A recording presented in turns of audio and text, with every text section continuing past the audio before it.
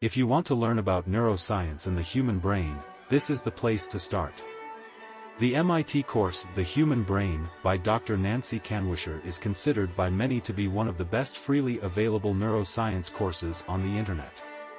We are pleased to feature it on our Neuronal channel. Be sure to check the description for a wealth of resources that accompany the course.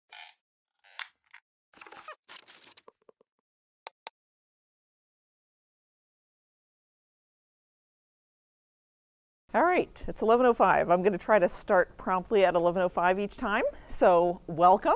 Is everybody psyched? I'm psyched. This is 913, The Human Brain. I'm Nancy Kanwisher. I'm the prof for this class. Unless you were wondering, I have a brain, and there it is. That's me, with some bits colored in that you will learn about in this class. Okay. What I'm going to do today is I'm going to tell you a brief story for around 10 minutes. And then I'm going to talk about the why, how, and what of studying the human brain, why it's a cool thing to do, how you do it, and what in particular we're going to learn about in here. And then we'll do some mechanics and details of the course and allocation of grades and all that. It's on the syllabus anyway. Cool? That's the agenda. All right, so let's start with that story. And for this, I'm going to sit up here. The story isn't that long, but it has a lot of interesting little weird bits, so I have cue cards to remind myself of all the bits I want to remember to say. You can put away your phones and your computers, and you don't need to take notes. This is just a story. It's going to foreshadow a lot of the themes in the course, but it's not stuff you're going to be tested on. Okay? So this is a true story, and I've changed only a few tiny little bits to protect the identity of the people involved, but otherwise it's an absolutely true story. It's a story about a scary medical situation that happened to a friend of mine a few years ago. But at the same time, it's a story about the nature of the human mind, about the organization of the human brain, and it's also a story about the ability or lack thereof to recover after brain damage. It's also, incidentally, a story about resilience, privilege, expertise, and all of those things that are characteristic of many people in Cambridge society. Not so relevant for the course, but all right, here goes. So a few years ago, a friend of mine was staying over at my house in Cambridge en route to a conference in a nearby state. And this guy, I'll call him Bob, was a close friend of mine. I'd known him for years and years. We talked regularly. We went on hiking trips together. We were pretty close. So he's en route to this conference. He's staying over at my house the night before. And the plan was for him to get up early the next morning and drive to the conference. So we hung out the night before and chatted. And the next morning, he's sleeping in the next room over from mine. And early in the morning, I hear some shuffling. I think, yep, okay, Bob is packing to leave, and thank God I don't need to get up. I'm only dimly awake, and so I'm not paying that much attention. Shuffle, shuffle, shuffle in the background. And then I hear a crash. And I think, what the hell is that? And I get up, and I go into the next room, and Bob is lying on the floor, not moving. I say, Bob, and there's no answer. And then I shout, Bob, and there's no answer. And then I dialed 911. While we were sitting there, waiting for the ambulance to arrive, Bob starts to wake up. And he's very woozy, but he's alive, and he's making a little bit of sense. And he can't figure out what's going on, and neither can I. And so we're talking and chatting, and he's making a little more sense, but we still don't know what's happening. So then the ambulance arrives incredibly fast. It felt like 3 minutes. Boom. There's 3 EMTs rushing in the front door, rushing up to the room where Bob was, and they take all his vitals, and they can't find anything wrong. And so they're really casual. I guess they confront stuff like this all the time. I don't. Bob doesn't. But they're very calm about it, and they're saying, well, you could take him to the hospital or not. And I was like, I think we need to know what just happened. Even though he seems okay, we kind of need to know what this is all about, don't you think? They're like, yeah, you could take him to the ER. And I said, well, do we need to waste ambulance resources, or do you think it's safe if I drive him myself, since there's a hospital not far away? They said, you could drive him yourself. So I drive Bob to the Mount Auburn Hospital ER, which is like less than a mile from my house. And we do the usual ER thing, which is mostly waiting and waiting and waiting. But various docs come by and they take all these tests and they take all these history questions, and it goes on. And basically they're just not finding anything. So after about an hour or two of this, they're still doing tests. They don't want to quite let him go yet because they don't know what happened. Everybody's calm about it. I figure, okay, fine, I got work to do. And I tell Bob, text me throughout the day and I'll come get you whenever they're ready to release you. And so I go into work. But just before I go into work, a thought flashes through my mind. And I say to the ER doc, you should check Bob's brain. And the reason that thought flashed through my mind is that actually I had been worrying about Bob for a number of years. And it hadn't quite registered consciously. Was kind of too horrifying a thought for me to really allow myself to realize I was worried about Bob's brain. But I was worried about a very particular thing, and that is that Bob had been showing these weird signs that he often got lost and didn't know where he was. And on the one hand, this just didn't make any sense because he was fine in every other way, but it was really pretty striking. So one time, I was over at Bob's house with some other friends of ours, and the friend asked Bob, how do I drive from your house into Cambridge? And Bob said, well, you go to the end of the driveway and you turn left. My friend and I looked at each other like, Bob, what? And Bob thinks about it for a minute. Yeah, end of the driveway, turn left. And I just had this like sinking feeling of dread in the pit of my stomach. But we sort of made light of it and made fun of it, and it went by. It was like, no, you turn right, and we gave the directions. Another time, a friend of mine was driving with Bob in Bob's hometown and noticed that Bob didn't seem to know how to get to the grocery store in his hometown where he'd lived for a really long time, and a trip he'd made hundreds of times. Another time, I was at a conference in Germany, and I saw, there are these arrays of posters of people presenting usually pretty dry scientific things, and out of the corner of my eye, I see the title of a poster, and it says, Navigational Deficits, an early sign of Alzheimer's. And I saw that, and I just thought, and I just kind of suppressed the thought. And so I thought, oh my God, Bob wasn't that old. I know Alzheimer's can very rarely strike early. I didn't want to think about it, but it was like rattling around in the back of my consciousness. So there had been these signs. But as I say, they didn't make sense because Bob was holding down a very high-powered job. He was writing beautiful prose. He was the life of every party he was at. Witty, funny, everybody's favorite life of the party. So how could that be? It just didn't make sense that there would be anything wrong with Bob's brain. So I managed for a few years to notice these signs and ignore them and not pay any attention.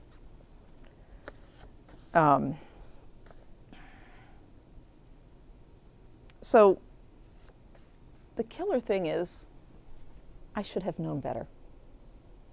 My research for the last 20 years has been on the very fact that there are different parts of the brain that do different things. And one of the corollaries of that is you can have a problem with one of those parts and the other parts can work just fine. And so I, if anyone, should have realized, yes, there's something really wrong with Bob's navigation abilities. And the fact that he's smart and witty and funny and holding down a high-powered job doesn't mean there isn't something wrong with his brain, with a part of his brain. But I didn't realize that. But then, as I'm leaving the ER, it kind of all clicked. And I said to the ER doc, you better check his brain. I thought Bob was out of earshot when I said that. He heard it. He's like, what? I was like, oh, never mind. Anyway, the ER doc, with the kind of confidence that only docs can muster, said, nope, not a brain thing. This is a hard thing, which wasn't exactly reassuring. But I set aside the brain thought, and I went off to work. So throughout the day, I texted with Bob a few times. Things seemed to be fine. They'd done more tests. They weren't finding anything. We just got calmer and calmer about it. I guess sometimes weird stuff happens and you just move on. But then that night, around 7 or 8 at night, I was over at a friend's house and the phone rang. And it was Bob. I picked it up and Bob says, "Get over here. They found something in my brain." So I ran out of the house, grabbed my phone, and as I'm driving to the Mount Auburn ER, I called my trusty lab tech, an amazing guy who keeps track of all kinds of things much better than I do. And I said, "I remember that we scanned Bob a bunch of years ago for a regular experiment in my lab. And I don't remember the date, I don't remember anything about it, but dig around in the files and see if you can figure it out. It might be useful to have that scan." So by the time I get to the ER, my lab tech has already texted me back and said, "Found the scans, I'm putting them in a Dropbox for you." So I go into the ER and there's Bob in the ER doc, and Bob says to me, "Do you want to see it?" The ER doc, or the radiologist, has already shown Bob the picture of his brain. And so they take me in there, and I look at it, and I gulped. There was a thing the size of a lime smack in the middle of his brain. Pretty terrifying. So this lime in the middle of Bob's brain was right next to a region that my lab had studied in great detail. In fact, my lab had discovered that a brain region right next to where that lime was located was specifically involved in navigation. How could I not have put all this together? But I didn't until that moment. And I thought, of course there's a thing in his brain right next to the parahippocampal place area, which I discovered, and a nearby related region called retrosplenial cortex. Of course. And how the hell could I not have known? But I didn't know. In that earlier work, it had been nearly 20 years ago, I had a postdoc named Russell Epstein. And Russell was a computer vision guy, and he wanted to understand how we see by writing code to duplicate the algorithms that he thought go on in the human brain when we understand visual images. And that's a very respectable, cool line of work, which we'll learn a little bit about in here. And Russell was really a coding guy. At the time, we were just starting doing brain imaging. But Russell was like poo-pooing it all. It's like the flash in the pan, it's going to go by, it's trashy, so you guys get nice blobs on the brain. I'm not having any of it. And I kept saying, "Russell, you need to get a job.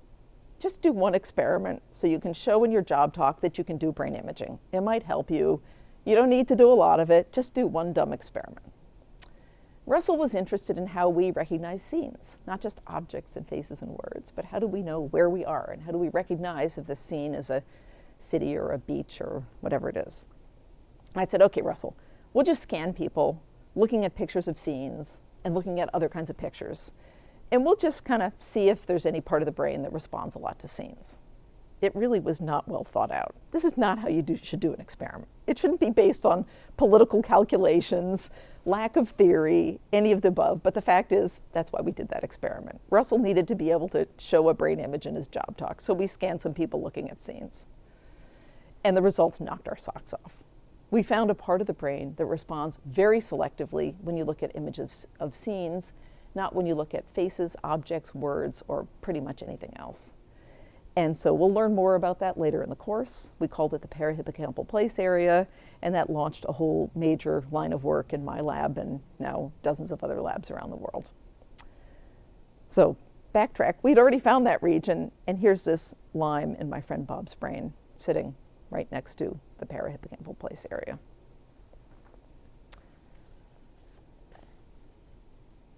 Okay. So then I remembered, let's look at the scans from my lab from a few years ago in Bob's brain.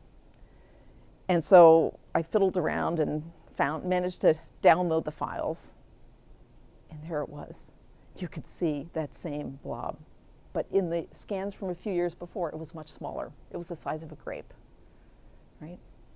And so that told us a bunch of things. Most importantly, it told us this thing is growing really slowly.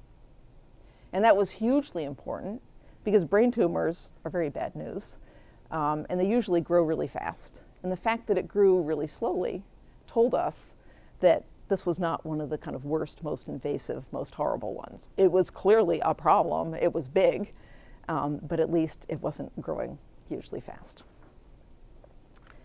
But how poignant that there it was in my own damn data, and I hadn't seen it in my friend's brain.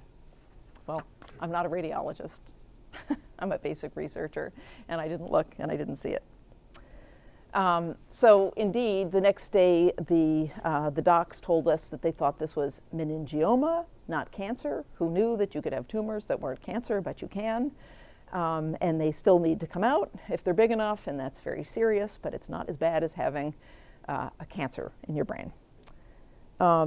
So as we're collecting information, the next day I'm hanging out in the hospital room, and there was an amusing moment when one of the residents came by, and he's taking the history and asking all the basic questions. And I said kind of sheepishly, because you don't want to seem like you know more than the residents, and in fact I didn't really know more, but I just thought I'd provide a little information. I said, you know, he's actually had symptoms for a bunch of years, and there's a region of the brain nearby that, you know, that I've actually studied a little bit. And the residents is like, we know who you are. So much for my, you know, trying to stay under the radar. That afternoon I talked to a neurosurgeon friend of mine because I figured, okay, we need advice, we need help. And the neurosurgeon friend said, quote, it like got branded in my brain. She said, it is of paramount importance that you find the best neurosurgeon. It's the difference between whether Bob dies on the table or goes on to live a normal life. So this is the privileged part of the story. I'm not that well connected, but I'm a little bit connected, and I kind of dug around and did what I could, and we spent a couple of weeks and we found the best neurosurgeon. And the night before the surgery, Bob is staying over at my house because the surgery was in a Boston hospital. And I thought, you know, I've been dancing around this for years, but now like it's all out in the open, we know there's a problem, and I'm going to test him. I'm going to find out what the hell's going on. This is, after all, one of the basic forms of data that we collect in my field. That is, testing people with problems in their brain to try to figure out what things they can do and what things they can't do. It's a way of figuring out what the basic components of the mind and brain are. It's actually the oldest, most venerable method in our field, and it's still a hugely important one. So I thought, what the hell? So I said, okay, Bob, draw me a sketch map of the floor plan of your house. And so Bob takes a few minutes and he draws this thing. And it was shocking. There weren't even, you know, the rooms in a kind of rectilinearly arranged house, they weren't even aligned. There was like a soup of lines. There was no organization from one room to the next. And Bob kind of realized this kind of isn't right, is it? But he didn't know how to fix it. And he said he just couldn't visualize what it looked like to be in his house, and so he couldn't draw the floor plan. And I thought, okay, he hasn't been there in a couple of days. So I gave him another piece of paper, and I said, okay, draw the floor plan of my house, where you are right now. And so Bob took a couple minutes and delivered a similar mess. He couldn't even imagine the layout of the room next to him that he'd been in a few minutes before. And then, trying to channel my inner neuropsychologist, I thought, okay, gave him another piece of paper, and I said, okay, Bob, draw a bicycle. Why did I choose a bicycle? Because it's a multi-part object that has a bunch of different bits that have a particular relationship to each other, just as the rooms in a house have a particular spatial relationship to each other. And I wanted to know, is his problem specifically about places, or is it about any complex multi-part thing that you have to remember the relationships to? Bob is no artist, to put it mildly, but his bicycle was clearly recognizable as a bicycle. It had the two wheels in the right relationship, and you know, it had all the basic parts in roughly the right place. I then had him draw a lobster, another multi-part object, and also his lobster was not beautiful, but had everything in the right place. And so that's very telling. He had a specific problem in, I don't know, imagining, reproducing, remembering. It's not totally clear. The arrangements of parts in a room, but not the arrangements of parts in an object. Okay, and we'll get back to that more in a few weeks. Okay, so what do I want to say here? I said all that. So the next day, Bob has an 11-hour surgery. Major, hardcore, extreme neurosurgery. Remove a huge piece of bone from the back of your head, pull apart the hemispheres of the brain like this, go in like multiple inches and remove a lime. Like, holy crap, right? Said lime was right near the vein of Galen, right? Galen lived, what, a couple thousand years ago. The fact that there's a vein of Galen means that it's a big-ass vein, the kind of vein that even Galen would have found with, dissection 2,000 years ago. This lime was all wrapped around and interleaved with the vein of Galen. Not good. But because we found the best neurosurgeon, and because we have extreme privilege, and all the possible medical resources and expertise you could possibly hope for, Bob sailed through the surgery, and an hour after the surgery, I'm chatting with him and he's making sense. Amazing, right? So, literally 2 days later, they sent him home. And a few days after that, he's back at work, no problem. Totally fine. But now we get to the question you're probably thinking about. What about his navigational abilities? The sad answer is nothing doing. None of it came back at all. Thank God for iPhones. If Bob lived 30 years ago, he wouldn't be able to function. But he goes everywhere using his iPhone GPS, everywhere. And this fact that he didn't recover his navigational abilities is consistent with the whole literature that we'll consider later in the course. That often, not always, but often, if you have brain damage, especially to some of these very specialized circuits that we'll talk about, you don't recover later. If the damage is early, you may well recover. Early in life, you may well recover. Children have much more plastic brains that can adjust after brain damage. Adults, not so good. Yeah. So, Bob's doing fine. That's my story. Any thoughts or questions? Yeah. You can tell the difference between right and left now, right? Yes. Yes. And it's very interesting. There are many of his spatial abilities that are absolutely intact, and yet the ones related to navigation are not. Yeah. Yeah, no problem. But he's always looking at his damn phone to get directions or to listen to, the GPS directions system. So driving is no problem. It's another kind of left-right. The immediate spatial orientation abilities are absolutely fine. But knowing where am I now and how would I get there from here is blitzed. Other questions? Yeah.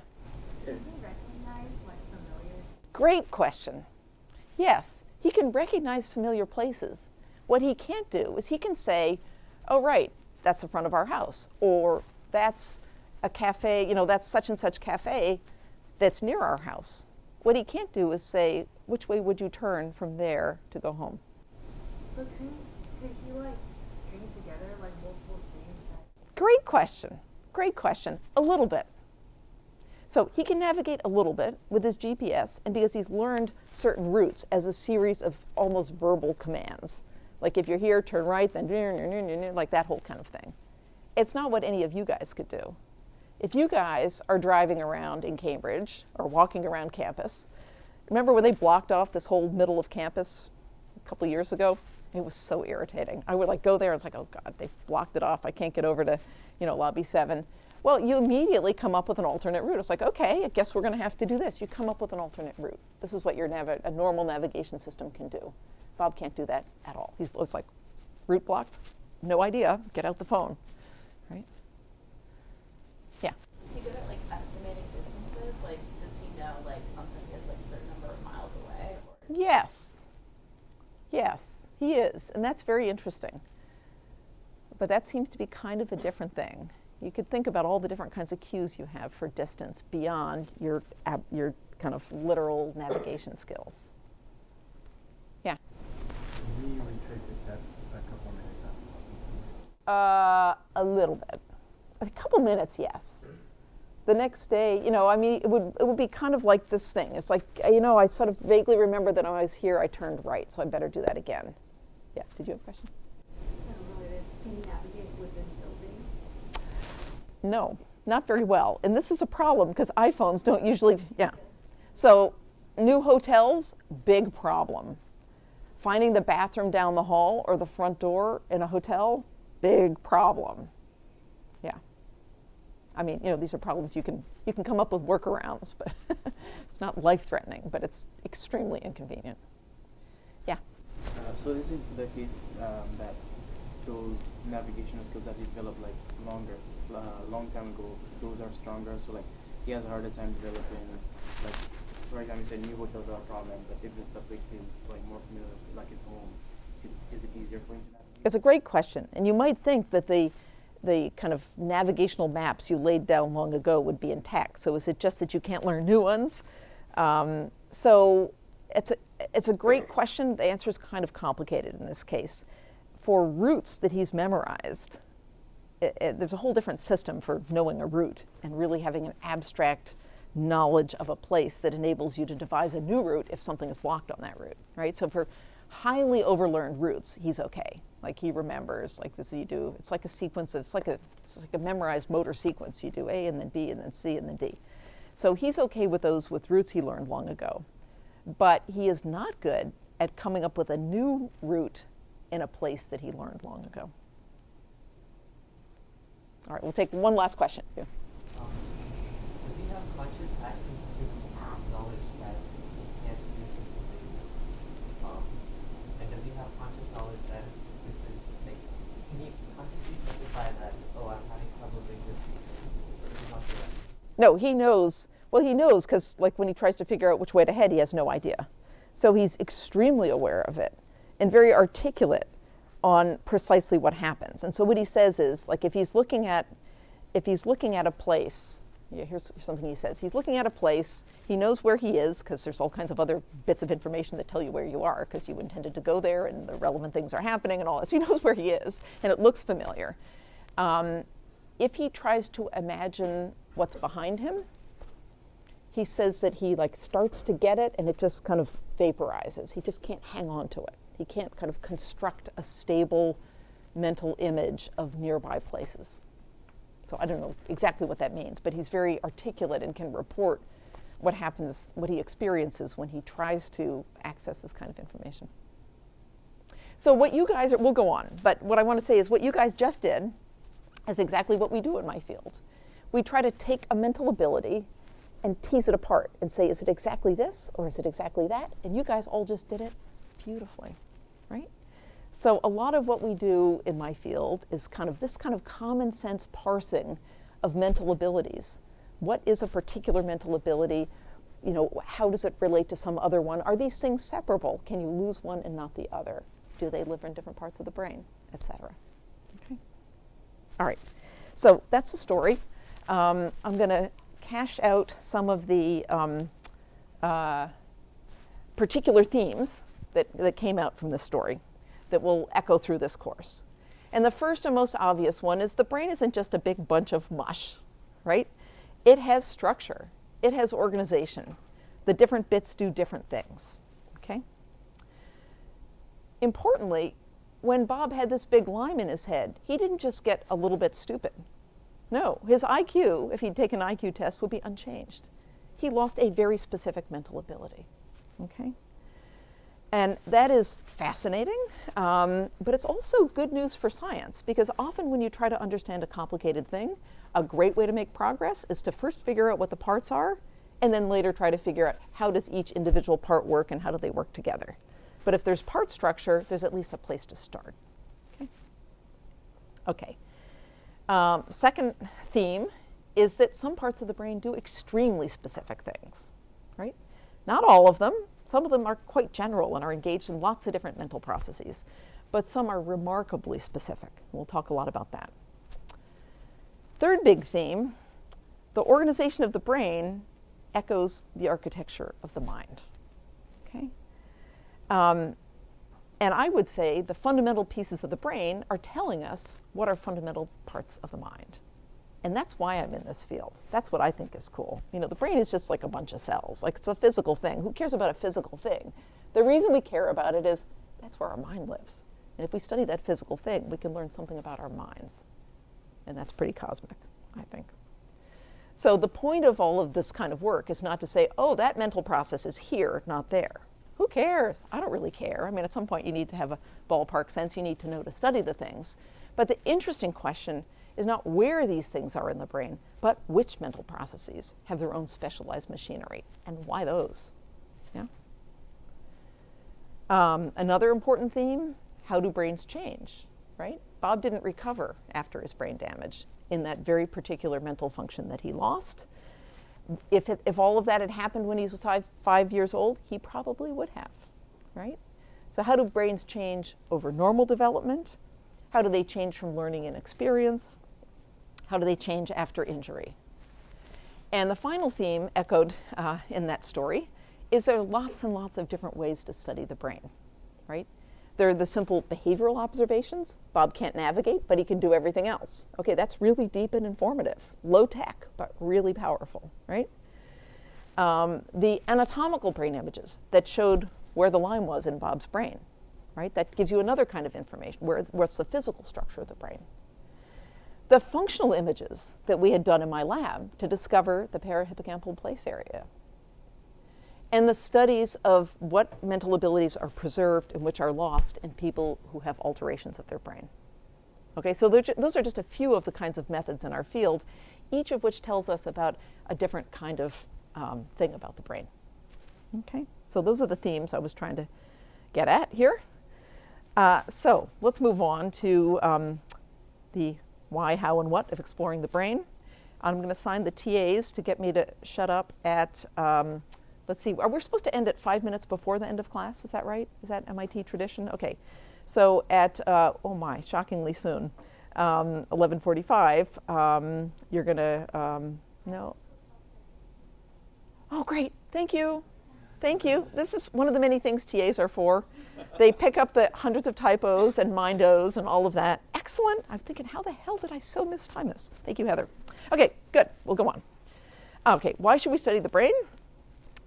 First, most obvious reason, know thyself. Know what this thing is that's operating in our heads. This is who you are, right? It's your brain. There are lots of very fine and important organs in the body, but the brain is special, right?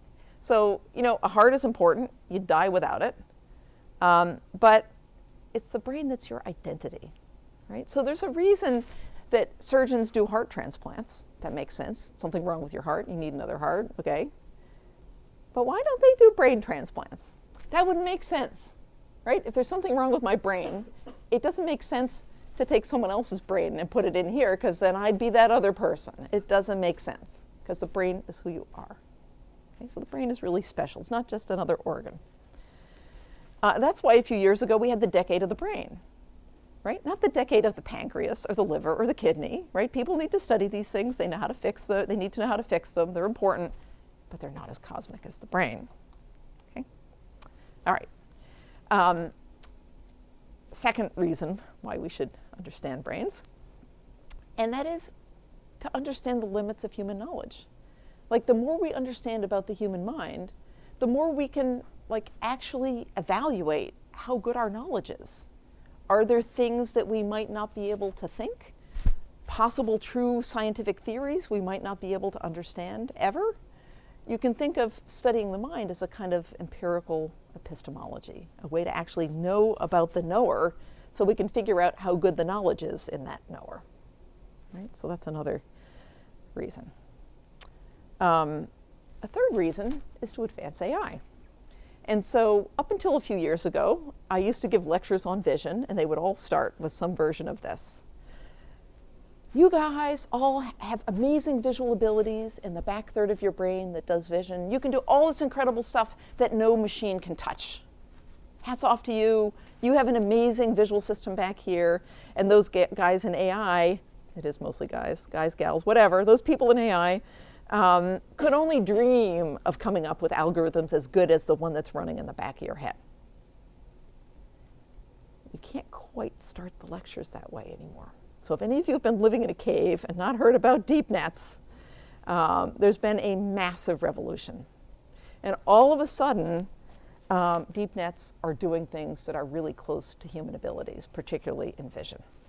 So for example, in visual object recognition, machines were way far behind human vision until very recently, especially when this paper here came out, was published in 2012. First author, Krzyzewski. It has now been cited an astonishing 33,000 times. Actually, I made this slide a couple weeks ago. It's probably been cited 36,000 times by now. You could look it up on Google Scholar and find out. That is a huge number of citations. The influence of this paper is ginormous. Probably half of you have already heard about this paper. Raise your hand if you've heard about this paper. Oh, okay, all right. Right, major big news. Okay, so what's so important about this paper? Well, they trained, as probably most of you know, they trained a deep net on the over 1 million images in ImageNet, a massive computer database of images. And they basically taught it to do object recognition. And it performs much more accurately than any previous system, and it approaches human abilities. Okay, so this is major, this is a radical change in the situation that we were in 5 years ago. So things have changed radically. So just as an example, here's some of the, one of the figures from that seminal paper. So here is one of the images from ImageNet that AlexNet, this trained network, was tested on. And the correct answer, according to ImageNet, is that that's a mite. And here's what AlexNet says. Its number one first answer is mite. And its second, third, fourth answers are black widow, cockroach, et cetera, right? So pretty damn good. The mite is even sticking off the edge of the frame, and it gets it. Container ship, first choice container ship. Pretty good. Second choice makes sense, lifeboat, not bad. Look at that, motor scooter. I can barely even see the motor scooter in there, but AlexNet, awesome, right? Leopard, awesome, okay? Even when AlexNet makes a mistake, the mistake is totally understandable.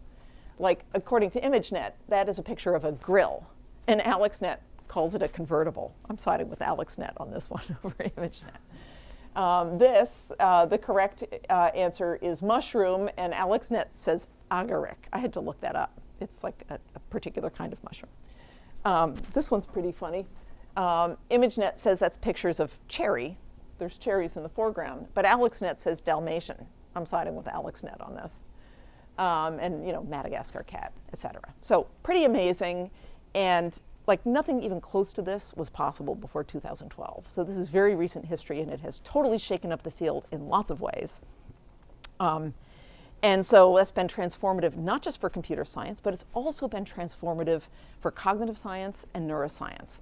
Because now we have algorithms, like here's this deep net, and it does this thing. So that's a possible theory of how humans do it.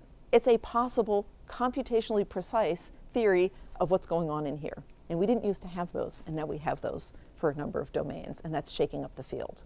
There will be a whole lecture on deep nets and how you can use them to think about minds and brains toward the end of the course, guest lecture by my postdoc, Katharina Dobbs, and we'll hear more about that. But let's first step back a second and say, okay, do they really perform as well as humans, even on just object recognition? Well, what if we tested it on images not in ImageNet? Like ImageNet is a pretty good test because these things, as you can see, are highly variable. They have backgrounds, they're complicated, they're real world images. But you know, they were photographs taken by people in a particular way with a, with a particular goal. And most of the photographs you take, you throw out, they don't end up in ImageNet. Right? ImageNet is a weird little idiosyncratic subset of the kind of visual experience that we have. So would this really generalize? So it so happens that Boris Katz and Andrei Barbu across the street in CSAIL have been doing some very interesting studies. This stuff isn't published yet, but I got their permission to tell you about this cool stuff they're doing. And they're saying, hey, let's test AlexNet and other similar deep nets since then on a more realistic, harder version of object recognition that's more characteristic of what humans do. And so they're generating this huge data set of stimuli that they crowdsource. And so workers on Mechanical Turk go on there and create images for them. And so they get instructions like, you know, hold a object in this particular location or at this angle or move it here and like send us the images. So they are getting, I think, hundreds of thousands of images to test this on. And they're much more variable in the location of the object in the image and its orientation and so forth. So for example, you guys have no problem telling what that thing is, but it's a slightly atypical example. Likewise, what's the object on the floor there? You can tell what it is, but it's a slightly atypical example. And so what Boris and Andre are finding is that human performance is still pretty good on these images, but the deep nets are terrible at this stuff. Okay, so ResNet, one of the more recent ones, drops from 71% correct on ImageNet to around 25% correct on these images. And the other similar fancy, more recent networks do similarly badly. So on the one hand, AI, the deep nets, are awesome and transformative, no question about it. But on the other hand, despite all the hype, they're still not quite like human object recognition, right? They're a whole lot closer than they used to be, but they're not really there, okay? And more generally, what about harder problems like image understanding, not just labeling and classification, but understanding what's going on in an image. Okay, so you guys have probably seen image captioning bots. There are lots of these around now. This kind of hit the scene in 2016 when Google AI came out with a captioning algorithm, and of course, right around the same time, Microsoft had a captioning algorithm, and let's see how they do. So this is an example. You give this algorithm this picture here, and it says, that's a dinosaur on top of a surfboard. That's pretty damn good, right? Like, okay, wow. Let's look more generally how well this thing works at other examples. Okay, it looks at this and it says, that's a group of people on a field playing football. It's like, wow, okay. A snow-covered field, pretty good. Liu Xuan and Ding Ning posing for a picture. I don't know, but these things are very good at face recognition. That's probably exactly those two people, right? A car parked in a parking lot, pretty good. A large ship in the water, pretty good. A clock tower lit up at night, awesome, right? A vintage photo of a pond. Well, the vintage part, I don't know where the pond is. There's a little water in there. I don't know, not way off. A group of people that are standing in the grass near a bridge. Not really. There's grass. There's a bridge, sort of. There's people, but not really, right? A group of people standing on top of a boat. Definitely not. A building with a cake. What? A person holding a cell phone.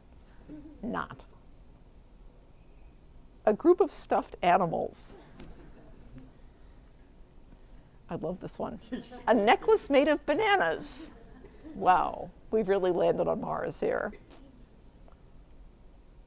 A sign sitting on the grass. Talk about missing the boat.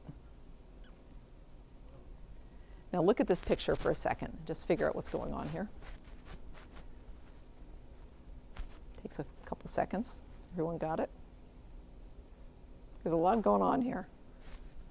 Okay, so this algorithm says, I think it's a group of people standing next to a man in a suit and tie. And the algorithm is correct, but the algorithm has profoundly missed the boat, okay?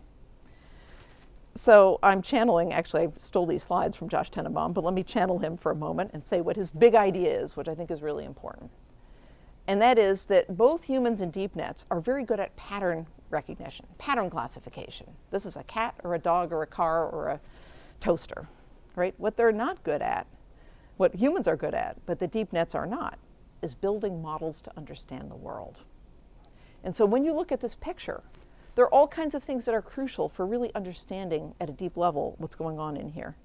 We need to know what some people here know, but the guy on the scale does not know. Namely, even if you don't recognize that's James Comey, I think it is. Here's Obama with his foot on the scale. You need to know that people find it embarrassing if they weigh too much. You need to know that he can't see that Obama's doing it. You need to know that they can see it, even though he can't, and that's kind of the essence of humor. There's just a whole universe of rich structural information going in here that is part of what it means to understand this picture. And no deep net is even close to doing that kind of thing. Okay? So bottom line of all this is, or let me just go on more generally, AI systems can't navigate new situations, infer what others believe, use language to communicate, write poetry and music to express how they feel, or create math to build bridges, devices, and life-saving medicines. That's a quote from our leader, Jim DiCarlo, head of this department, published in Wired a year ago in a beautiful article on the limitations of deep nets.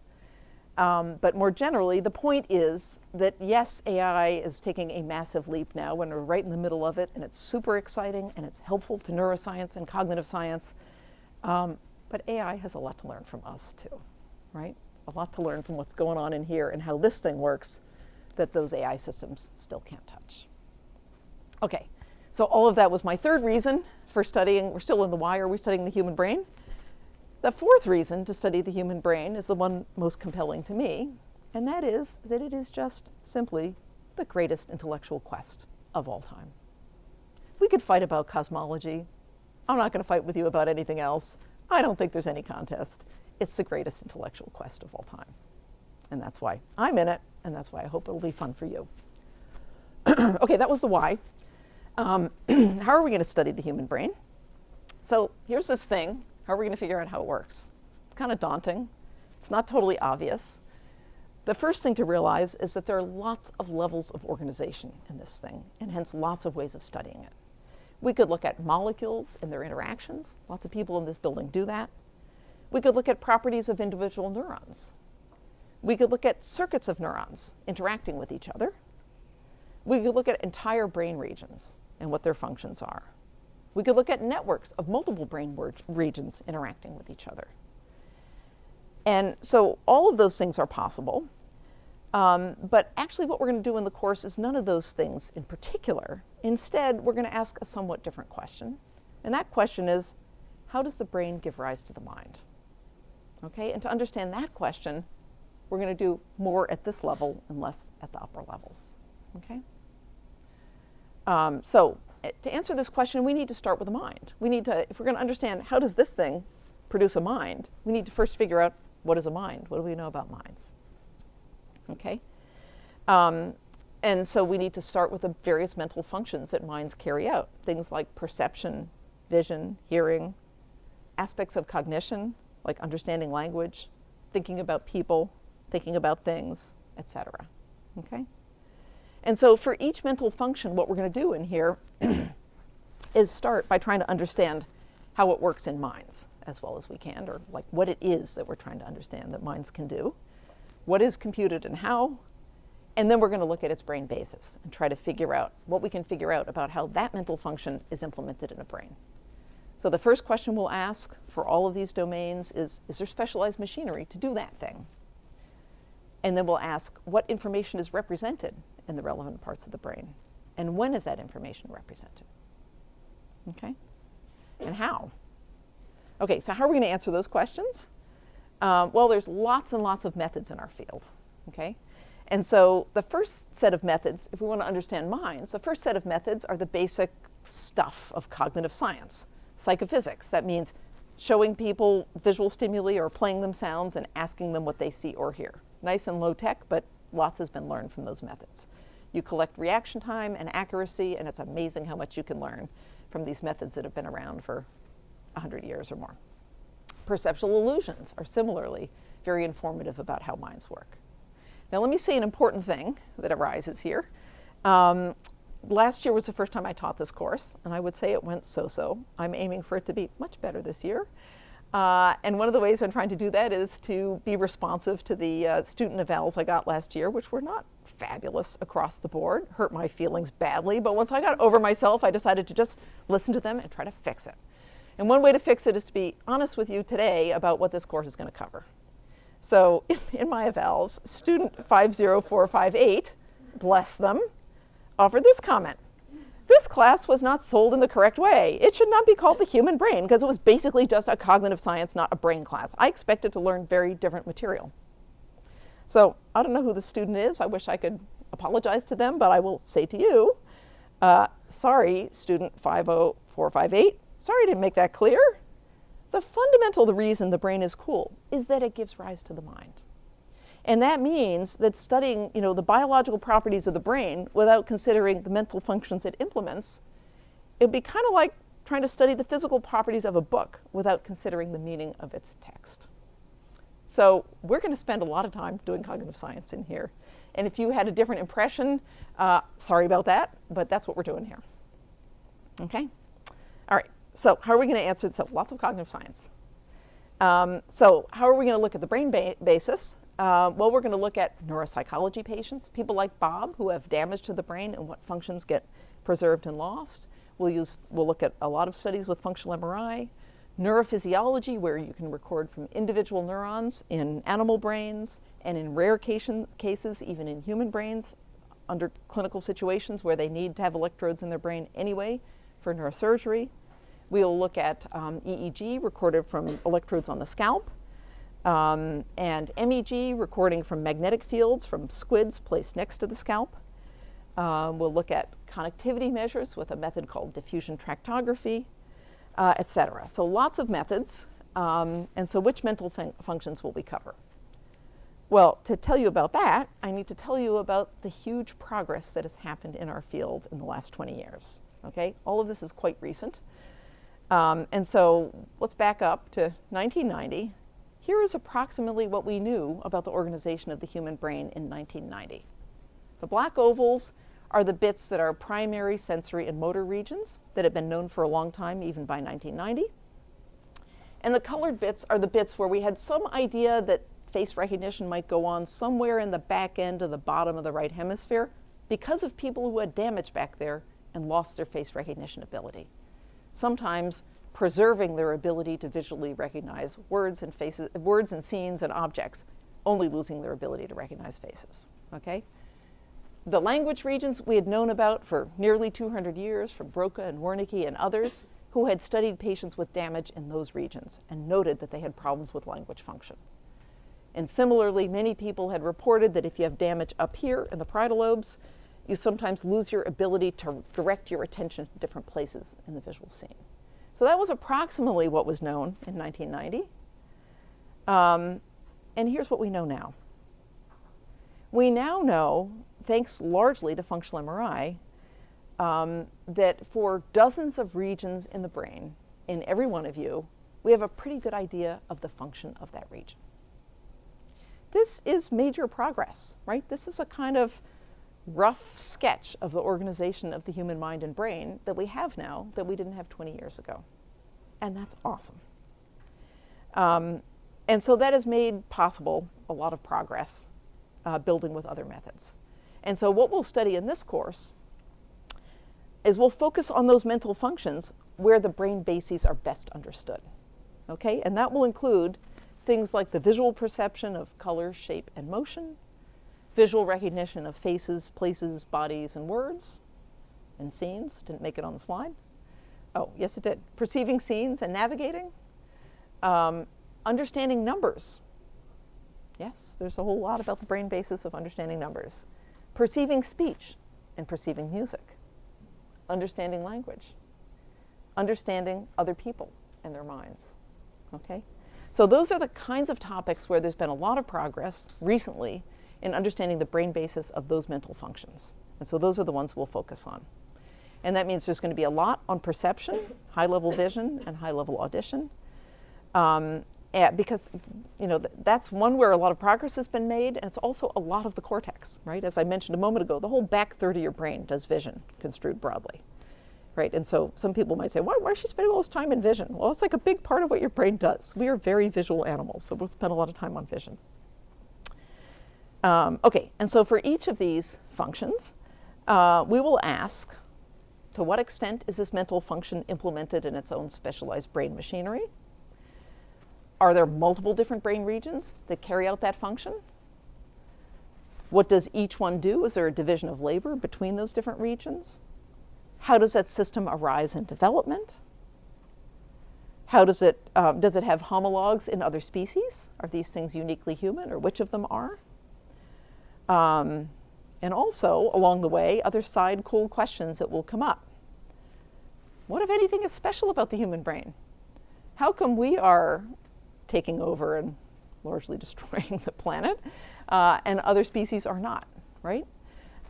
Besides destroying the planet, we're doing some other cool things, like inventing science and engineering and medicine and architecture and poetry and literature and all these other, and music, all these other awesome things that other species aren't doing. How come our brains are doing that and other species aren't? Where does knowledge come from? You guys know all this stuff. How much of that stuff was wired in at birth, and how much of it did you get from experience? How much can our minds and brains change over time? Can we go study a new thing and get a whole new brain region for that thing? Can we change the basic structure just by training or after brain damage? Can we think without language, right? How many of you have wondered about that question? Yeah, really basic question. Anya's answering it. Anya and some others, but Anya's doing a lot to answer that question. There are actually empirical answers to these long-standing deep questions that everyone wonders about.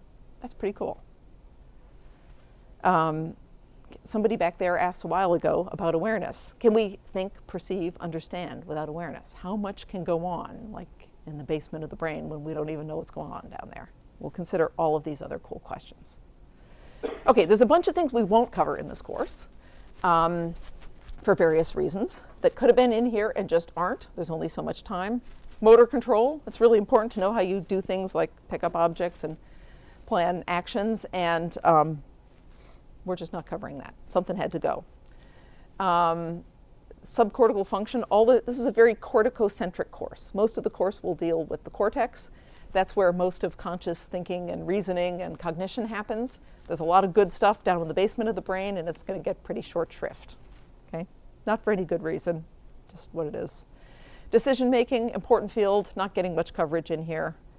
Importantly, circuit level mechanisms, explanations of cognition. Like, if you think that we're going to understand not only what it means to understand the meaning of a sentence, but that I'm going to give you a wiring diagram of the neurons that implement that function, sorry to be the bearer of bad news, but nobody has a freaking clue how you could get a bunch of neurons to understand the meaning of a sentence, okay? So that's exciting. That means there's a field for you guys to waltz into, and probably in your lifetimes, people will start to crack these things, right? But just to know what we're headed into, rarely, for almost no high-level mental functions, do we have anything like a wiring diagram level understanding of any perceptual or cognitive function, okay? So that's not in the cards for this course because it doesn't exist in the field. Okay, for that kind of thing, there are cases where you can make progress. You can understand, say, fear conditioning in a mouse. Like, those circuits are being cracked wide open by people in this building, people all around the world with spectacular precision. They know the specific classes of neurons, their connectivity, they know every damn thing about them. But it's like, how does a mouse learn that this thing is to be afraid of this thing? Okay, that's important, but, for more complex aspects of cognition in humans, we can't usually have that kind of circuit level understanding. Lots of other things that will get short shrift. Memory, not for any good reason. I mean, there's a lot of coverage of memory in 900 and 901, and it's just somehow I have a blind spot for understanding, for knowing how to talk interestingly about memory. So I'm not going to give you a boring lecture on memory. Instead, I'm not going to give you any lecture on memory until I learn how to talk about it interestingly. Reinforcement learning and reward systems, I'm going to try to pull some of that in, but it's not going to be a major focus, even though it's a really important part of cognition. Attention, there might be some at the end. Okay. Okay, how many of you have taken 900? Okay, looks like a little over a half. Okay, how many have taken 901? Yeah, a little over half. Okay, good. So So if you have, great, good for you. This course is designed as a tier 2 course for people who have taken 900 or 901. If you haven't, you're probably okay, but you might need to do a little extra work. And so I've already posted online and in the syllabus information about actually a lecture I gave a year ago on some of the background stuff that is no longer taught in this course. People hated it when I taught them stuff they'd already encountered before, so I'm trying to minimize that. And so that's a backup for those of you who haven't taken these courses. If you're worried about this, chat with me afterwards. I think it will be okay. Just count on doing a little bit of extra work, not much. Okay, for those of us you have who have taken it, there's going to be a little bit of overlap. It's simply impossible to have zero overlap. I mean, what does John Gabrielli in 900 and Mark Baer in 901 do? They survey the whole broad field and they pick the coolest stuff out of every little bit and they teach it to you exactly as they should. But that means that when I come along and try to say, I'm going to do a more intensive coverage of the coolest things, there's going to be a teeny bit of overlap, but I'll try to not make it too much, okay? Just because the coolest stuff is the coolest stuff, right? Okay. Also, the spin and the goals of this course are quite different from both 900 and 901. You will have to memorize a few things, but not much. My real goal in this course is to have you understand things, not memorize a sea of disjointed facts, okay? So a little more on the goals. Really what I want you to get out of this course is to appreciate the big questions in the field and what is at stake theoretically in each, okay? I want you to understand the methods in human cognitive neuroscience, what each one can tell you, what it can't, how different combinations of methods can work synergistically and complementarily to answer different facets of a question. I do want you to gain some actual knowledge about some of the domains of cognition where we've learned a bunch, both at the cognitive level and the brain level. Things like face recognition, navigation, language understanding, music, stuff like that. Crucially, I want you guys to be able to read current papers in the field. So if you look in the syllabus, the first few papers are like 20 years old, but it's going to accelerate quickly and you'll be reading papers. I'm trying to choose mostly papers published in the last year or two. Okay? I'm trying to take you straight to the cutting edge of the field. Okay? Yeah? Are the papers going to be like the papers straight out of research labs, or are they going to be like the annual review? Nope. Straight out of research labs. You're going to read the real deal, not someone else's blurry, they just read the abstracts and put in some stuff in the review article. No, you're going to read the actual paper. That's the whole deal. Yep.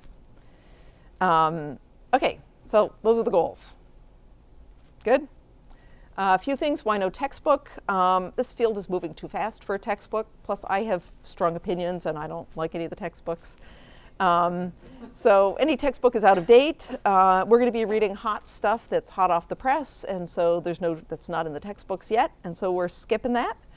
And you're going to go straight to original research articles. So will be occasional review articles where relevant, but mostly part of the agenda of this course is to teach you to be not afraid of and able to read current articles in the field. All right, you've all been waiting for this. Okay, details on the grading, pretty standard. Midterm, 25% of the class, of the grade. Final, 25%. It will be cumulative, but weighted toward the second half. There's going to be a lot of reading and writing assignments. Approximately 2 papers to read per week. And for usually one of those papers per week, you will have a very short written assignment in which usually I ask a few simple questions and maybe one like paragraph level think question. The essence of these tasks is not the written assignment itself. The essence of the task is to understand the paper. If you've understood the paper as you read it, then you should be able to answer those questions pretty straightforwardly. And let me just say that understanding a scientific paper is not trivial. When I read a scientific paper right in my area where I have all of the background, it takes me hours. Hours. It may be 5 pages. It still takes me hours. It's just how it is. So when I assign a paper and you say, oh, it's only 3 pages, you know, I can do that in 20 minutes. Oh, no, you can't. No, you can't. Right? And that's part of what I want you to learn how to do, is how to like really read and understand a scientific paper, allocate the time it takes to really get it. Okay, so that's a big part of the agenda in this task. Okay, all the stuff, the assignments and the submission of the assignments will all happen on Stellar. Your first written response to a paper is due February 12th at 6 p.m. on Stellar. But there are other readings that are assigned before that. A note about the schedule: I struggled a lot trying to both have the assignments happen when you had already learned enough in lectures to know how to do it, but have it close enough to the topic at hand so it didn't seem like no longer relevant. That's hard to do both of those things. So the compromise is all of the assignments are due at 6 p.m. the night before the class in which they're assigned. And so if you see that it's assigned, on the 13th, if it's listed on the lecture for the 13th, check carefully. It's probably due the night of the, I'm getting this wrong, the 12th, the night before. And that's so that we and the TAs can look at it, figure out what you understood, what you didn't, and how to incorporate and explain whatever you didn't get in the next lecture. Okay? All right, quizzes. I haven't done this before. New thing I'm going to try. There are going to be about 8 of these. They're going to be very brief. They're going to happen at the end of class, in class, and you will do them on your computer or your iPhone using Google Forms. If anybody doesn't have a computer or an iPhone, they can bring to class the days of those quizzes. Let us know after class, and we'll come up with a solution. Okay? And the idea of these is not to fish out an obscure fact that was in one of the reading assignments and, ding you on it. Like, I'm not interested in that. The goal of this is just to keep you up to date, keep you doing the readings, keep you up with the material. And if you basically are understanding what you're reading and understanding the lecture material, maybe you glance at it briefly before, you should do fine on the quizzes. They're just kind of reality checks, right, for us to know what people are getting and not. Okay? Okay, first quiz is February 20th, blah, blah.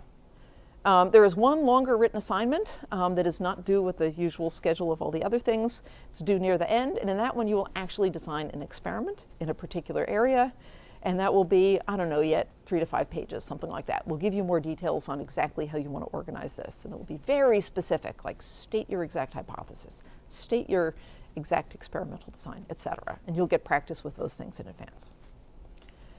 All right, so those are the grading and requirements, and this is the, you have this all in the syllabus in front of you. This is the lineup of topics, but very briefly, let me try to give you the arc of the class. So this is the introduction. Next time we're going to do just a teeny bit of neuroanatomy. There will be a teeny bit of overlap with 900 and 901 there. I'm going to whip through it in very superficial form.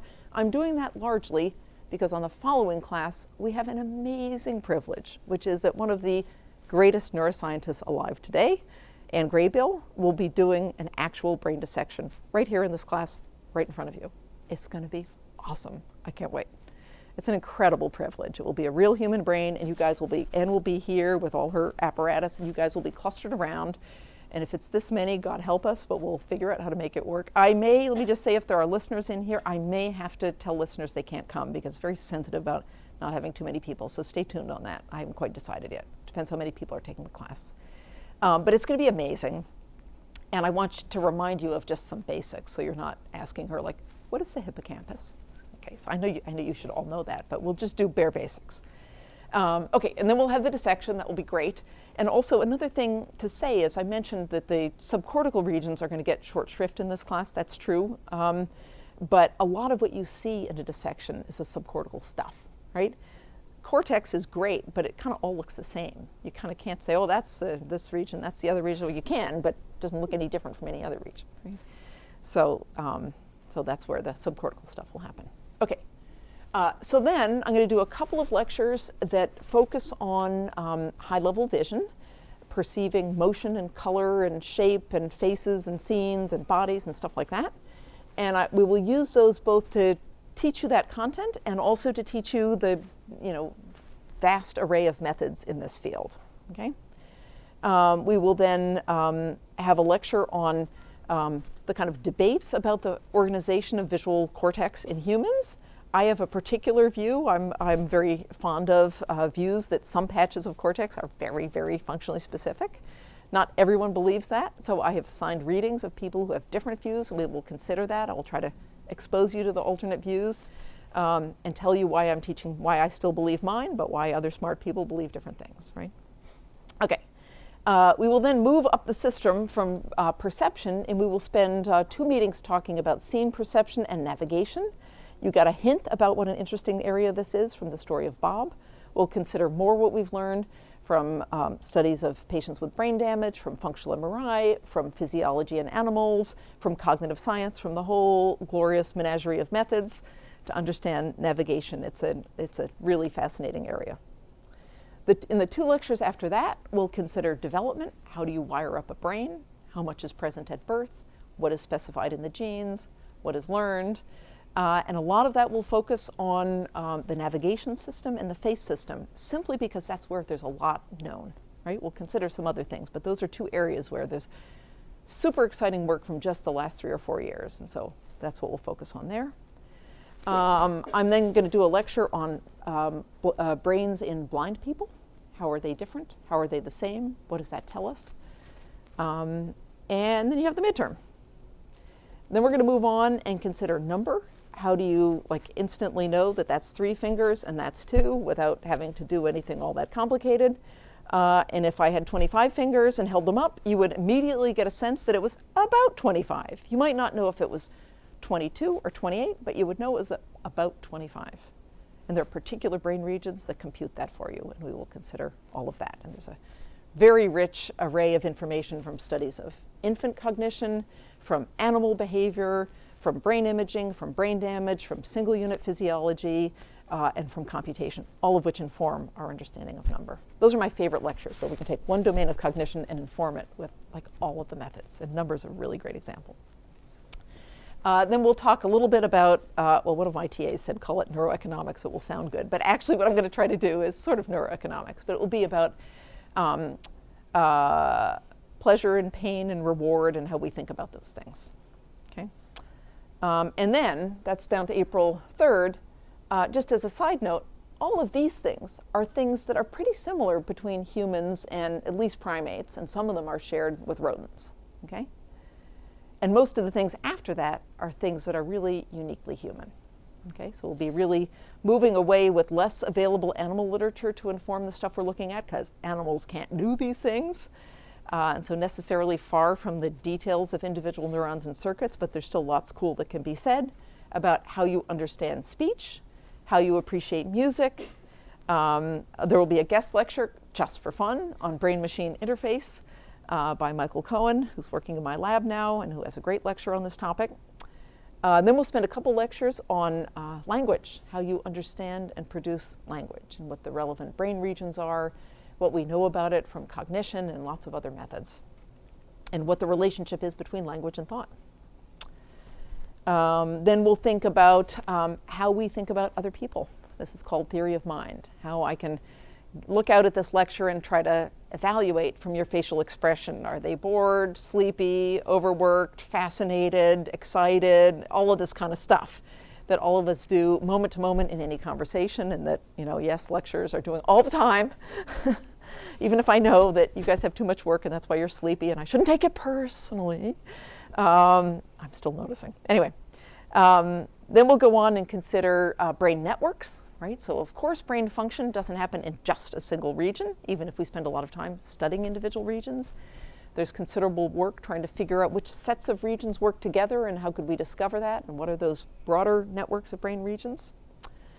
And then on May 6th, you will have turned in your longer written assignment designing your own experiment, and then on May 6th, we will work together in groups to refine those experiments and really hash out the details so you actually know how to design an experiment.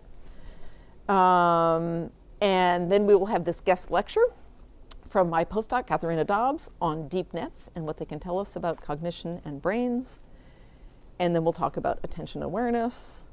And then I'm not totally sure what we're going to do in the last class, but what I'm voting for is that the amazing TAs each give a short talk on the cool stuff they're doing. But that's under discussion. Okay, that's the arc of the class. Questions?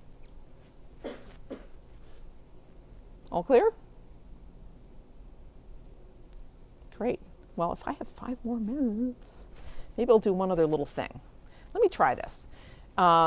You asked, I'm going to try to learn everybody's names, but I'm not doing that yet, because some of you might not show up and I will have wasted a whole piece of my brain encoding it. No, just kidding. Anyway, I remember that you asked, you're going to read current papers. Yes, it is, and you're right, it's daunting. But let me just say a little bit about how to read papers. This is not a stats course, and we haven't prerequisited stats. Neither is it a course on the physics of MRI. So there will be parts of every MRI paper that have a lot of gobbledygook. We scanned with this scanning procedure, right? You know, we use this kind of scanner and this kind of blah, blah, blah. Lots of gobbledygook. You guys don't need to worry about that. About the stats, it's kind of a judgment call. Everyone in here should have an idea of what a P-level means. And I hope a sense of what a t-test is and an ANOVA. If you don't, I should probably tell you that offline, because that's, you know, pretty basic. But and what a correlation is. Beyond that, just use your intuitions about those things. And this is not a course about understanding the details of the stats in each experiment. There just isn't room to cover all that in the substance of the studies as well. So when you read a paper, for example, here's a paper, a very old paper. You come across this and it's like, okay, here are all these words, like, you know, it goes on for 20 pages, and like, how do you even dig in? Well, the way to dig in is to start by saying, what question is being asked in this paper? If the paper is well written, you'll be able to find that in the abstract. Blah, blah, blah, to study the effect of face inversion on the human fusiform face area. Okay, we'll talk about that more later. But if you fish through the abstract, you should be able to find what question's being asked, and it's the first thing you should figure out about a paper. Okay? You don't necessarily read a paper, you know, start to beginning through the end. I think it's better to start with this list of questions in your head and look for the answers to those questions, right? Second question, what do they find? If the abstract is well written, you can find that in the abstract as well.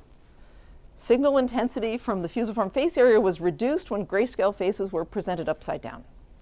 Okay, kind of boring, but there it is. That's the finding of this paper. Okay. What is the interpretation? Like, in other words, who cares? Like, why? Who cares about this? Okay. If you look in here in the abstract, FFA responds to faces per se, rather than to the low-level features present in faces. Okay, we'll talk more about what that means. You guys have an assignment about that, probably several assignments about that kind of question. Okay. Next question you want to ask yourself is, what is the design of this experiment? Often for this, you have to go beyond the abstract. And I should say, for even these earlier questions, sometimes you won't find them in the abstract. That just means the abstract is not well written. But that exists. Okay, to get the design, like what exactly did they do? Usually you have to fit in, you know, what exactly was done and how were the data analyzed. You need to fish farther. You need to fish around other parts of the paper. And of course, all of those questions, okay, so I just said, okay, what question? And I circled this part, but there are many levels to what question. So you can get more on, you know, why is that inverted question important? You look through, usually in the introduction to the paper. Does the FFA respond to faces per se, or to a confounding visual feature which tends to be present in faces? Second, is it true that inverted faces cannot engage face-specific mechanisms? Blah, blah, blah. So that gives you a little more background on what the question is, right? There are different levels and depths, okay? So these are all things you want to be looking for when you read a paper. What exactly was done? We measured MRI responses in the FFA to upright and inverted faces, right? I don't expect you to understand all this. These are just giving you schematically how you proceed when you're reading a paper, okay? More on the interpretation, or who cares, right? This result would show that face-specific mechanisms are engaged only or predominantly by upright faces, blah, blah, blah, right? You can fish through for those things. Point is to have those questions in your head when you read a paper, okay? It's much more easy and engaging to read something if you have an agenda when you read it. And so your agenda in reading scientific papers is to answer those questions for yourself, right? More stuff, what was the design and logic? Often that's deep in the methods. You have to fish around and find it. There will be some set of conditions and designs. We'll talk more about all of this kind of stuff. What exactly was done, you know, blah, blah, more details. Okay, and this is my example of the kind of gobbledygook that you can ignore, okay? So subjects were scanned on a 1.5T scanner, and there are all these, like this, here's the example of said gobbledygook. You can ignore this in this class, right? Every method will have different kinds of gobbledygook. This is MRI gobbledygook. You can ignore it, okay? It matters a lot, but not here. Okay. What else? How are the data analyzed? If you look in the, you know, sometimes there's a data analysis section or a results section or a method section that will tell you. You can find that, figure it out. Okay. What was the finding? Here's more on the finding. Again, you just fish through for these things. So the point is just, when you're reading a paper, it's not necessarily, what I do is I read the title, I read the abstract, and then I start answering those questions for myself. And sometimes at that point, I'm skipping to figures, I'm skipping to methods. Any of that is fine, okay? So don't feel like you need to understand each word, especially deep in the methods. I don't know, was that helpful at all?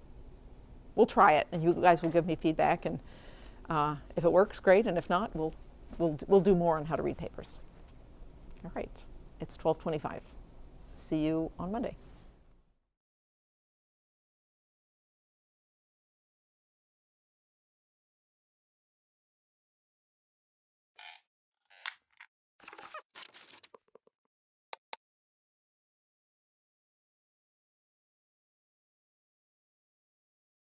So seeing where animals are going, so you can avoid them if they're coming after you, or so you can catch them if you're going after them, right? One of the arguably uniquely human abilities is precision throwing, right? No other animal can do that. That's a very human thing. Although visual motion is shared with ability to see motion is shared with lots of animals. What else did you notice? What else seemed funny or harder to discern with stop motion? Yeah.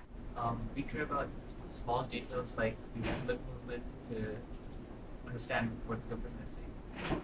Yeah. So I was making notes to self. I haven't done that demo before, but in future it would be really good to have the audio quality terrible, because if the audio quality is terrible, you would lean more on lip reading, and we might have noticed more that it was really hard to do that.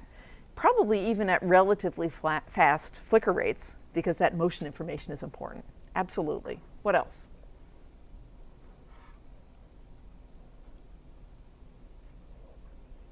How about beyond just lip reading? What else did you notice about the faces, mine or Jim's?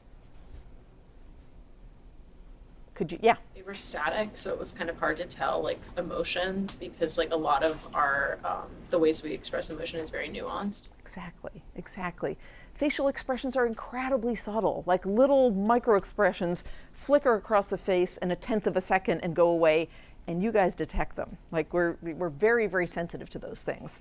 If somebody, sometimes if you see somebody in a hallway and for a moment there's an expression that flickers across their face and then they give you like a normal smile, but you can tell from that expression that actually they didn't want to see you for whatever reason, right? We catch those things. We're really, really good at catching those little fleeting expressions.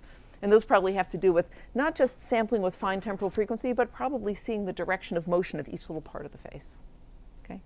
Okay, so this is just common sense reasoning about what we might have motion for, okay? And so you guys got all the things that I had in mind. Okay, so now next question, just kind of thought question, speculation question.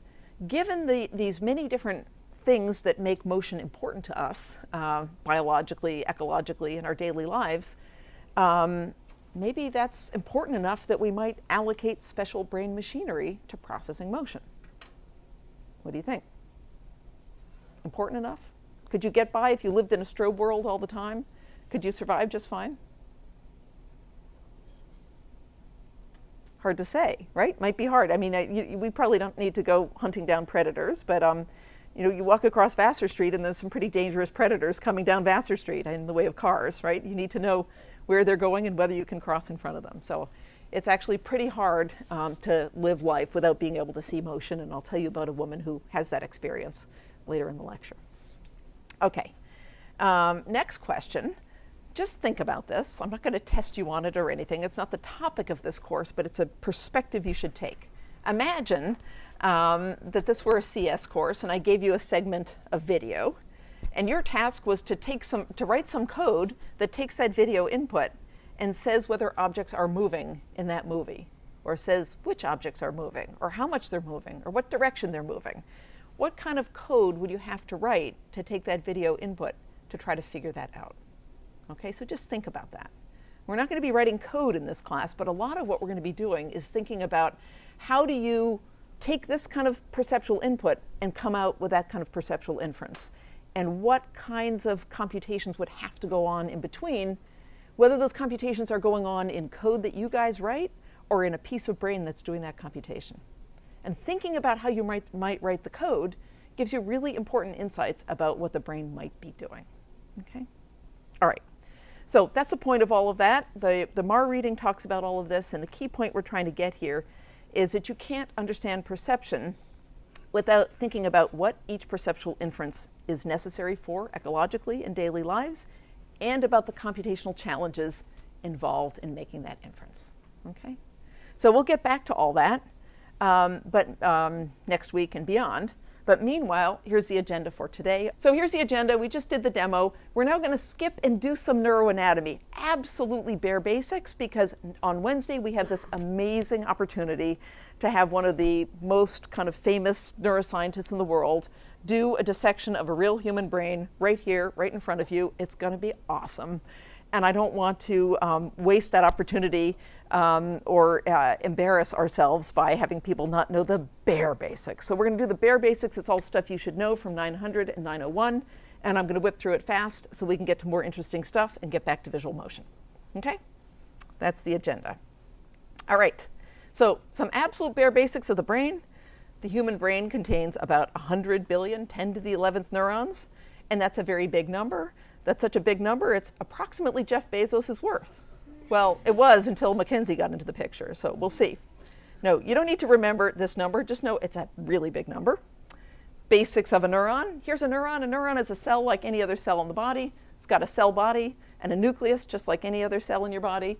But the thing that's distinctive about a neuron is it has a big, long process called an axon. It's got a bunch of dendrites, the little processes, little thingies near the cell body, and out at the tip of the axon, that's your classic neuron. Many neurons have a myelin sheath, a layer of rolled up fat around the axon made up of other cells that makes the axon conduct neural signals faster.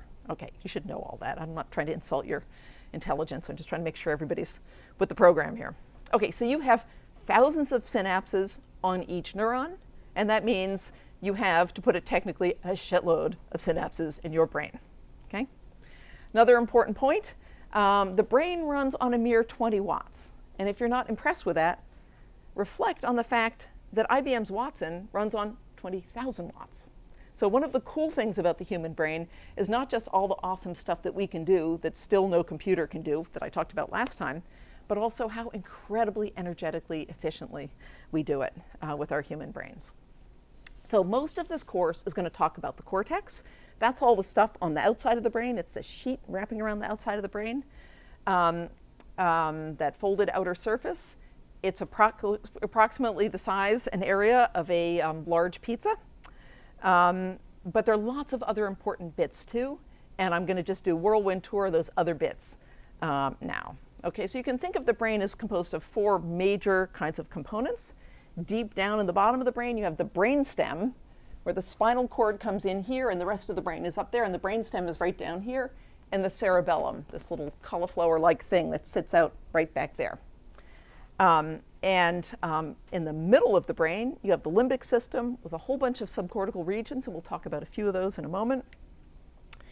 And you have white matter, all the cables and connections that go from one part of the brain to another part. This is an actual dissected human brain, and all those kind of weird fibrous things are bundles of axons connecting remote parts of the brain to each other. You can see them in gross dissection. Okay? And of course, you have the cortex. Okay, so these are just four major things to think about, and before we spend the rest of the course on that, we're going to do just a teeny little bit on the other major bits. Okay, and I'm going fast, so just stop me if any of this isn't clear. All right, so the reason we're doing this in part is that with a dissection of a brain, some of the main things you see are those subcortical structures, right? And so even though the course is going to focus on the cortex, each little different bit of the cortex to the naked eye looks like any other bit of the cortex. It's the subcortical stuff that looks different, right? So that's why we're doing this. Okay, bare basics on the brainstem. You can think of it as a bunch of relays in here, different centers that connect information coming up from the spinal cord and send it through into the cerebellum. So it's in many ways the most primitive part of the brain. That means it's shared with animals that branched off from us very far back in mammalian evolution. But it's also essential to life. Okay, so you can get by with most of your cortex gone. Like, you may not have a lot of fun, you may not really know what's going on, but you will stay alive. but you can't get by without your brainstem, right? It controls all kinds of basic, crucial bodily functions like breathing, consciousness, temperature regulation, etc. So it's not interesting cognitively, but it's crucial for life. Cerebellum, this beautiful thing here, it's basically involved in motor coordination. But from there on out, there's a huge debate about its possible role in cognition. And so there's lots of brain imaging studies where people find that the cerebellum is engaged in all kinds of things, from aspects of perception up through aspects of language understanding. You can find activations in brain imaging studies. Nonetheless, the best guess is that you actually don't need a cerebellum for any of this. So if anybody's interested, I'm going to actually try to remember to put it up as an optional reading on the site. There's a recent article in The Atlantic or The New Yorker about a kid who had no cerebellum, and he learned to walk late and slow. Nobody knew what his problem was, but he learned to do pretty much everything. Like, he's pretty much fine. His motor coordination isn't great, but he's fine. Yeah. How are you defining consciousness in this context? Oh, that's a good question. And it's a big question. And it's a question that nobody knows how to answer, not just me. So Christoph Koch, who does more of work on the neural basis of consciousness than just about anybody, has been going around saying for about 15 years, we must not get stuck on a premature definition of consciousness, because we don't know what that thing is that we're trying to understand. So I'll hide behind Christoph's parry of that question and say we'll talk about it later in the course, but there are many different kind of ways of defining it, from the difference between being awake versus asleep, which is some of the functions that go on here, the difference between being kind of knocked out and completely unconscious under general anesthesia, which is different from being asleep. Those kind of states of consciousness are regulated in part in here. Yeah. Okay, so you can get by without a cerebellum, but it's not recommended. Moving right along, all those subcortical bits. We're just going to talk about three of the most important ones. The thalamus, this big guy right smack in the middle of the brain, very large structure. The hippocampus and the amygdala. Okay, let's talk about the thalamus. Think about the thalamus as a grand central station of the brain, okay? With all of these connections going to all those parts of cortex, coming in and out of the thalamus like that, okay? So one of the key things about the thalamus is that most of the incoming sensory information goes by way of the thalamus en route to the cortex, okay? So if you start with your ear, there's sensory endings in your ear that we'll talk about later in the term, and they send neurons into this thalamus here, this yellow thing, through a bunch of different stages. They make a stop in the thalamus, and then they come up here to this green patch, which is auditory cortex, okay? Similarly, somatosensory endings, touch sensors in your skin that enable you to feel when you're being touched, come in through the skin, and they make a stop in the thalamus, and then they go up to somatosensory cortex up there, okay? Similarly, visual signals that come in from your eyes make a stop in the thalamus, and then go up to visual cortex. Okay, what's the name of the structure in the thalamus that those axons make a synapse in? Coming up from the eyes, you make a synapse here, and you go up to visual cortex. LGN, perfect. What does it stand for? Perfect. Okay, you should know that. This is review from 900, 901. Okay. Yes? Sorry, okay. Which sensory modality does not go through the thalamus en route to cortex, between the sensory nerve endings and the cortex? Sorry? Olfactory. Yes, yes, you guys are on the ball. Yes, olfactory system is the one sensory modality that doesn't make a stop in the cortex. You can sort of see that here from the nose. It goes straight up into olfactory cortex right there. All right, so that's the standard view of the thalamus as this kind of like relay station where all the external sensory information comes in there, makes a stop, and then goes up to cortex, okay? That's my thalamus act. Boom, like that, right? Okay. But increasingly, there's evidence that the thalamus is much more than a relay station. And why would you bother with a relay anyway? Kind of doesn't mean anything. Kind of means like we don't know what's going on here, because you wouldn't just make a synapse for no reason, right? Okay, and so the first thing to note is there are lots of connections that go back down the other way. There are 10 times as many connections that go from primary visual cortex, right here in me, right here in this guy in red, there are 10 times as many that go backwards down to the thalamus as go forwards. That's mind-blowing, right? Information comes from the eyes up into the brain. What the hell are those things doing going backwards? Okay. Well, they're doing all kinds of interesting things. So that's the first indication that the thalamus isn't just relaying stuff in a stupid passive way. And the second whole line of work, which many people are working on, but I think some of the most awesome work on this topic is done by our own Mike Halassa in this department. And he does these incredible studies that you can do in mice with these spectacular methods that we can't use in humans, where he can really take apart the circuit in magnificent detail. And he's showing that the thalamus is involved in all kinds of high-level cognitive computations in mice. It's really stunning work. When the mice have to switch from doing one task to another, the thalamus plays a key role in gating the flow of information from one cortical region to another. Okay? All right, moving along, the hippocampus. I know you guys all learn about this. The number one gripe in this department is we learn about HM in every course. So that's going to happen here, but it's going to last about 20 seconds. So here goes. That's a normal slice through the brain like this. Here's the hippocampus on either side. It's like a whole curled up deal right there and right there. And here is HM's brain, the famous HM who had surgery to remove his hippocampus on both sides and completely lost his episodic memory for anything that happened after his surgery. Okay, you all remember that, right? If anybody hasn't heard of HM, send me an email and I'll give you some background reading. Okay, so very loosely, the hippocampus is involved both in this kind of long-term episodic memory that HM lost, and it also plays a key role in navigation, which we'll talk about in great detail in a few weeks. And I just want to say that some cases are even more extreme than HM. So there's a case of Lonnie Sue Johnson, and I am trying to get you guys a video, and I didn't get it in time, but I'll show it to you later in the term if you're interested. Lonnie Sue Johnson had a viral infection that went up into her brain. She was an extremely accomplished person. She did illustrations on the cover of the New Yorker. She was a pilot. She had her own farm in which she raised, lots of stuff. A very smart, interesting, multi-talented woman who had this terrible tragedy of getting viral encephalitis at, I don't know what age, but middle age. And she now does not remember a single event in her life.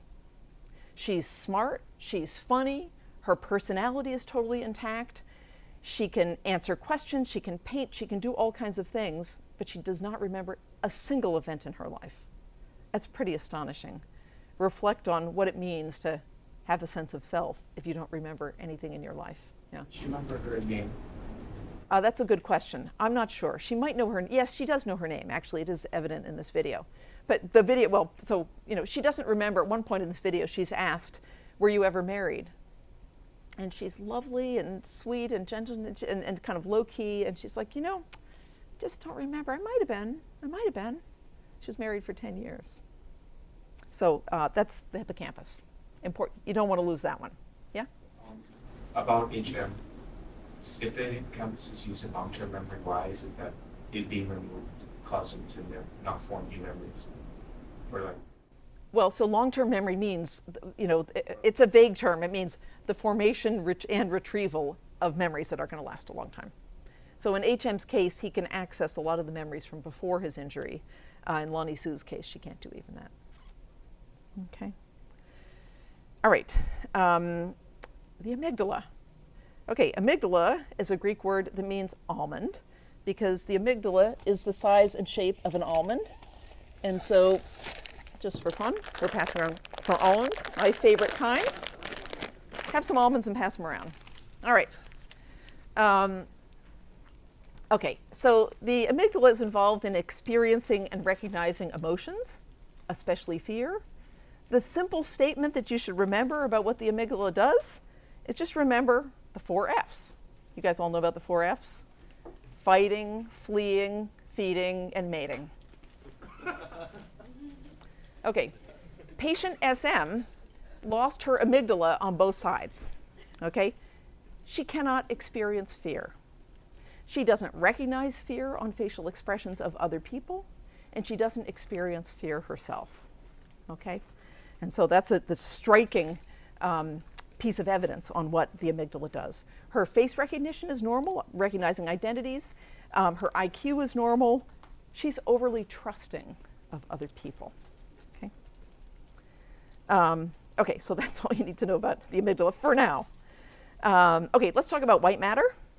Just brief review. Here's a kind of tunnel through a piece of cortex. Okay, so my brain cortex is wrapping around like that. If we took a piece like this, just took a segment out like that, this is the outside of the brain up there. Cortex runs like this. And gray matter is the stuff on the outer surface that's full of cell bodies. Okay?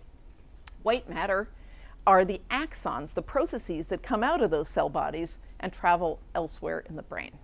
Okay? Everybody clear on that? Okay, so we got gray matter up here and white matter down there. Mostly myelinated axons that have that layer of fat to make them conduct fast. And so you'll see bundles of white matter in the dissection. And so here's an actual picture, photograph of the slice through a brain. So all that white stuff up there is white matter, okay?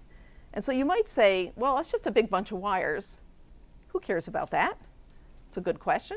But actually, the wires are pretty damn interesting and pretty fundamental. And so I'll just give you a few reasons, and you don't need to memorize every one of these. I'm just trying to give you a gist of why we might care about this, and then there will be a whole other lecture on networks and connectivity later in the course. Well, first of all, white matter is 45% of the human brain. Okay, so it takes up a lot of space, all those wires connecting one bit to another bit. And I would say we cannot possibly understand the cortex and how it works, or any little piece of it, without knowing the connectivity of each piece to each other bit of the cortex. Right? Imagine trying to understand a computer or a circuit without being able to see the connections between the bits. Like, it would drive you crazy. That's the situation we're in now in human cognitive neuroscience. It frankly drives me insane, but that's where we are. Next thing, the long-range connectivity of each little bit of cortex, some little bit right there in my brain, is connected to some bunch of other remote regions in my brain. And that particular set of connections is distinctive for that patch of cortex. So you can think of it as a connectivity fingerprint of a patch of cortex. Okay, so one of the ways that the different bits differ from each other is by way of their connectivity fingerprints.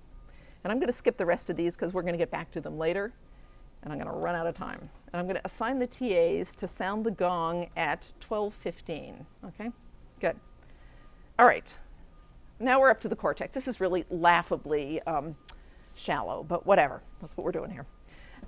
So here's this cortex, and as I mentioned, it's a whole big sheet, and the different bits look really similar if you just look at them or slice them up. So how are we going to figure out how this thing is organized? Well, okay, now we're up here talking about cortex. All right, let's start with the easy parts, which you've already seen. You've already seen this up here.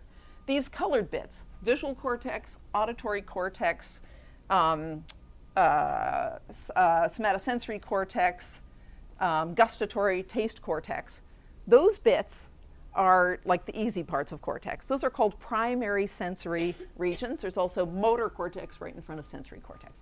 So those are the primary regions. They're primary in the sense of this is the first place that sensory information lands up at the cortex coming up from the senses. Right? Okay. And all of that input is wired through what structure? Yes, thank you. So how are these regions organized? Well, they have maps. Every one of these regions has a map. And each of them has a map of a different thing. So let's start with visual cortex. And we're going to talk about the map that lives in visual cortex.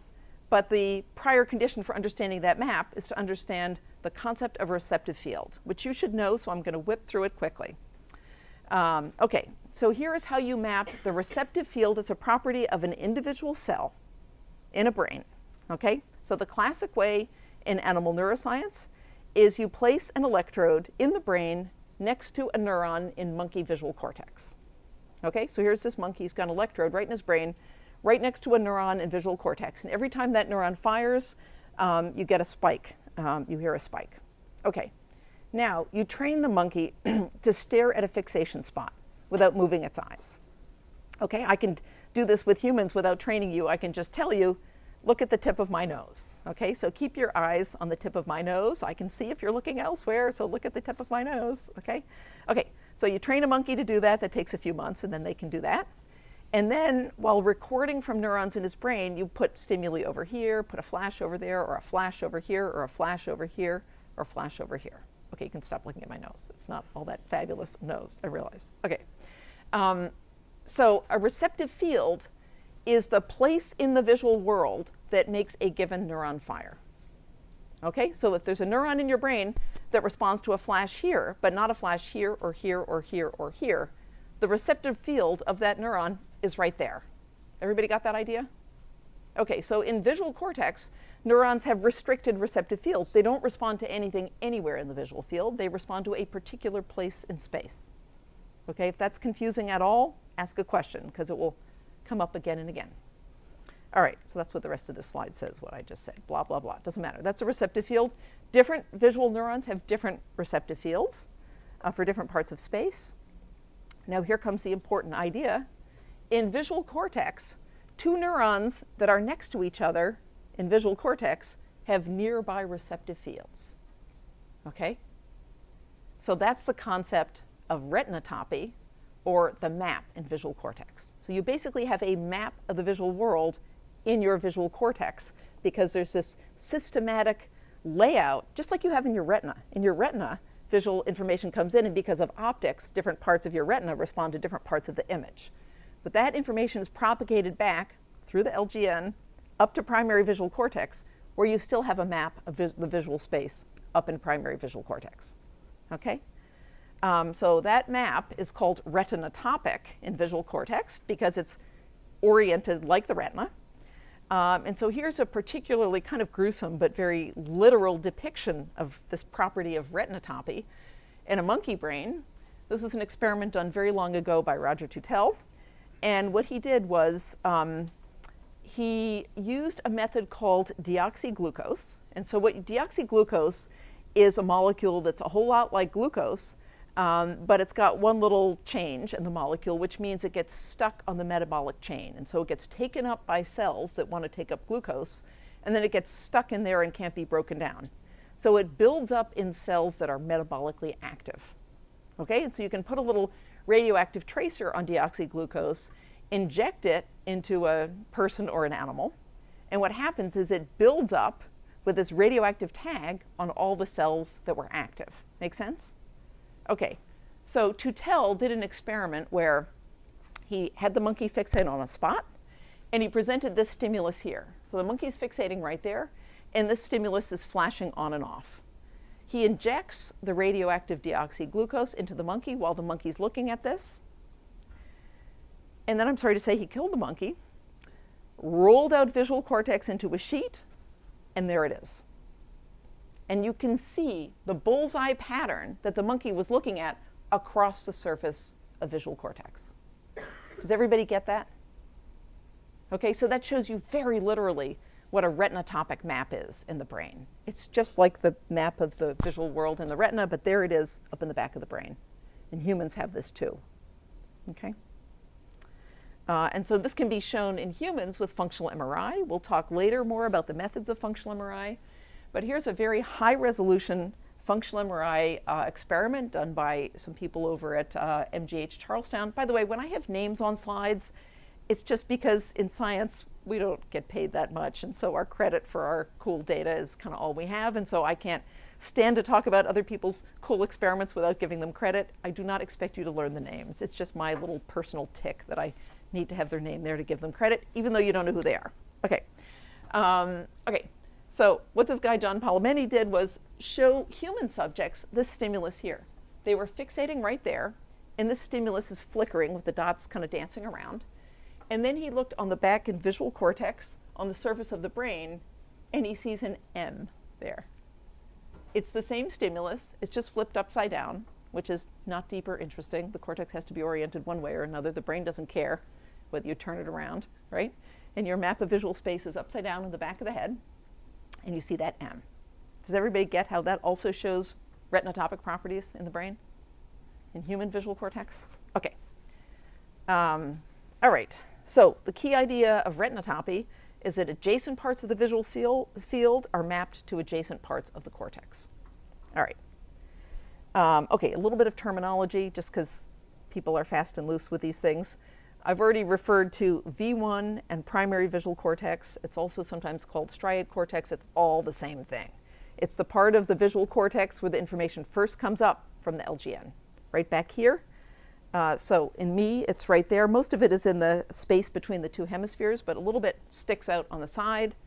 So in this person, that yellowy orange stuff, that's primary visual cortex, which is the same as V1 and striate cortex. Okay, that's just terminology. All right, just as we have maps for visual space, we have maps for touch space. And so you've probably seen this diagram here of the map of touch space going across somatosensory cortex like this. So this is a picture of a slice like that, showing you which parts of the body are mapped out to which parts of space. And you can see that particularly important parts of the body get bigger bits of cortex. Yeah? Okay. Just as we have visual maps and touch maps, we have auditory maps in auditory cortex, which is right on the top of the temporal lobe, right in here. And what's mapped out in auditory cortex is auditory frequency, high versus low versus high frequencies of sound. And so you see that. Here's a piece of auditory cortex in one subject, showing you regions that respond to high frequencies, low frequencies, high frequencies. Here it is another subject, high, low, high, another subject, high, low, high. Okay? So the point of all of this is that primary sensory cortex has maps. Everybody clear on this? The different sensory modalities map different dimensions. Okay. So what about the rest of cortex? Like you can see, most of the cortex is not primary sensory cortex.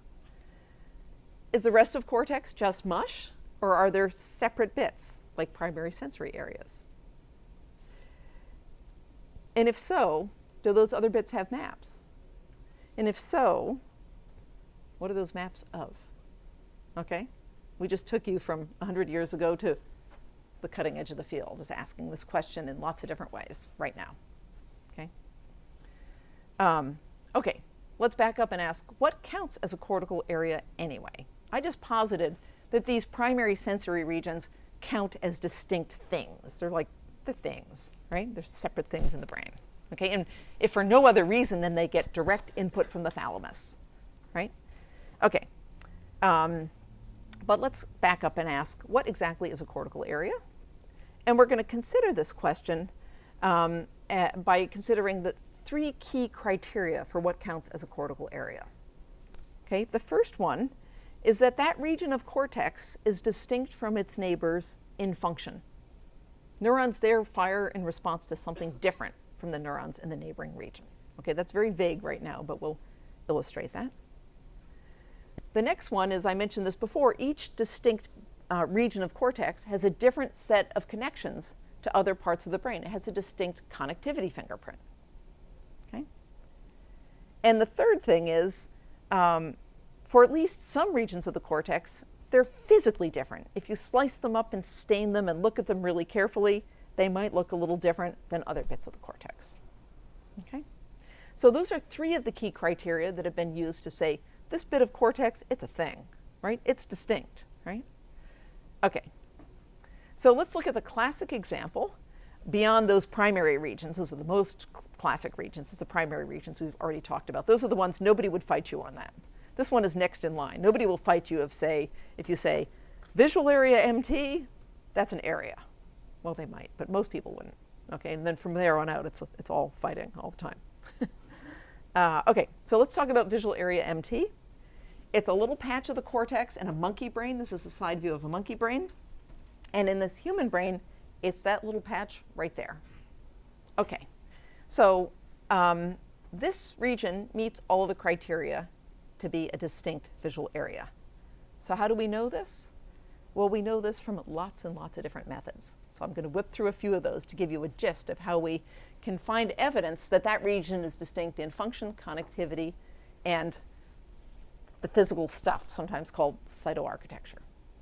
Okay? All right. Function. How would we know that region has a different function? Well, one way, the classic way, is to record from individual neurons in monkey brains. So if you stick a neuron into monkey visual cortex while the monkey is looking at this stimulus, that I'll show you in a second, you'll hear the responses of an individual neuron. Each click will be the response of an individual neuron to this stimulus. So let's play this thing. Except it's not making any sound. Chris, can you help me? Oh, right. Duh.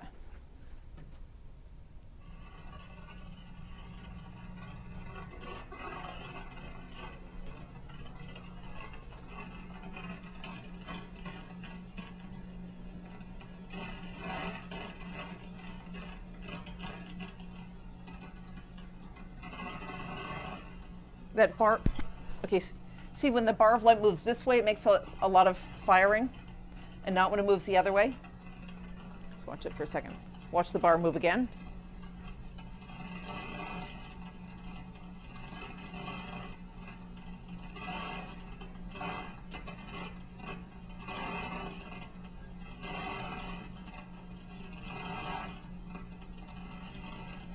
See, it responds less when it's moving in a different direction. Everybody got that? What is this area right there called? Yeah, this area right here in the middle. Exactly. That's a receptive field. That's a part of visual space that makes this neuron fire.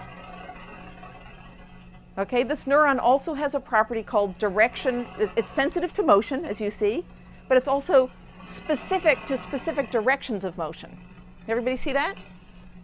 Okay. So that's a direction selective neuron in monkey area MT. And here's a way of showing with data what you guys just saw. This is a map of different directions in polar coordinates. And this shows you how much, this is a single cell being described here. This is the direction selectivity of that cell, showing you that when motion moves, when the stimulus moves in this direction, you get a lot of firing. When it moves in this direction, you get less firing. And can everybody see how this plot shows you the direction selectivity of that cell? Make sense? Right. Okay, so that shows you what you just saw in the movie. So this is one way to establish the function of visual area MT, is stick electrodes in there and record directly from them when a monkey looks at different kinds of stimuli. And you see direction selectivity when you do that. Okay. Further, if you actually do this systematically, moving across next door bits of monkey area MT, what you find is that, as we said before, nearby bits of cortex respond to similar things. In this case, to similar directions of motion. So here's a little diagram. As you move across the cortex, you see a systematic change in the direction selectivity of neurons as you move across the cortex. So in MT, we have a map of direction preference, just as we had a map of spatial location in primary visual cortex. Make sense? Okay, now because those neurons are clustered like that, I forget what my next point was. No, never mind. We'll get that in a second. Okay, what about humans? Okay, so here's a monkey brain. Here's a neuron in a monkey brain. What about humans? Can we record from single neurons in humans? What do you think? Do we ever get to do that? Yeah? Yeah, yeah. Neurosurgeons very occasionally enable us to record from individual neurons in human brains. It's the most awesome data ever. Of course, we only do it when the neurosurgeons have decided for clinical reasons to put electrodes in human brains. They need to do this to map out epilepsy before surgery. And sometimes those patients are super nice and say, yes, I'll look at your stimuli or listen to your stimuli while you record from my neurons. And then we get the most awesome data ever. But it's very, very rare. I don't know of any data where people have reported individual neurons in area MT in humans. Yeah? So how powerful should an fMRI be to be able to record such information? Oh, we're getting there. Okay. So given that we very rarely get to record from individual neurons in humans, and we want to know more generally if there is an MT in humans, what do? We pop subjects in an MRI scanner, and we show them moving dots or stationary dots. And we scan them with functional MRI. We'll go through the details of how this works more in future lectures, but what you see basically is this is a slice through the brain like this, and you see this region right here responds more to the moving dots. This is a response to, this is time here. This is when the moving dots are on high response, and then when it switches to stationary dots, the response drops. Okay, so with functional MRI, you can also find visual area empty by the higher response to moving than stationary dots. Does that make sense, more or less? I mean, I'm not giving you any of the details, but for now, they don't really matter. Okay, so that's cool. But does that tell us that neurons in human MT are specific for the direction of motion?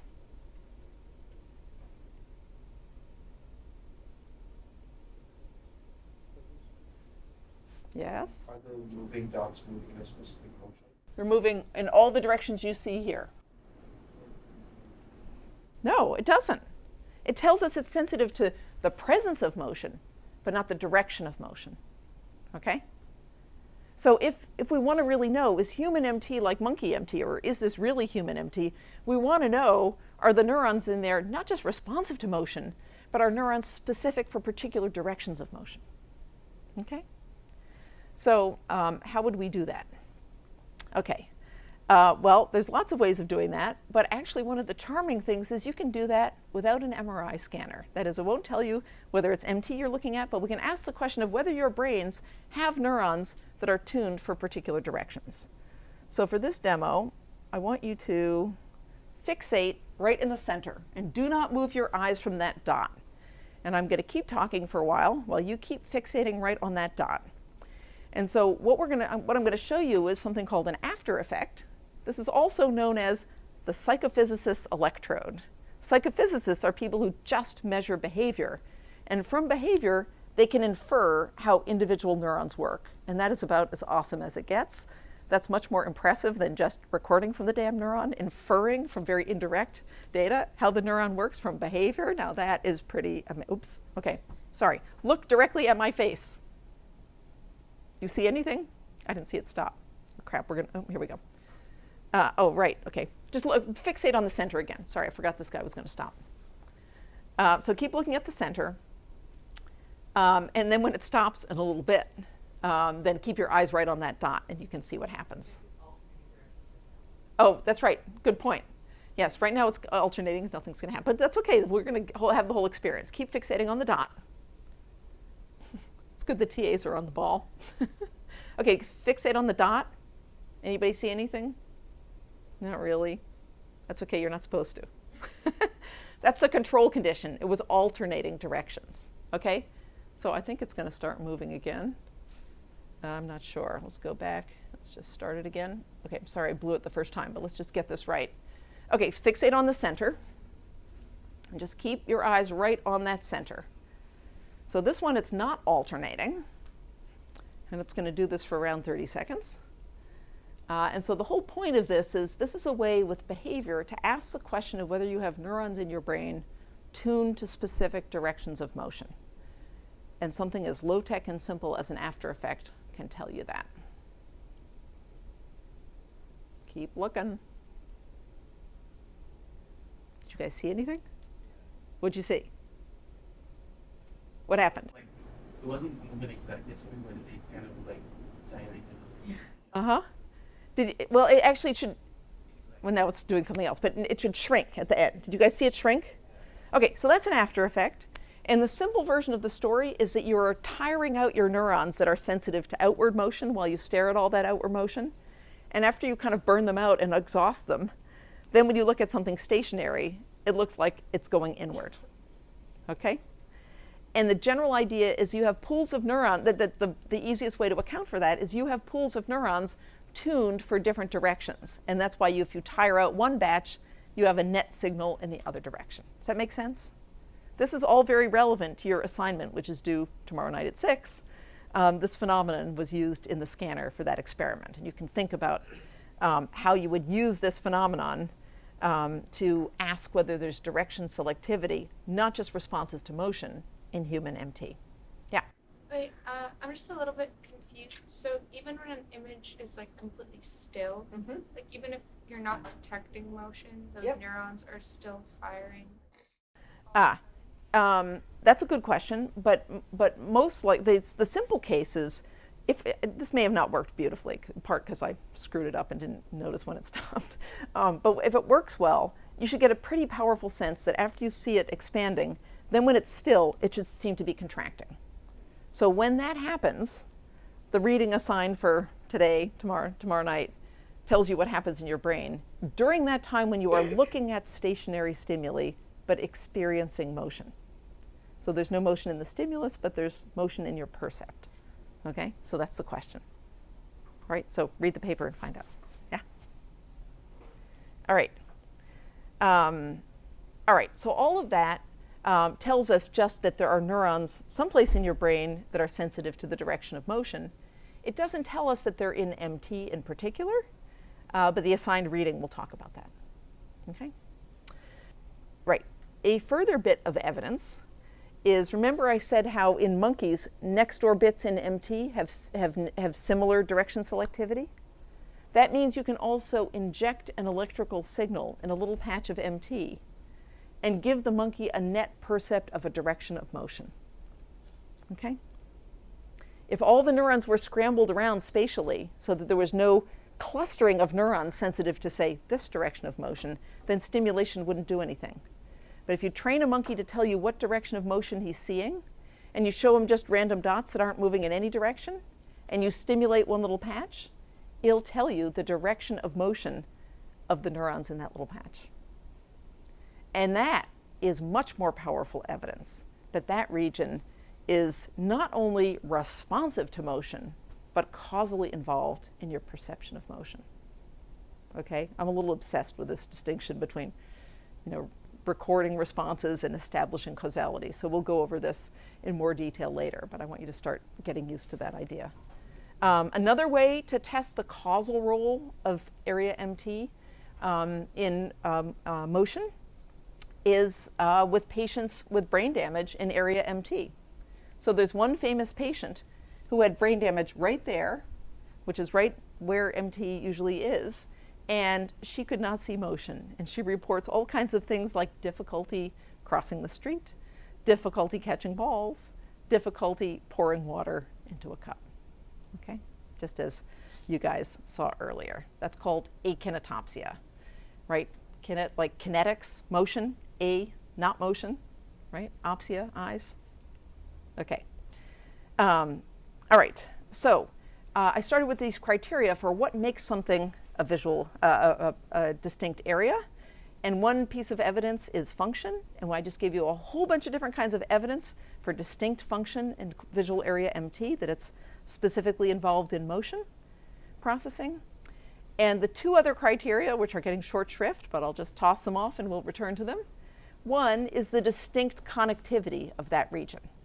Okay, so you may have seen this horrific wiring diagram of visual cortex in monkeys. I think it comes up in like half the talks and classes in my field. This is V1 down here, and so there's lots and lots of different visual areas, and there's a whole fancy wiring diagram. And smack in the middle of this diagram, that's visual area MT.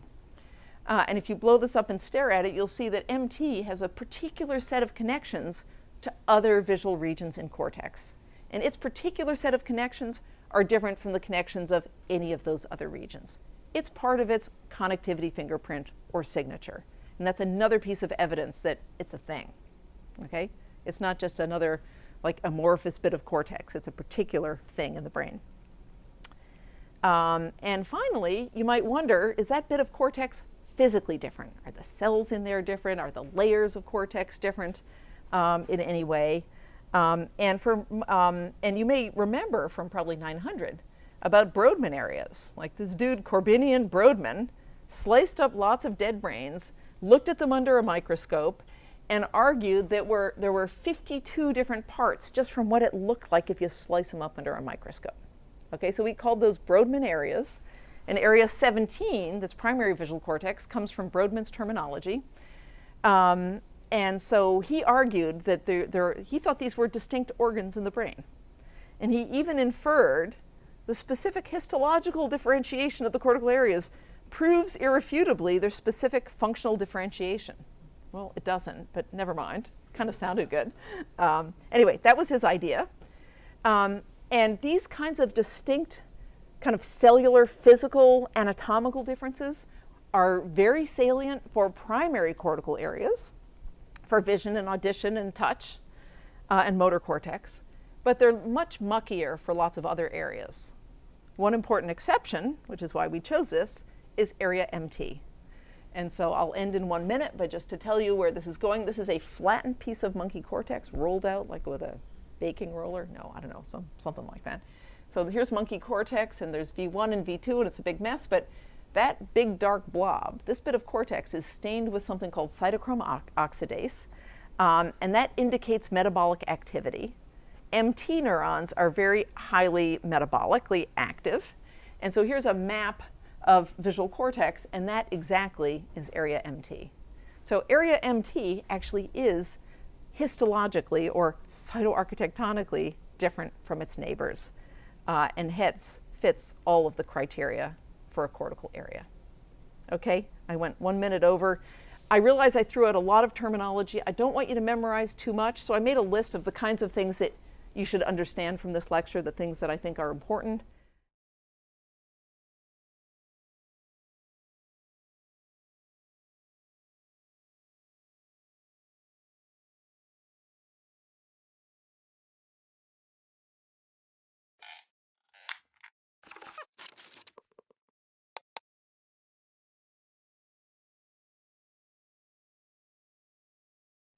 All right, let's get started. So today we're going to talk at some length about what I mean by this idea of Marr's computational theory level of analysis. It's a way of asking questions about mind and brain, and we're going to talk about that in the case of color vision. And that's going to take a while. We'll go down and do the demo. We'll come back and talk about color vision and how we think about it at the level of computational theory and why that matters for mind and brain.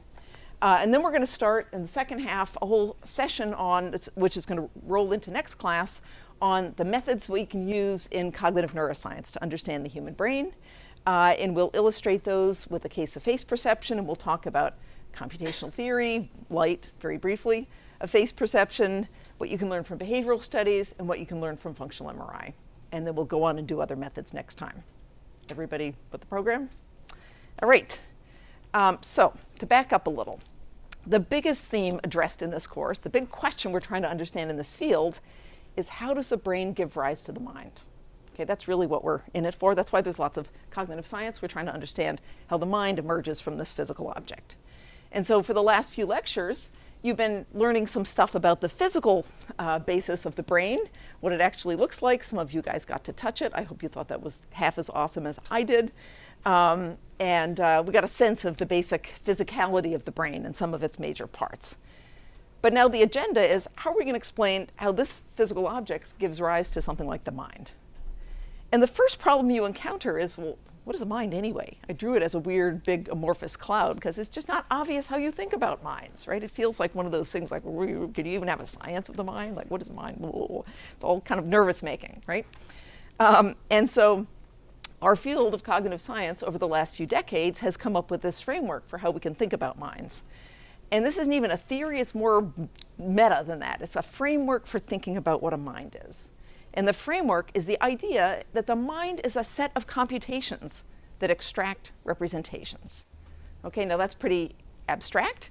You can think of a representation in your mind as anything from a percept, like I see motion right now, or I see color. And as you learned before, you might see motion even if there isn't actually motion in the stimulus, but that representation of motion in your head, that percept, that's a kind of mental representation. Or if you're thinking, you know, why is Nancy going through this really basic stuff? She's insulting our intelligence. If something like that is going on in the background as I'm lecturing, that's a thought. That's a mental representation of a sort. Or if you're thinking, oh my God, it's after 11 and I'm not going to get to eat until 12:30, I'm going to starve. You know, whatever thoughts are going through your head, those are mental representations too, right? And so the question is, how do we think about those? And so this idea that mental processes are computations and mental contents are representations implies that ideally, in the long run, if we really understood minds, we'd be able to write the code to do everything that minds do, right? And that code would work in some sense in the same way. Now, that's a tall order. Mostly we can't do that yet, like not even close. A few little cases in perception, kind of sort of maybe, but mostly we can't do that yet. But that's the goal. That's the aspiration. And so the question is, how do we even get off the ground trying to launch this enterprise of coming up with an actual precise computational theory of what minds do? And the first step to that is by thinking about what is computed and why. And so that is the crux of David Marr's big idea, right? The brief reading assignment that I gave you guys that from Marr, and he's talking about how do we think about minds and brains. Step number one, what is computed and why? So we're going to focus on that for a bit here. And let's take vision, for example. You start with a world out there that sends light into your eyes. That's my icon of a retina, that blue thing in the back of your eyes. Sends an image onto your eye, and then some magic happens, and then you know what you're looking at. Okay? So that's what we're trying to understand. What goes on in there? In a sense, what is the code that goes on in here that takes this as an input and delivers that as an output? Okay? More specifically, we can ask, as we did in the last couple of lectures, let's take the case of visual motion. So suppose you're seeing a display like this, like something in front of you. Somebody jumps on a beach, like that. And there's visual motion information. What are the kinds of things, so that's your input, what are the kinds of outputs you might get from that? Well, to understand that, we need to know what is computed and why. So what is computed? Well, lots of things. You might see the presence of motion. You might see the presence of a person. Actually, you can detect people just from their pattern of motion. If we should have done this at the demo. Write me a note to think about that next time.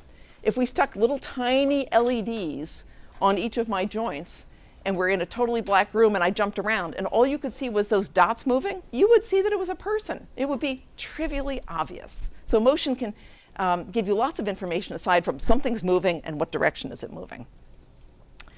You can see someone's jumping. That also comes from the information about motion.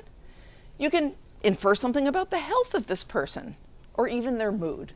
So there's a huge range of kinds of information we glean from even a pretty simple stimulus attribute like motion. And so if we're going to understand how do we perceive motion, we first need to get organized about what's the input and which of those outputs are we talking about. And probably the code that goes on in between in your head or in a computer program, if you ever figured out how to do that, will be quite different for each of those things. But that's the way you need to be thinking about minds. Okay, what are the inputs? What are the outputs? And then as soon as you pose that challenge, like, okay, let's say it's just moving dots and you're trying to tell if that's a person. Think about what is the code you'd write? Just these moving dots. How the hell are you going to go from that to detecting if those dots are on the joints of a person who's moving around versus on something else? That's how you think, what are the computational challenges involved, okay? And I'm not going to ever ask you guys to write that code. We're just going to consider it as a thought enterprise to kind of see what the problem is that the brain is facing, that it's solving. Okay, and so Marr's big idea is this whole business of thinking about what is computed and why, what the inputs and outputs are, and what the computational challenges are, getting from those inputs to those outputs, that all of that is a prerequisite for thinking about minds or brains, okay? So we can't understand what brains are doing until we first think about this. That's why I'm carrying on about this at some length. And Marr writes so beautifully that I'm just going to read some of my favorite paragraphs, because paraphrasing beautiful prose is a sin. So Marr says, trying to understand perception by studying only neurons is like trying to understand bird flight by studying only feathers. It just can't be done. To understand bird flight, you need to understand aerodynamics. Only then can one make sense of the structure of feathers and the shape of wings. Similarly, you can't reach an understanding of why neurons in the visual system behave the way they do just by studying their anatomy and physiology. Okay, you have to understand the problem that's being solved. Okay? Further, he says, the nature of the computations that underlie perception depends more on the computational problems that have to be solved than on the particular hardware in which their solutions are implemented. So he's basically saying we could have a theory of any aspect of perception that would be essentially the same theory whether you write it in code and put it in a computer or whether it's being implemented in a brain. Yeah?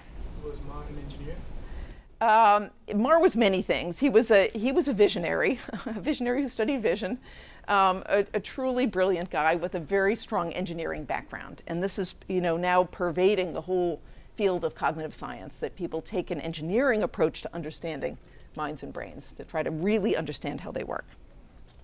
Okay, so to better understand this, we're going to now consider the case of color vision. And so in this case, we start with color in the world that sends images onto the back of your retina. Some magic happens, and we get a bunch of information out. So the question we're going to consider is, what do we use color for? Okay? And we're going to use the same strategy we used in the Edgerton Center of trying to understand some of the things that we use color for by experiencing perception without color. Okay, what are the outputs? Okay, so to do that, we're going to head over right now to the Imaging Center, and we're going to have a cool demo by Rosa Leifer-Souza. So if it's going to be faster to leave your stuff here, I don't know, maybe we should, yeah? Yeah, we'll lock the room, okay? Yeah? How long are we going to be over there? 10 minutes, something like that. And I need everyone to boogie because there's a lot of stuff I want to get through today. So let's go. All right, so what do we use color for when we have it? It's not a trick question. It's supposed to be really obvious now. Yeah, what's your name? Chardon, hi. Choosing which food to eat. Yeah, yeah, choosing which. What else related to that but different? Yeah. Object identification? Yeah, yeah. Like what? What did you notice that you could identify better? Different types of things. But besides identifying and choosing, what else? Much more generally, bringing things into our awareness, like with the reds in particular, the strawberries. Yeah, like do you find them easier to find? No, much harder. Oh, yeah, right. Harder without the light. Right. Exactly. What else? Yeah. Like driving, like you need to have color to know the traffic lights. Totally, totally. That's a modern invention, but a really important one. What else? Are we in general? Are we very general or like? Whatever. What do we use color for? I mean, we use it to like figure out like what to eat because like one of the strawberries isn't actually a strawberry. So yeah, I use color to. Uh-huh. And the bananas. Did anybody notice? Sometimes it's hard to tell. Yeah. Point in the back. For like assessing health risks. Say more. Someone's face doesn't have color in it. You tend to assume that they're sickly. Totally. Did you feel like people's faces looked a little sickly? Absolutely. Absolutely. Okay, so this is just to show you that a lot of computational theory starts with sort of common sense of just reasoning. What do we use this stuff for? It helps to not have it, to reveal what we use it for. But you guys have just reinvented the key insights in early field of color vision. Okay, so standard story is to find fruit. Like if you ask yourself how many berries are here, take a moment, get a mental tally. How many berries? Okay, ready? Now how many berries? Okay, you see more. And in fact, there's a long literature showing that primates who have 3 cone colors, we're not going to go through all the physiological basis of cones and stuff like that, but they have richer color vision because of the number of different color receptors in their retina. They're better at finding berries. And in fact, a paper came out a couple years ago where they studied wild macaques on an island off of Puerto Rico called Cayo Santiago. And the macaques there have a natural variation genetically where some of them have 2 color photoreceptors instead of 3. Okay? And in fact, they followed them around, and the monkeys that have 3 photoreceptors types are better at finding fruit than the ones that have only 2. Okay, so that story that's just been a story for a long time turns out it's true. And also, as you guys have already said, to not just find things, but identify properties. Like you can probably tell whether you'd want to eat those bananas on the bottom, maybe not. But it's hard to tell on the top which ones you'd like, and yet that's all you need to know.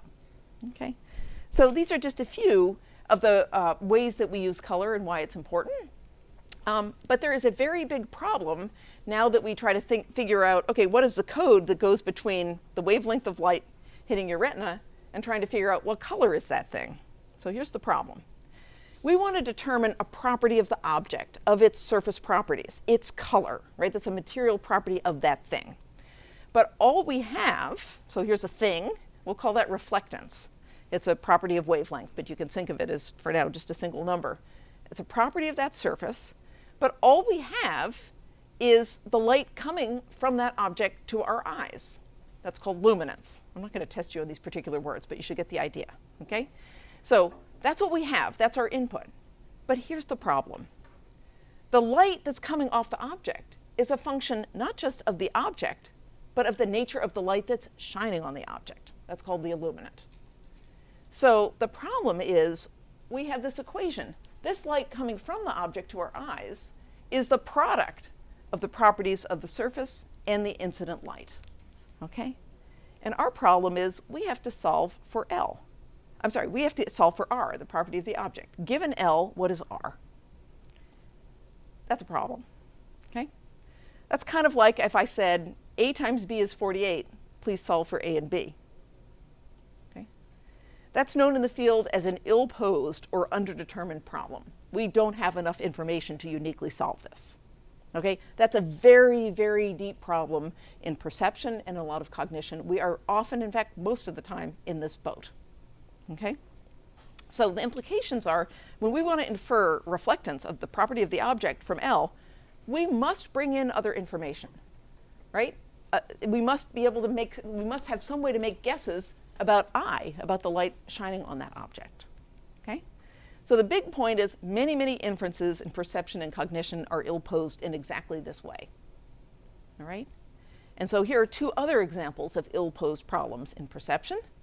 In shape perception, you have a similar situation. You have stuff in the world that's making an image on the back of your eyes. Okay? That's optics. What we're trying to do as perceivers is reason backwards from that image. What object in the world caused that image on my retina? That's sometimes called inverse optics, because you're trying to reason the opposite way. That's basically what we're doing in vision. So here's a problem. Like, it's a crappy diagram, but if you can see here, there's three very different surface shapes here that are all casting the same image, for example, on a retina. You could do this with cardboard and cast it with a shadow. Does everybody get what this shows here? What that means is if you start with this and you have to reason backwards to the shape that caused it, that's an ill-posed problem big time. It could be any of those things. This information doesn't constrain it. Does everybody see that problem? Okay. So that's another ill-posed problem. Here's a totally different example of an ill-posed problem that's big in cognition. When you learn the meaning of a word, especially as an infant trying to learn language, the classic example the philosophers like, God knows why, philosophers like weird stuff, but never mind. Somebody points to that and says, gavagai, and your job is to figure out, what does gavagai mean? Okay? So gavagai could mean all kinds of different things. It could just mean rabbit, if you already have a concept of a rabbit. It could mean fur. It could mean ears. It could mean motion, if the rabbit is jumping around. Or in the example the philosophers love, it could mean undetached rabbit parts. Weird, but anyway, philosophers like that kind of thing. Anyway, the point is, it's ill-posed. We don't know from this what is the correct meaning of the word. Does everybody see how this underdetermines the correct meaning of the word? We don't have enough information to solve it. Okay? So, yeah, blah, blah, blah. So there's a whole literature on the extra assumptions that infants bring to bear to constrain that problem so they can make a damn good guess about what the actual meaning of the word is. Okay? It's a whole big literature, quite fascinating. Okay, but for now, I just want you to understand what an ill-posed problem is and why it's central to understanding perception and cognition. Okay, so back to the case of color. As I said, the big point is that lots of inferences, including determining the reflectance of an object, are ill-posed. And so we have to bring in assumptions and knowledge from other places, from our knowledge of the statistics and the physics of the world, our knowledge of particular objects, all kinds of other things must be brought to bear. Okay? So all of that, again, is considering the problem of color vision at the level of Mars computational theory. Notice we haven't made any measurements yet. We've just thought about light and optics and what the problem is and what we use it for. Okay? All this stuff. You know, what is extracted and why? R, the reflectance of an object, useful for characterizing objects and finding them. What cues are available? Only L. And that's a problem because it's ill-posed. Okay. Next question. So obviously we get around and we can figure out what colors are which. What are the other sources of information that we might use in principle and that humans do use in practice? Okay? And so all of that kind of stuff has been done without making any measurements. We're just thinking about the problem itself. Okay? All right. So next, Mars' other levels of analysis, algorithm and representation and hardware, are more standard ones you will have encountered, which is why I'm making a big deal of computational theory. It's really his major novel contribution, but it's better understood by contrast with these. So at the level of algorithm and representation, this is like, what is the code that you would write to solve that problem, right? And so we could ask, how does the system do what it does? Can we write the code to do it? And what assumptions and computations and representations would be entailed? So how would we find out how humans do this? Well, one of the ways is a slightly more organized version of what you guys just did, and that's called psychophysics. Psychophysics just means showing people stuff and asking them what they see, or playing them sounds and asking them what they hear. And you can do it in very sophisticated, formalized ways, or you can do it like we just did. Talk to us about what the world looks like, okay? Usually psychophysics means a slightly more organized version. Okay, so here's an example. In fact, it's a cool demo, also from Rosa. And so what I'm going to do is I'm going to show you a bunch of pictures of cars. And your task is going to be to shout out loud as fast as you can the color of the car. Okay, they're going to appear on the screen. Everyone ready? As fast as you can, shout it out loud. Here we go. What color? Green. Okay, interesting. Okay, here's another one. Uh-huh, interesting. Ready? Here we go. Here's another one. Green. Okay, here's another one. Blue. Ah, you guys cottoned onto that pretty fast. Okay, so good job. Nice consensus, although I noticed a little bit of transition there, which is very interesting. But here's the thing. All of those cars are the exact same color. The body of the car is the exact same in all of them, and if you don't believe it, I'm going to occlude everything except for a patch. Okay, here we go. Boom, they're all gray. I know, it's awesome. It's Rosa that's awesome, not me. I just had to bum this because it's so awesome.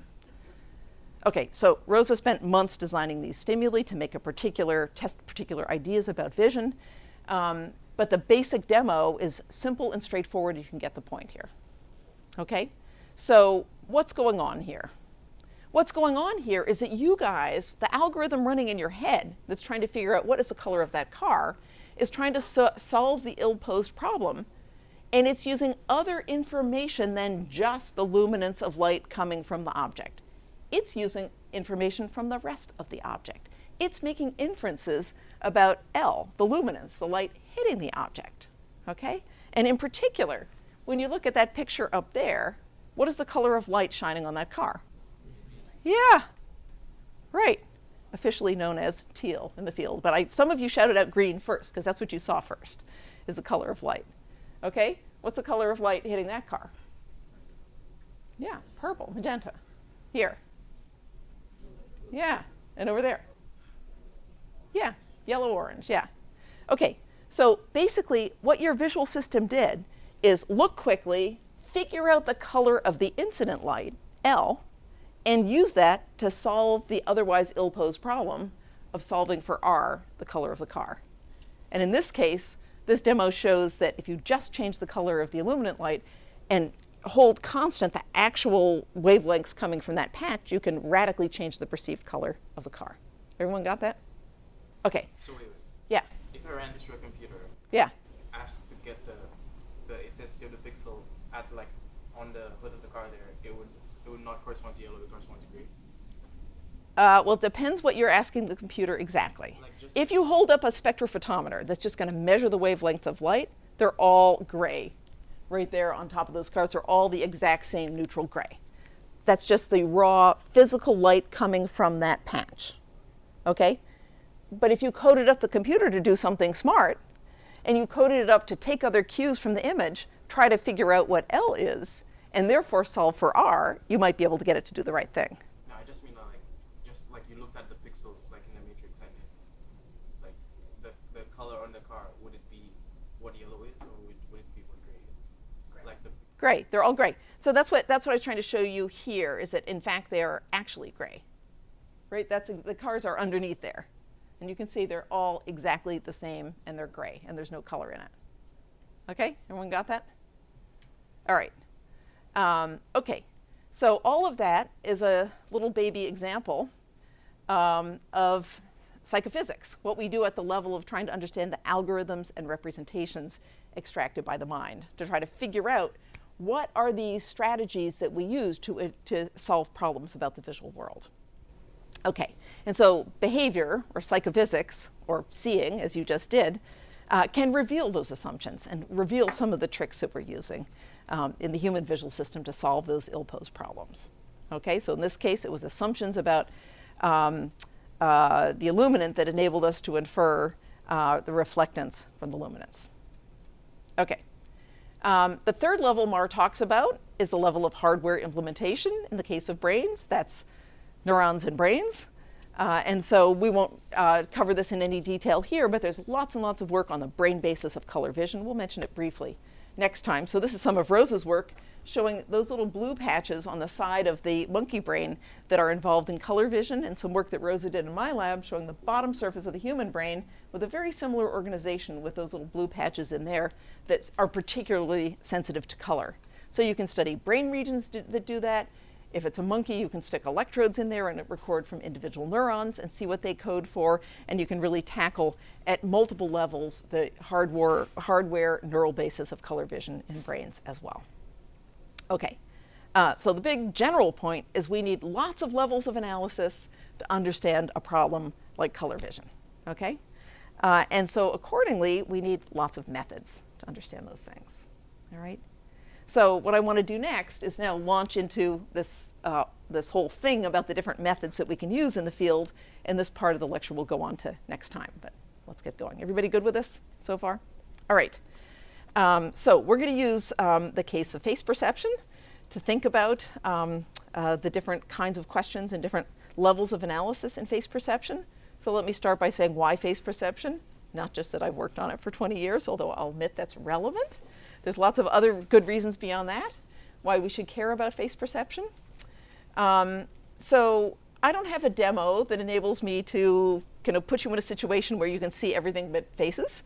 That would be cool and informative if we could do that. But failing that, I can tell you about somebody who's in that situation. And this is a guy named Jacob Hodes. So this is a picture of him recently. I met him around a decade ago when he was a freshman at Swarthmore. And he sent me an email, and he said, I've just learned about face perception and the phenomenon of prosopagnosia, the fact that some people have a specific deficit in face recognition. And it explains everything in my life, and I want to meet you. And I said, because he knew I worked on face perception, I said, that's awesome. I would love to meet you, but I got to tell you, I'm not going to be able to help. So if you're interested in chatting, please come by. But I don't want you to feel like I'm going to be able to do anything useful. He says, no, I don't care. I want to understand the science. So he comes by, and by the way, one of the things that people have wondered for a while is, are people who have particular problems with face recognition, are they just socially weird? Are they just like bizarre, like maybe a little bit on the spectrum? They don't pay attention to faces, and so they don't get them very well, and so forth. Or can they be like totally normal in every other respect, except for just face perception? And so I was very interested. I'd only emailed with this guy. And when he showed up in my office within about 15 seconds, it's like, this is like the nicest, normalest kid you could ever meet. Such a nice guy, so normal, socially adept, smart, thoughtful, lovely, lovely person. So I chatted with him for a long time, and he told me he was then halfway through. He grew up in Lynn, Massachusetts, and he went off to Swarthmore his freshman year. And he had been having a really rough time of it, because in his hometown, he was with the same group of kids all the way from first grade through high school. And so, in fact, he just can't recognize faces at all, never could. When he was a little kid, his mom used to drive him to the practice field, and they would sit there and come up with cues about, this is how you tell that's Johnny, he's got this weird thing about his hair, and this is how you tell that's Bobby, and they would like practice and practice.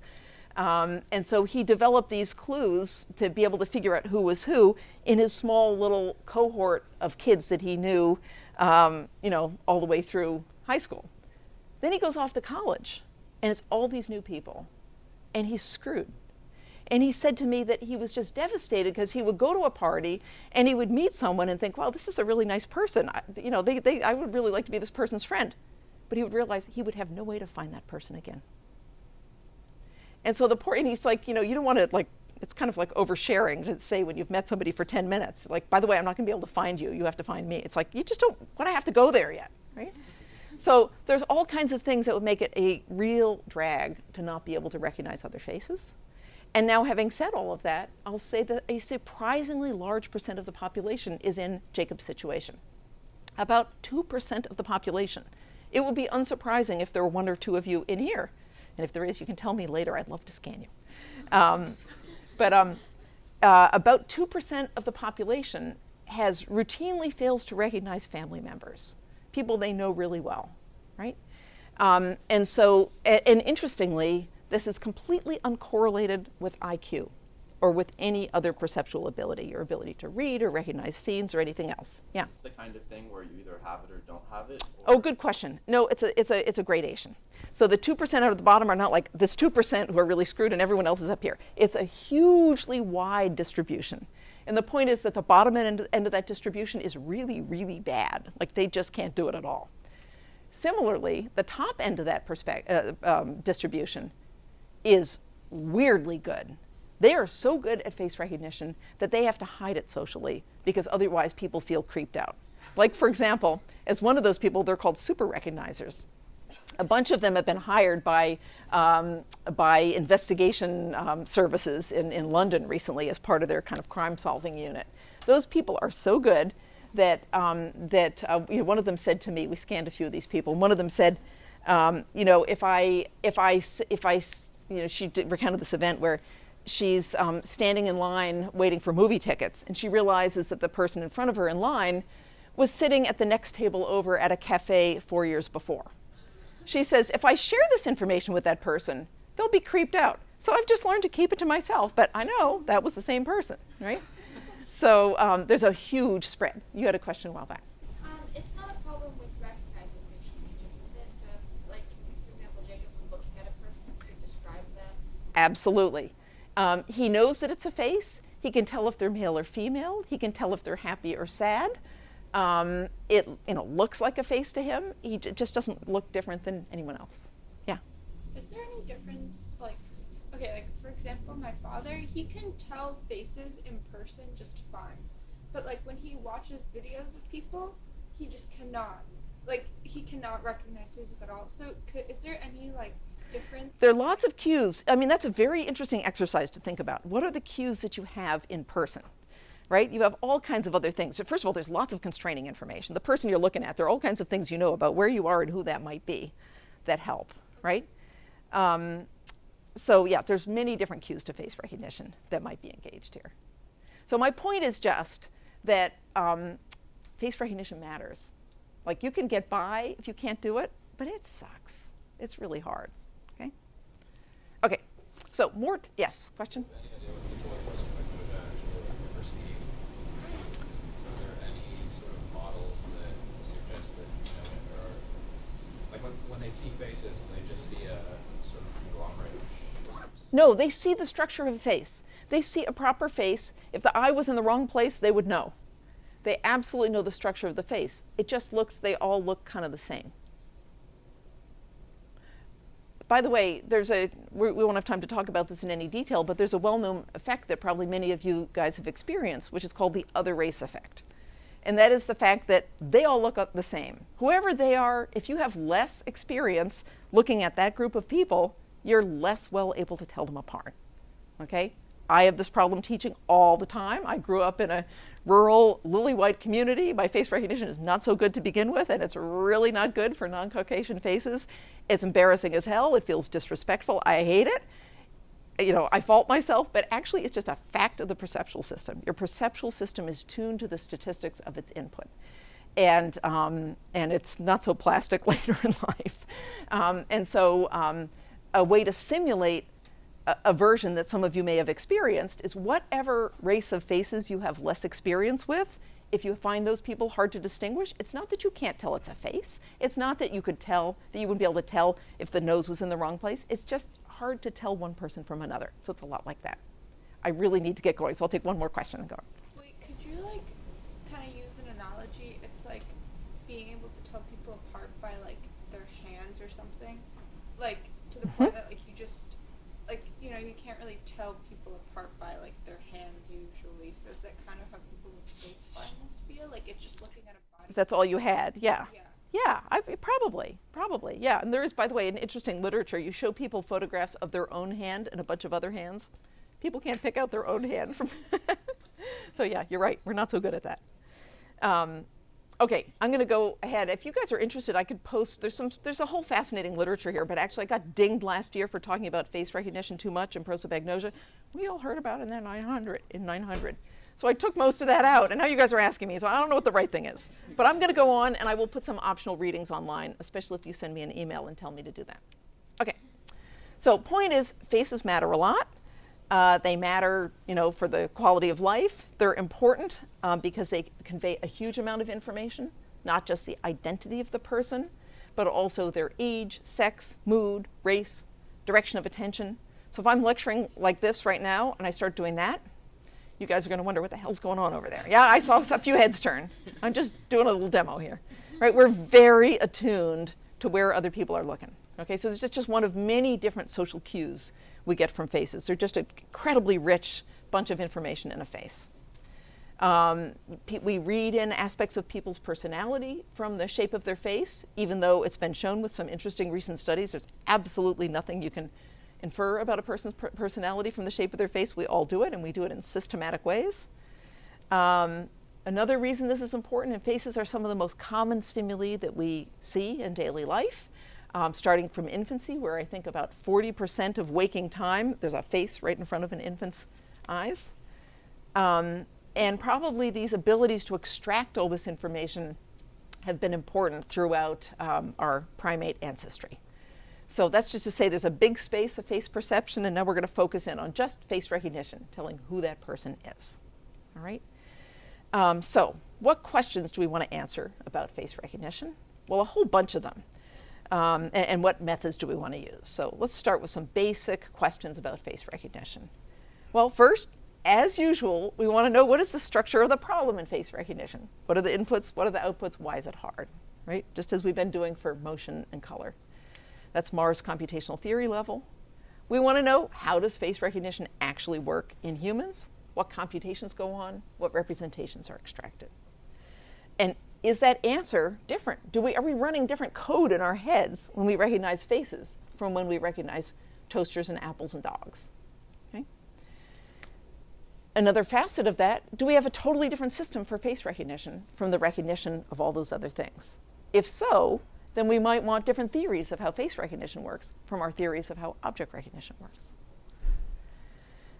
How quickly do we detect and recognize faces? That'll help constrain what kinds of computations might be going on.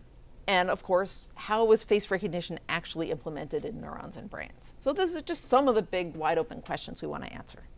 So now let's consider, what are our tools for considering these things? And you guys should all know what tools are available for thinking at the level of Mars computational theory. Basically, just thinking, right? You can collect some images too, but basically, to understand this, we just think. So for example, as I keep saying, at the level of Mars computational theory, you want to know, what is the problem to be solved? What is the input? What is the output? How might you go from that input to that output? Okay? So for example, here's a stimulus that might hit a retina, and then some magic happens, and then you just say, Julia, okay? So we want to know what's going on in that magic, okay? And if a different image hits your retina, you go, oh, Brad. That is, I wouldn't. I live in a cave, or I barely get out of the lab, but I understand that these are people most people recognize. That's why I use them. So that's the question. What goes on here in the middle? And your first thought is, well, duh, easy. We could just make a template, a kind of store the pixels that match that image and take the incoming image and see if it exactly matches. And that's going to work great, right? No. Why not? Louder. Yeah, absolutely. That's not going to work at all. And the problem is that we don't just have one picture of Julia that we can match. There are loads of totally different kinds of pictures of Julia, all of which we look at and immediately go, oh, Julia, no problem. Okay? And so that means, what is it that we're doing in our heads? If we're storing templates, we have to store a lot of them. So all those differences in the images. So we could memorize lots of templates. Well, that has long been taken as like the reductio ad absurdum. Like that's the ridiculous hypothesis. How could that be? How could there be room in here to store lots of templates of each person?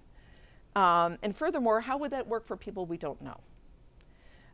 The other idea, which is very vague right now, is that, well, maybe we extract something that's common across all of those.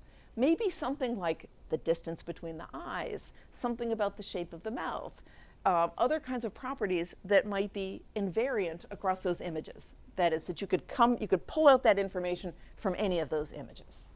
Okay, it's sounding very vague because it is vague. Nobody knows what those would be. But the idea is maybe there's some image invariant properties of a face you can get from here that you can then store and use to recognize faces. Okay, so now we can, to think about this, we can step back and say, okay, how is this done in machines? So machine face recognition didn't work well at all until very recently, okay? And then all of a sudden, a couple years ago, here's another paper from the different one that I showed you before. This one is VGG Face, one of the major deep net systems for face recognition. It's widely used. There was another one the year before. All of this since 2014, 2015, hugely cited, widely influential. They're on all your smartphones. Boom, it all just happened like nearly overnight, okay? With the availability of lots of images to train deep nets. So now these things are extremely effective and accurate. And so in some sense, those networks are possible models of what we're doing in our heads when we recognize faces. Doesn't mean we do it in the same way, but it's a possibility. It's a hypothesis we could test. Okay? Yeah? What is the current state of the literature surrounding getting other information from people's faces, like moods or Lots. There are like, there's like conferences and machine vision competitions on extracting, personality properties, mood properties, every possible thing you could imagine. This is like a lot of people care about this. It's a huge field in computer vision, and there's also a huge field in cognitive science asking what humans pull from faces. Success that you've seen? Oh God, others would know that better than me. I bet it's pretty damn good, a lot of it. Yeah, I mean, these things are suddenly extremely effective. Yeah. Okay, and there will be, by the way, later in the course, my postdoc Katharina Dobbs, who knows that literature much better than I do, will talk about deep nets and their application in human cognitive neuroscience, and she knows a lot about the various networks that process face information. Okay, so this is progress. Now we have some kind of computational model. Trouble is, nobody really has a intuitive understanding of what VGG face is actually doing. Like, you know how to train one up, there it is, but we don't really understand what it's doing. And further, we have no idea if what it's doing is anything like what humans are doing. Okay? So it's progress that we have a model now that we didn't have like 5 years ago, but we still have all these questions open. Okay, so on this first question, what do we want to know? What we discover at the level of more computational theory is if not the central challenge in face recognition is the huge variation across images, right? Which you know just by thinking about it or trying to write the code. Okay, so, I'm just barely able. I'm going to race along, and Anya's going to tell me in 5 minutes to switch. Okay, so I want to talk just a little bit about behavioral data. I'll run out of time, and we'll roll this in last time, because I want to include functional MRI, because you guys need it for the assignment. Okay, so how are we going to figure out what humans represent about faces? Okay, so here we are. We consider this possibility that one way to solve this problem is by essentially memorizing lots of templates for each person. Another possibility is this kind of vague and inchoate idea that maybe there's some abstract representation that'll be the same across all of those. How are we going to figure out what humans do? Well, if we're really memorizing lots of templates for each person, and that's how we recognize them in all their different guises, that wouldn't work for people we didn't know. That is, you wouldn't be able to take 2 different photographs of the same person and know if it's the same person or not, right? Because you could only do this by memorizing. Everybody get that idea? Whereas whatever this other idea is, it should work somewhat for novel individuals you don't already know. Here are 2 photographs, same person or different person. So now let's ask, can humans do this? Do we store lots of templates for individuals, or can we do something more abstract? Well, if we simply deal with this problem by storing lots of templates for each individual, maybe not literally pixel templates, but some kind of snapshot, then the key test is we shouldn't be able to do this matching task if we don't know that person. Everybody get the logic here? Okay, so let's try it. So this paper a few years ago, Jenkins et al. Asked that question. So here's what they did. They collected a whole bunch of photographs of Dutch politicians with multiple images of each politician. Okay? Then they gave them to people on cards, and they said, there are multiple images of each person, and I'm not going to tell you how many different politicians are in this stack. Just sort them in piles so there's a different pile for each person. Okay? I'm going to show you a low-tech version of this. I'm going to show you a whole bunch of pictures all in one array, and you guys are going to try to figure out how many people are there. Okay? Everybody ready? I'm just going to leave it up for a few seconds. It's going to be lots of pictures. Your task is how many different individuals are depicted here. Here we go.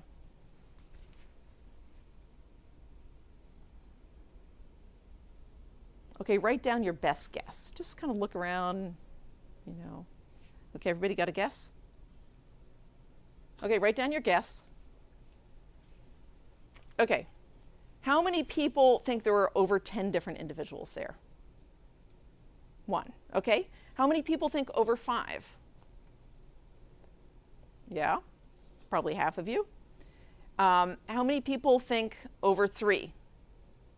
Most of you. There are 2. What does that mean?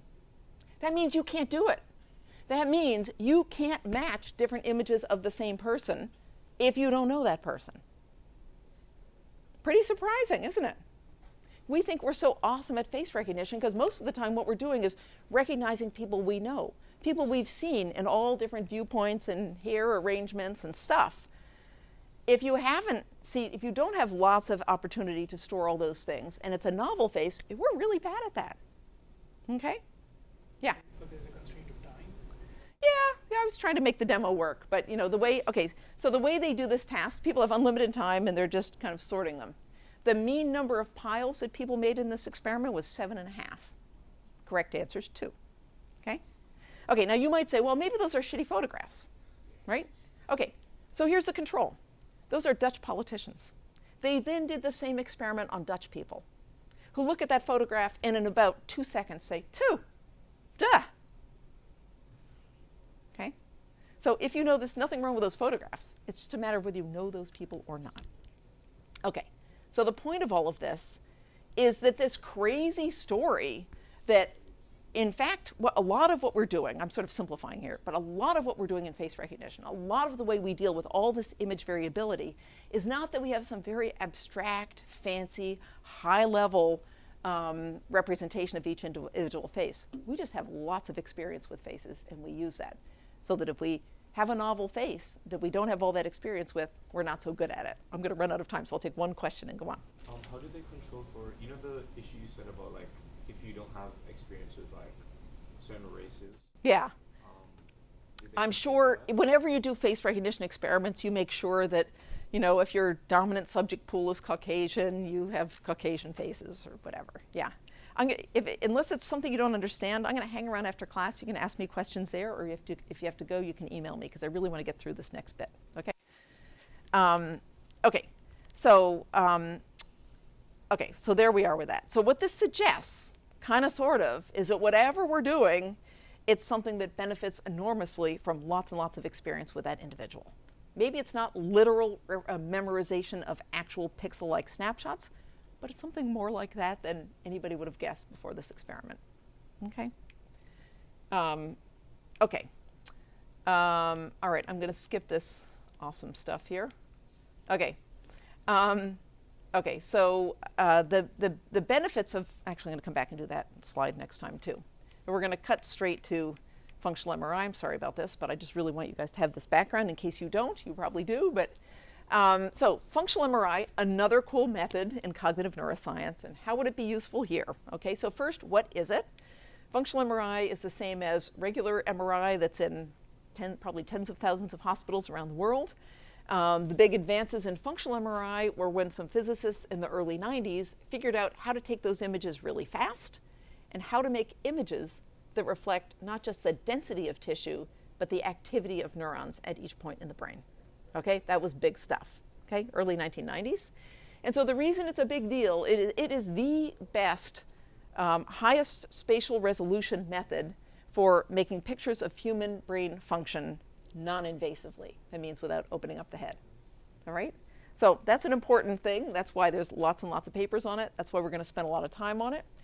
The bare basics are that the functional MRI signal that's used is called the BOLD signal. That stands for blood oxygenation level dependent signal. Okay, what that means is this. Basic signal is blood flow. And so the way it works is if a bunch of neurons someplace in your brain start firing a lot, that's metabolically expensive to make all those neurons fire.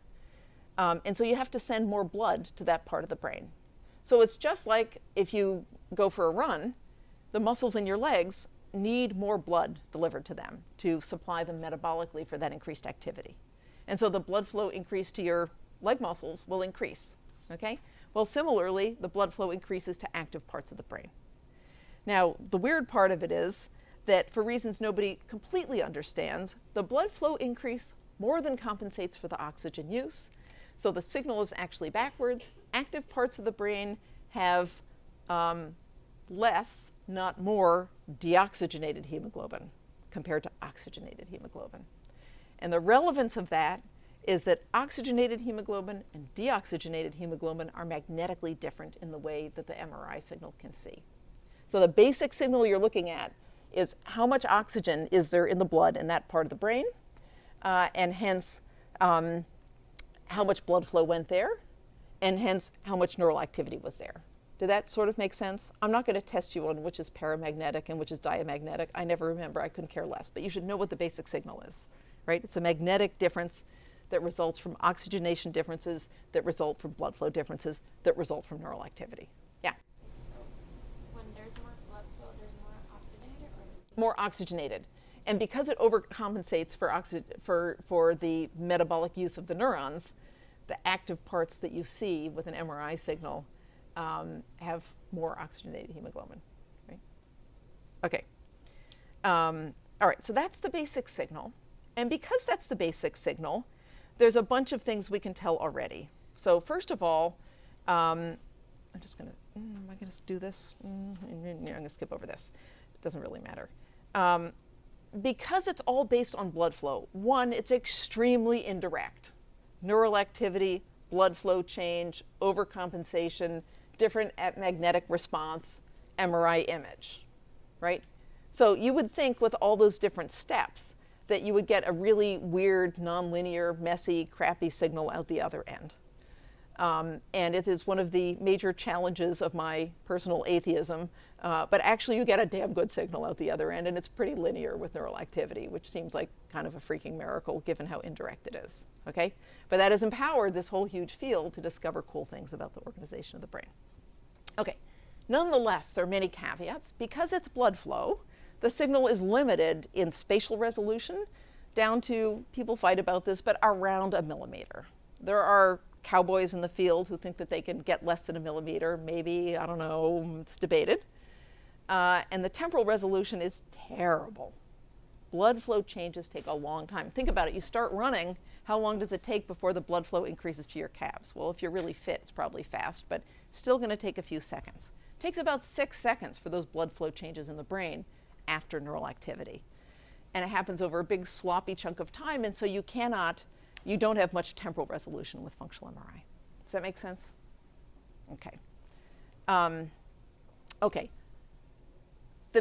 Because it's this very indirect signal, that also means that when we get a change in the MRI signal, we don't exactly know what's causing it. Is it synaptic activity? Is it actual neural firing? Is it one cell inhibiting another? Is it a cell making protein? You know, I mean, it could be any of these things, right? So we don't know, and that's a problem. And another problem is the number you get out is just the intensity of the detection of deoxyhemoglobin. It doesn't translate directly into an absolute amount of neural activity. The consequence of that is all you can do is compare two conditions. You can never say there was this exact amount of metabolic activity right there. You can only say it was more in this condition than that condition. Okay? All right, so those are the major caveats. Nonetheless, we can discover some cool stuff. Okay, so let's suppose, to get back to face recognition, you wanted to know, is face recognition a different problem in the brain from object recognition, right? If it was, you might want to write different code to try to understand it from the code you're writing for object recognition. It's something you'd kind of want to know, okay? So here's an experiment I did, 20 years ago. Anyway, simplest possible thing, so it's an easiest way I can explain to you the bare bones of a simple MRI experiment. You pop the subject in the scanner, you scan their head continuously for about 5 minutes while they look at a bunch of faces. For 20 seconds, they stare at a dot, they look at a bunch of objects, they stare at a dot. Okay, 5-minute experiment, you're scanning them that whole time. And then you ask of each 3-dimensional pixel or voxel in their brain whether the signal was higher in that voxel while the subject was looking at faces than while they were looking at objects. Okay, and when you do that, you get a blob. I've outlined it in green here, but there's a little blob there. This is a slice through the brain like this. That blob is right in here on the bottom of the brain. And the statistics are telling us that the MRI signal is higher during the face epochs than the object epochs. Everybody with me here? Which implies, very indirectly, that the neural activity of that region was higher when this person was looking at faces than when they were looking at objects. Okay, now whenever you see a blob like that, really you want to see the data that went into it. So here's mine. This is now the raw average MRI signal intensity in that bit of brain over the 5 minutes of the scan. You can see the signal's higher when that person is looking at face in that region, when the person is looking at faces, these bars here, than when they're looking at objects there. Everyone get that? That's what the stats are telling us. This is just the reality check of the data that produced those stats. Okay, so now, in fact, you can see something like that in pretty much every normal person. I could pop any of you in the scanner, and in 10 minutes we'd find yours. Okay? Now, here's the key question. Does this so far, let's suppose you find this in anyone, you do all the stats you like, it's as robust as you could possibly want. Do these data alone tell us that that region is specifically responsive to faces? No, why not? Because it could just like that certain arrangement of features, or it could be reacting to either the light intensity of it's reflecting off of people's skin coloration of the skin. Good, keep going. What else? Yes, you. Faces of anything, like even animals. Yeah, then it might still be faces, but it would be different if it's human faces versus any faces. We kind of want to know, right? The code would be different. Yeah. It might be because the face is part of the bigger whole and the objects are just full objects. The face is a part of something, absolutely, where the object is a whole thing. What else? Yeah. Maybe the representation of the object is so much simpler than the human with faces. Just objects are simpler, or maybe just easier. Maybe it's just hard to distinguish one face from another, and so you need more blood flow. It's just really what that thing is. That's a generic object recognition system, but it has a harder time distinguishing faces from each other because they're so similar, so there's more activity. Everybody get that? Okay, what else? I'm going to go 2 minutes over, so if people have to leave, yeah, that's okay. I'll try not to go more than 2 minutes over. What else? Yeah. It could just easily be responsible for seeing maybe emotional cues rather than face recognition. Yeah. As I just said, there's all this stuff we get from a face. Not just who is it, but are they healthy? What mood are they in? Where are they looking? All that stuff. Okay? So what you guys just did, this is just basic common sense, but it's also the essence of scientific reasoning. And we'll do a lot of that in this class. And the crux of the matter is, here's some data, here's an inference, and so your job is to think, is there any way that inference might not follow from those data? How else might we account for those data? Okay, and you guys just did that beautifully. Okay, so the essence of good science is whenever you see some data and an inference, ask yourself, how might that inference be wrong? How else might we account for those data? Okay, so that's what you guys just did. I had previously made a list of other things it might mean. It could respond to anything human. You had said any kind of face, but it could also be just anything human. Maybe it responds to hands. Any body part, anything we pay more attention to, anything that has curves in it, or any of the suggestions you guys made.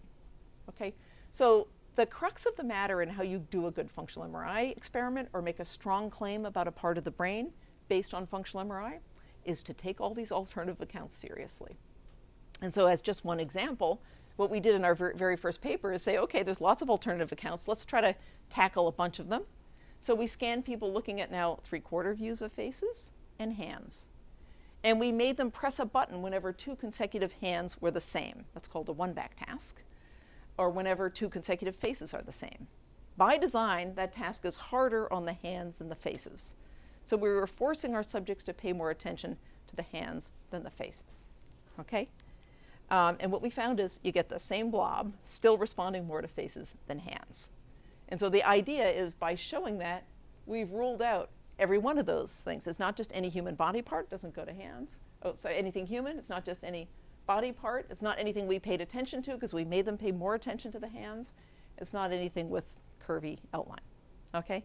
And so that's just a little, tiny example of how you can proceed in a systematic way to try to analyze what is actually driving this region of the brain. You come up with a hypothesis, and then you think of alternatives to the data, and you come up with more hypotheses, and then you think of ways to test them.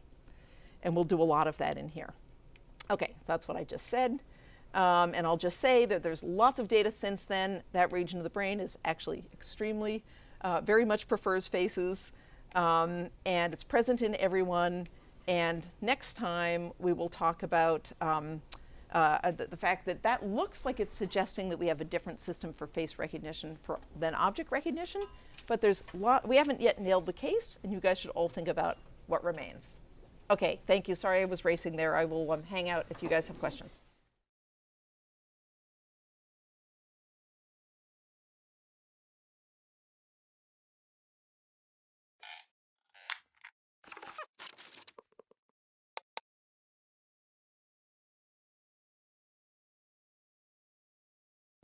All right, it's 11:05. Let's get started. So the agenda for today, we're doing this whole thing on the methods in human cognitive neuroscience, and I'm illustrating those methods with the case of face perception, not just because I'm into face perception, but it's like a particularly rich domain of research where there's lots to say about it from all these different methods. And so last time we talked a bit about applying Mars computational theory level to face perception. We talked a teeny bit about some behavioral data and a little bit about functional MRI. What I'm going to do today is quickly zoom through a speeded up review of those things, and then we're going to get to some of these other methods, and there's a quiz at the end. All right? Okay, so methods in any field of science are just there to enable us to answer scientific questions. They're not to impress our friends with all the fancy things we know how to do, or our colleagues. They're just to answer questions. And so you always have to start with the questions. And so last time I listed a bunch of questions, not all of them, but a bunch of questions one would really want to know about face perception if we were to understand how it works in the brain. And last time we focused on these first 3. So let me just do a super quick review. Questions at the level of Mars computational theory, we ask, what is the problem that's being solved, and why is that important to the organism? What is the input? What is the output? How much you get from that input to that output, right? So for the case of face perception, here's a very simple version of it. Here's an example of the input, goes in, hits the retina. The stuff that we want to understand happens in here, and you have an output. Okay, so just even thinking about it that way, we can already just see with common sense that one of the big challenges in solving this problem is that faces look different every time you see them. The lighting changes, the orientation of the face changes, the hair changes, the mood changes, all this stuff happens. People put on makeup, they shave off their facial hair, they do all these things to make it a big challenge to recognize faces, and yet we manage really well. So how do we do that? Well, our field has many methods to address this question.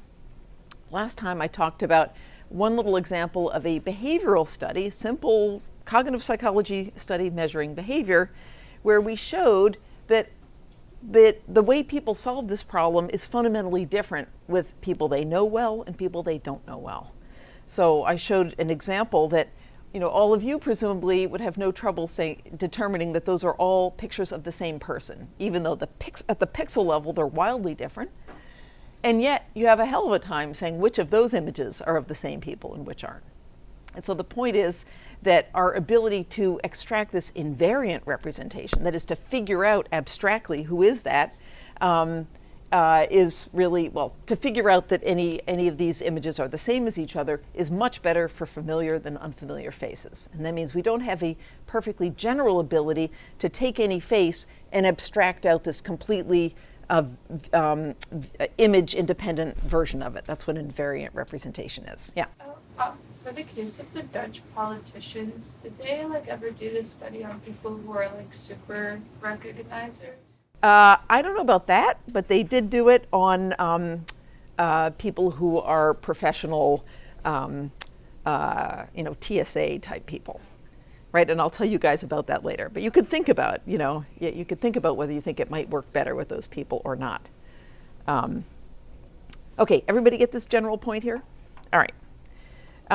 So I skipped over another simple behavioral finding last time that I want to mention now. And that is an extremely low-tech, charmingly low-tech, and yet I think very powerful discovery about face perception. One of the most important original bits of evidence that face perception might be a different thing in the brain came from a PhD thesis in this department by a guy named Robert Yin. And he used the extremely high-tech equipment of a stopwatch and paper.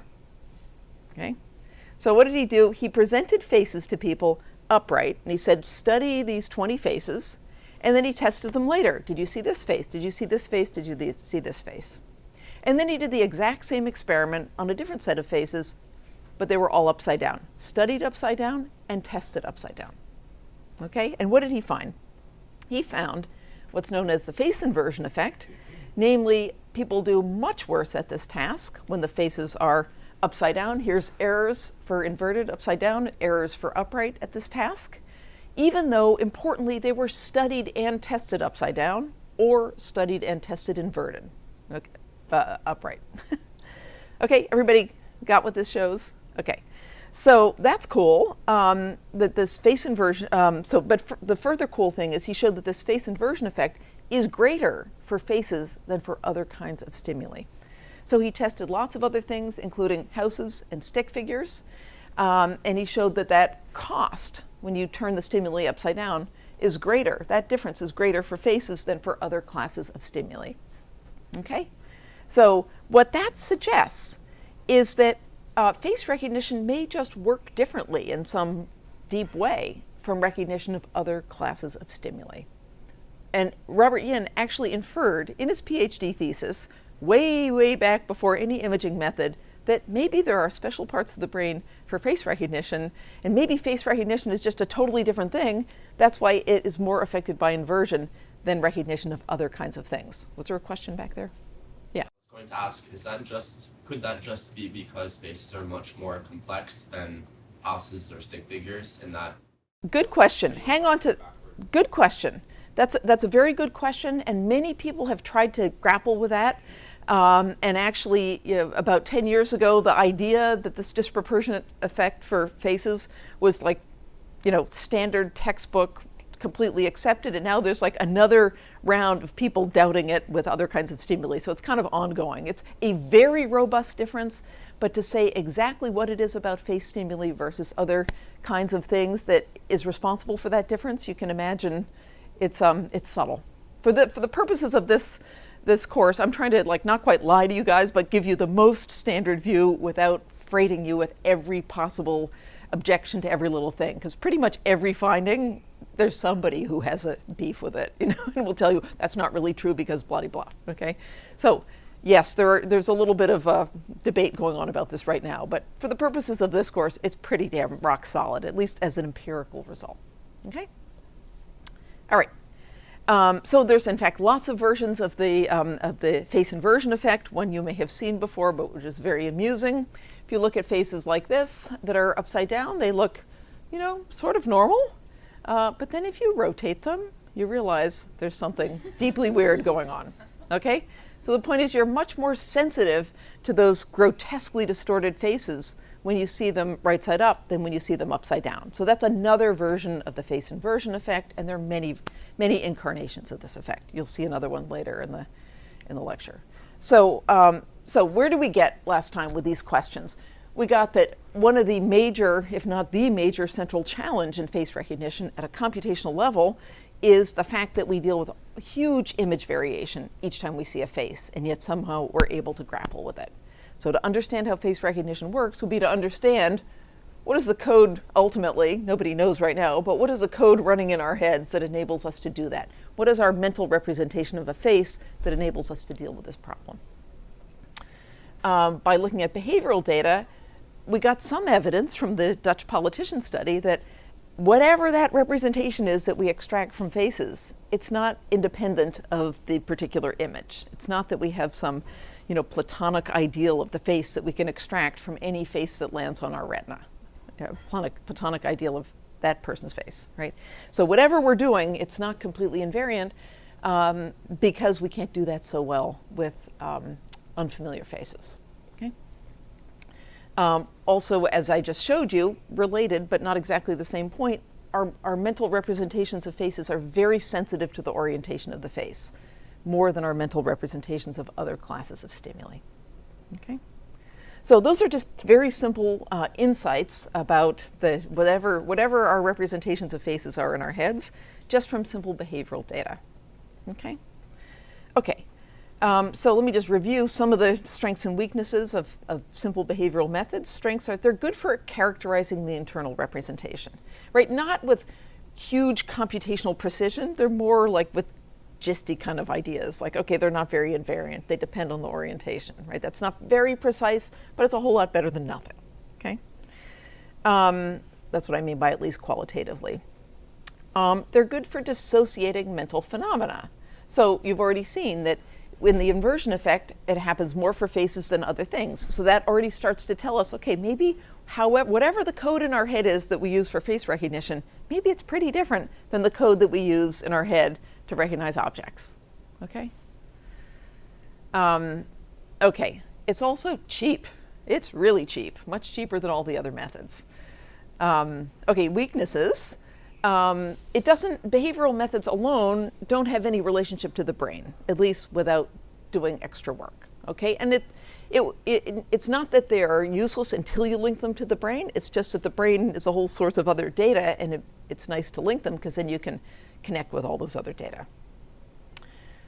Also, behavioral data are pretty sparse. Like, for the most part, you have accuracy and reaction time, and that's it.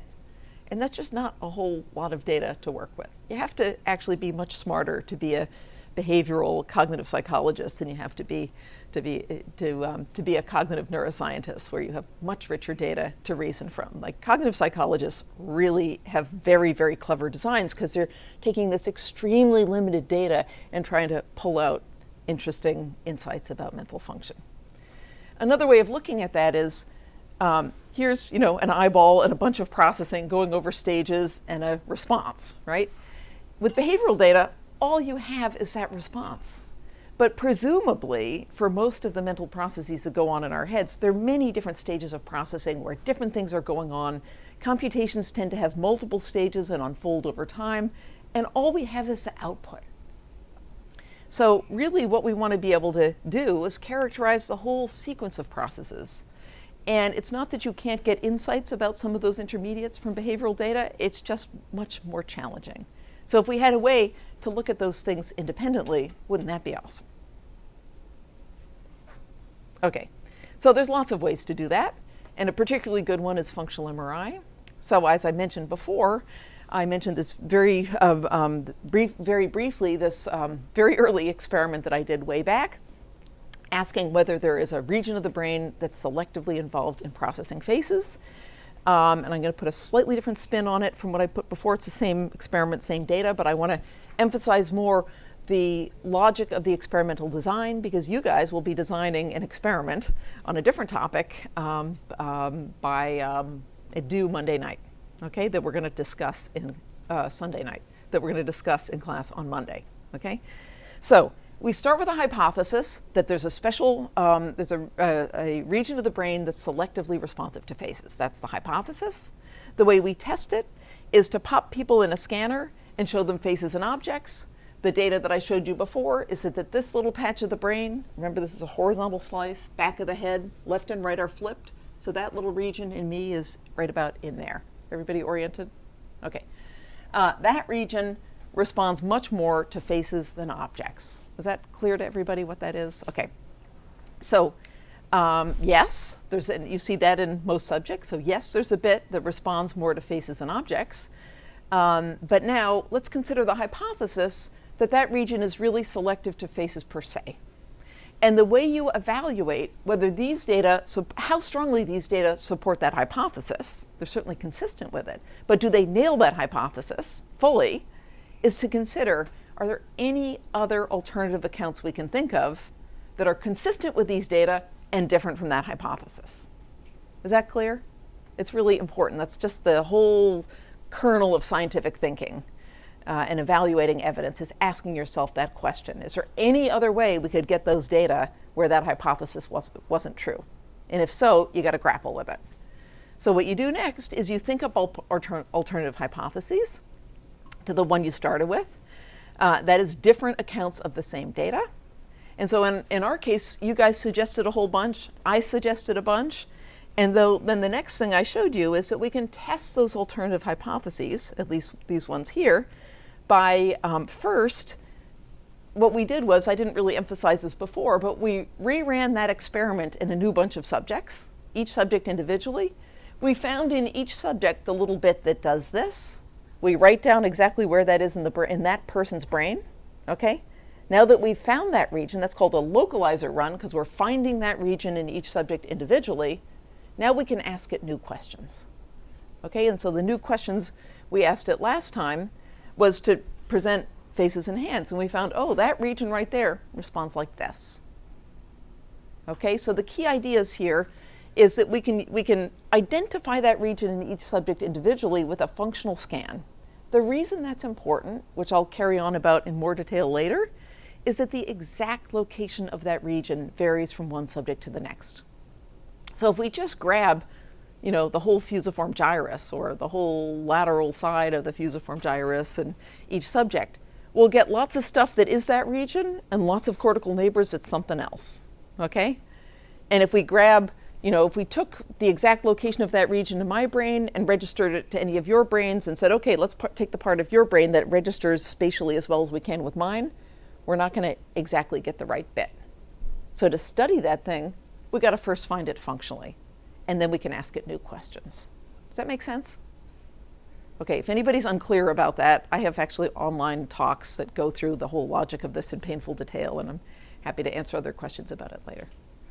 Okay, so I put the word conditions in red because somebody asked one of the TAs what a condition was, and that's not stupid. I should have made that clear. This is just experimental design gobbledygook that means okay, what is the definition of condition? In an experimental design, you have things that you are manipulating and measuring, okay? So in this case, we're manipulating the stimulus, and we're measuring the magnitude of response in the fusiform face area, okay? Or in the brain.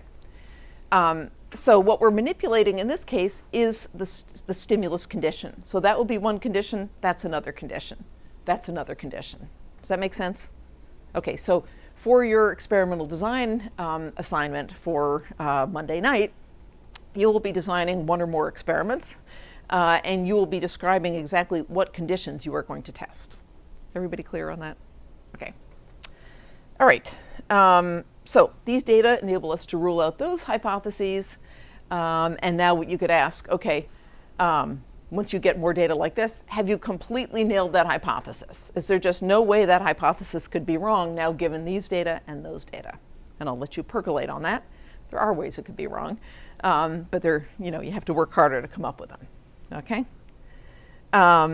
Okay, so skipping ahead, just to give you the gist, this field has been going on for a long time, and there are now many, many studies, hundreds, maybe even, I don't know, maybe even thousands, I don't know, studies of this region in which, and so sort of a summary statement from a long time ago, in my lab we've tested the response of this region to lots of different kinds of stimuli with that same method, localize it in each subject, measure its response when people look at that kind of stimulus, okay?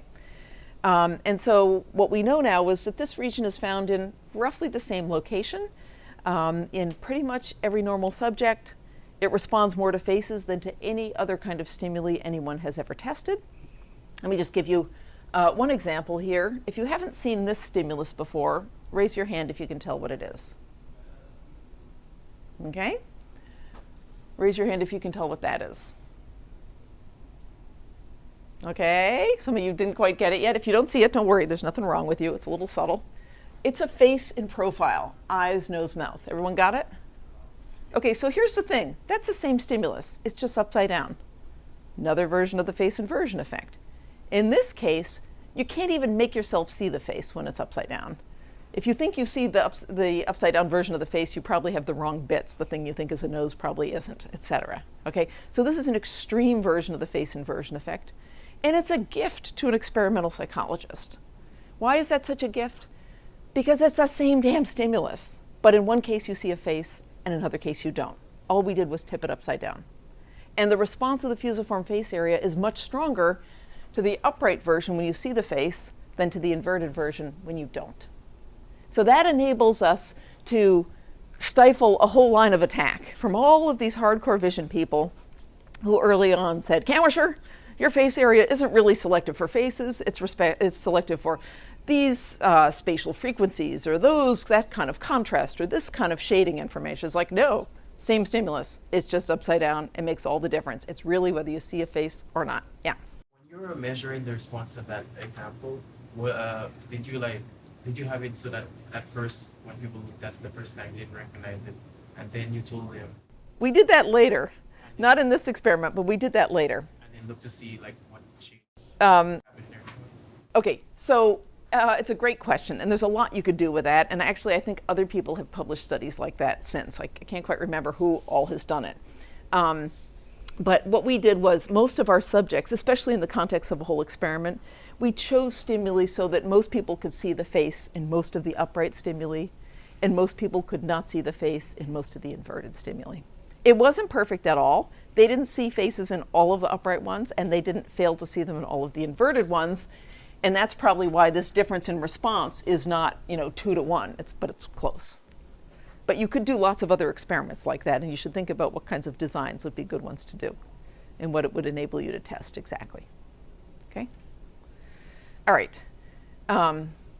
Okay, I'm, as usual, taking too long to do things. So I'm just going to throw out some questions for you to percolate on, and we will come back to them later in the course. Do these data, the fact that you can see this so robustly in all subjects and that all this evidence suggests it's really very selective for faces, does that tell us that this region is innate? It's in the same place, more or less, in pretty much everyone. Does that mean it's innate? Think about it. Okay, it's not immediately obvious. Another question. Does the fact that this thing responds so selectively to faces in pretty much everyone mean that it's necessary for face recognition? What do you guys think about that?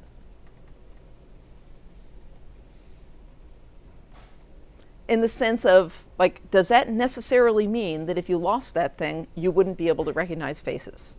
Isabel. Is that Isabel? Yes. Well, I would think to really test that hypothesis, you have to try something.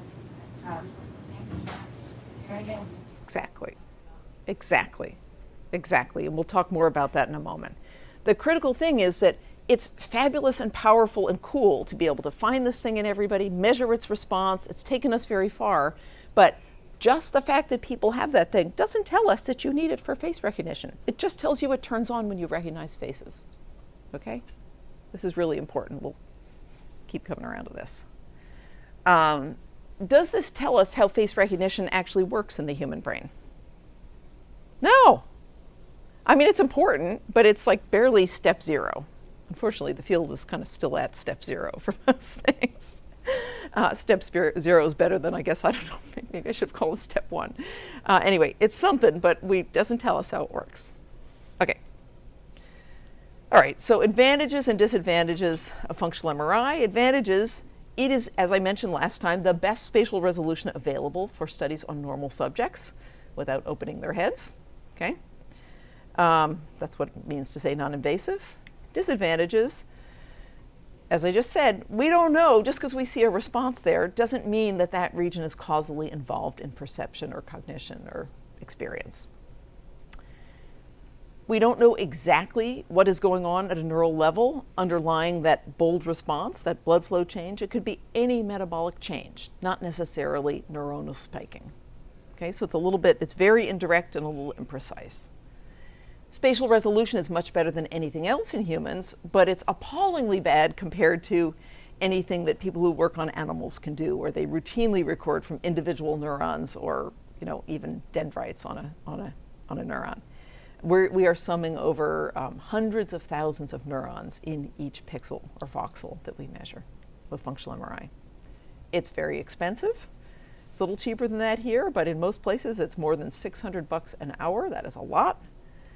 There are parts of the brain where it's really hard to get any signal for various physicsy reasons. And it makes a loud noise, which is not always a problem, but it's a problem for some things like scanning infants or like doing auditory experiments. The temporal resolution is not even close to the time scale on which vision happens. Okay, so vision is really fast, and functional MRI is really slow, right? It's slow. Why is it slow? Yeah. Blood levels take time to change. Yeah, just takes a long time for blood flow to change after the increase in neural activity. All right. Okay, so back to our questions that we're asking about face perception. Where did we get with functional MRI? Well, actually, from both behavior and functional MRI, it kind of looks like we have a distinct system for recognizing faces than for recognizing everything else. I don't think we've totally nailed it. Yes? Quick question regarding the fMRI thing. So the resolution is of the order of like a couple of seconds. The temporal. Yeah, some people would say you could get it down to a couple hundred milliseconds, but that's debated. You have to go to great lengths to do that. Normal functional MRI, a couple seconds at best. Yeah. All right. So let's consider this next question. How fast does face recognition happen? Now, that may seem like a completely arbitrary question to ask, but it's not. Remember, we're trying to understand the computations that are running in your head when you recognize faces. And you might imagine some computations that are iterative, that involve multiple repeated testing of hypotheses, generative models, whatever, things that involve lots of iterated feedback versus things where you just have a feed-forward sweep of the visual system. And so there might be very different timescales for those different kinds of mental processes. So we just went through this. Functional MRI is not going to answer this question. It's just not. It's a bummer, but that's life. We're adults. We're going to just move on and use a different method. Okay, so there's a bunch of different methods. One is kind of been around forever. You glue electrodes on the head, right? Sometimes you push the hair apart or try to find bald people and glue electrodes right on there.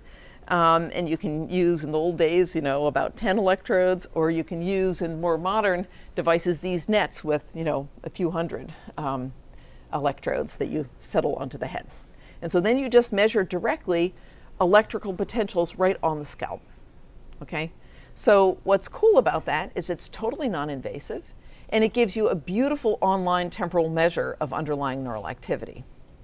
What's not so cool about it is that electrical potentials blur all over the scalp, and the spatial resolution is really awful, okay? So the analogy has been made that it would be like sticking a microphone on the inside of the top of a football stadium and collecting audio there. Like, you would know when a touchdown was scored. There's a lot of noise all over. It's like, okay, there's an event, we detected that event, right? You might be able to tell a touchdown from something else. I don't know about football, so I can't tell you what else. Anyway, something else, some other event that could happen. Okay, so that will be useful for some things, but kind of crude. But you'd have a hell of a time telling anything else, like what one person is saying to another person in the bleachers, okay? So that's the old analogy. This is changing slightly, and we'll get to that later. But first, I want to briefly mention one of the assigned readings that I just hoped you guys could figure out on your own, but just in case you were confused about it, the point I wanted you to get from the Thorpe reading. is he's asking how quickly can we tell if an image contains an animal or not? It's a kind of way to say how fast is object recognition. Okay? So what does he do? He has people look at a bunch of images and they press a button, this button if it has an animal, and this button if it doesn't. Really simple task. So first question is, why not just use those reaction times? We can measure how fast it takes for people to press a button after the image comes on. Why not just use that? Does that tell us how fast object recognition occurs? Yeah, Jimmy. It does, because if you perceive it and then it also activates the motor neurons. Yeah, I have to take all that time to figure out, okay, I see the animal, okay, which button is that? And then like which finger do I push? And then you got to send a signal all the way down here, conduction velocity all the way out down to your finger. That takes a long time. And so it includes all that motor stuff in with the perceptual stuff. We could make some guesses about how long that motor stuff takes, but it's still not very precise. So the point of the Thorpe paper is they're basically trying to collect a reaction time out of the neurons in the head, right? So they're trying to actually collect, it's essentially what they're collecting in this case is more the motor response, because they're collecting responses over frontal lobes, right? And we haven't talked about this much, but all of the visual stuff we've been talking about all happens in the back of the head, okay? More motor planning stuff mostly happens in the front of the head, and so they're collecting responses out of here, averaging over a bunch of frontal responses, and they see the average response when there's an animal, this is just potential averaged over those frontal electrodes, is like this, and when there's no animal, it's like that. And so what does that tell us about how fast people can distinguish whether an image has an animal or not? Yes? Yeah. It's less than that number. Less than? 150, 160. Okay, why less than 150? I've read the paper, so it's kind of cheating. So. That's okay. That's good. That's fine. Go ahead. So it gives you like a bound. The 150 second is giving you a bound saying some process has been sort of registered and now you're trying to do something else. In the case of non-animal things. Right. So that's the deviation starts telling you that, okay, two different actions have started taking place. Yep. So by that time, the image ought to have been sort of fully processed. So that should be something less than that number. Yeah, yeah. Did everybody get that? It's actually quite subtle. So the key thing is these curves diverge right there at 150. So that tells you that by 150 milliseconds, something in your brain is happening different if there's an animal and not an animal. Okay, that's the key question. But what is that something? It may be your motor preparation of the response. In that case, the actual visual part happened before, because you wouldn't know which button to press if you hadn't already recognized it. Okay, so it's an upper bound for when that process happened, because maybe it happened before and we're looking at a later stage. Okay, does that make sense? But also, it's an upper bound for the beginning of that process. Because the fact that those electrode responses have diverged doesn't mean you've finished processing whether it's an animal or not. Okay? So it's kind of a subtle business reasoning from this. Okay? Okay. So that's all that. So that's a case with detecting animals. What about faces? To get back to our theme for today. Yes, you can learn about the speed of face detection, at least, with ERPs. And so here's the first paper that did that back in 1996. They had electrodes over, where are these? Just right around here and here. I actually have those electrode locations tattooed on my scalp, color-coded. Anyway, yes? Is ERP just the same as an EEG, just in a specific place? Yes, exactly. It's the same as an EEG, except what you do is you time lock the data collection to stimulus onset. So it actually stands for event-related potential. And the reason it's event-related is you collect all those trials and you time lock to stimulus onset and then you signal average. Okay? I had a slide on that, but I took it out as too detailed, but that's exactly the idea. Yeah. So here, stimulus onset is right around here. This is time going this way. And what you see, it's hard to see here, but the faces are right there. And at 170 milliseconds after stimulus onset, there's a bigger bump for faces at an electrode approximately here, and even more so over the right hemisphere right there. Okay, compared to cars and scrambled faces and stuff like that. Yeah. MVPA exactly measure? Is it just like activity? Yeah, so again, it's electrodes glued on your scalp, okay? Or just stuck there with some kind of icky gel, okay? And so they're just measuring potentials. And so the idea is it's neural activity somewhere underneath those electrodes, but maybe like anywhere within, inches, like along, probably averages over much of the whole lobe underneath. So it's very spatially blurry, but it's giving you some kind of summed idea of activity under that electrode. Make sense? Electrical activity. And because it's the direct electrical consequence of neural activity, it's very precisely time locked, okay? Unlike functional MRI, which is going by way of blood flow. Okay, so that tells us that we have a face-specific response at 170 milliseconds. And that's sort of more evidence that there might be something special in the brain for face recognition. That's useful. It tells us that faces are discriminated from non-faces, they've begun to be discriminated from non-faces by 170 milliseconds after the stimulus comes on. Make sense? Okay. Now, do we know whether the signal's coming from the fusiform face area? No, we have no idea. It's like probably somewhere in the back of the head, because you get it better with electrodes back here than electrodes up here. But that's about it. That's all you can tell. So can we do a little bit better localizing the source of that signal? Well, maybe a hair better, using a very similar method called magnetoencephalography. So this is a picture that Chris Brewer took of Layla Ishik, postdoc in my lab, and me in the MEG system. This is on the other side of the building. So MEG is a lot like EEG and ERPs, except that it detects magnetic fields, not electric fields. Okay, and it does this by having these several hundred devices that are placed right next to your head in this big hairdryer thing. There's like 300 devices in there that measure teeny tiny magnetic field changes that happen with neural activity. And the crux of the idea is this is a cross section through the brain. So remember from Anne Gray-Beal's dissection, right? This is cortex here, and this is underlying, what is this stuff underneath it? Sorry? White matter, yeah. Well, those are all the fibers. Okay, so the activity that underlies perception and cognition mostly happens in the gray matter where the cell bodies are.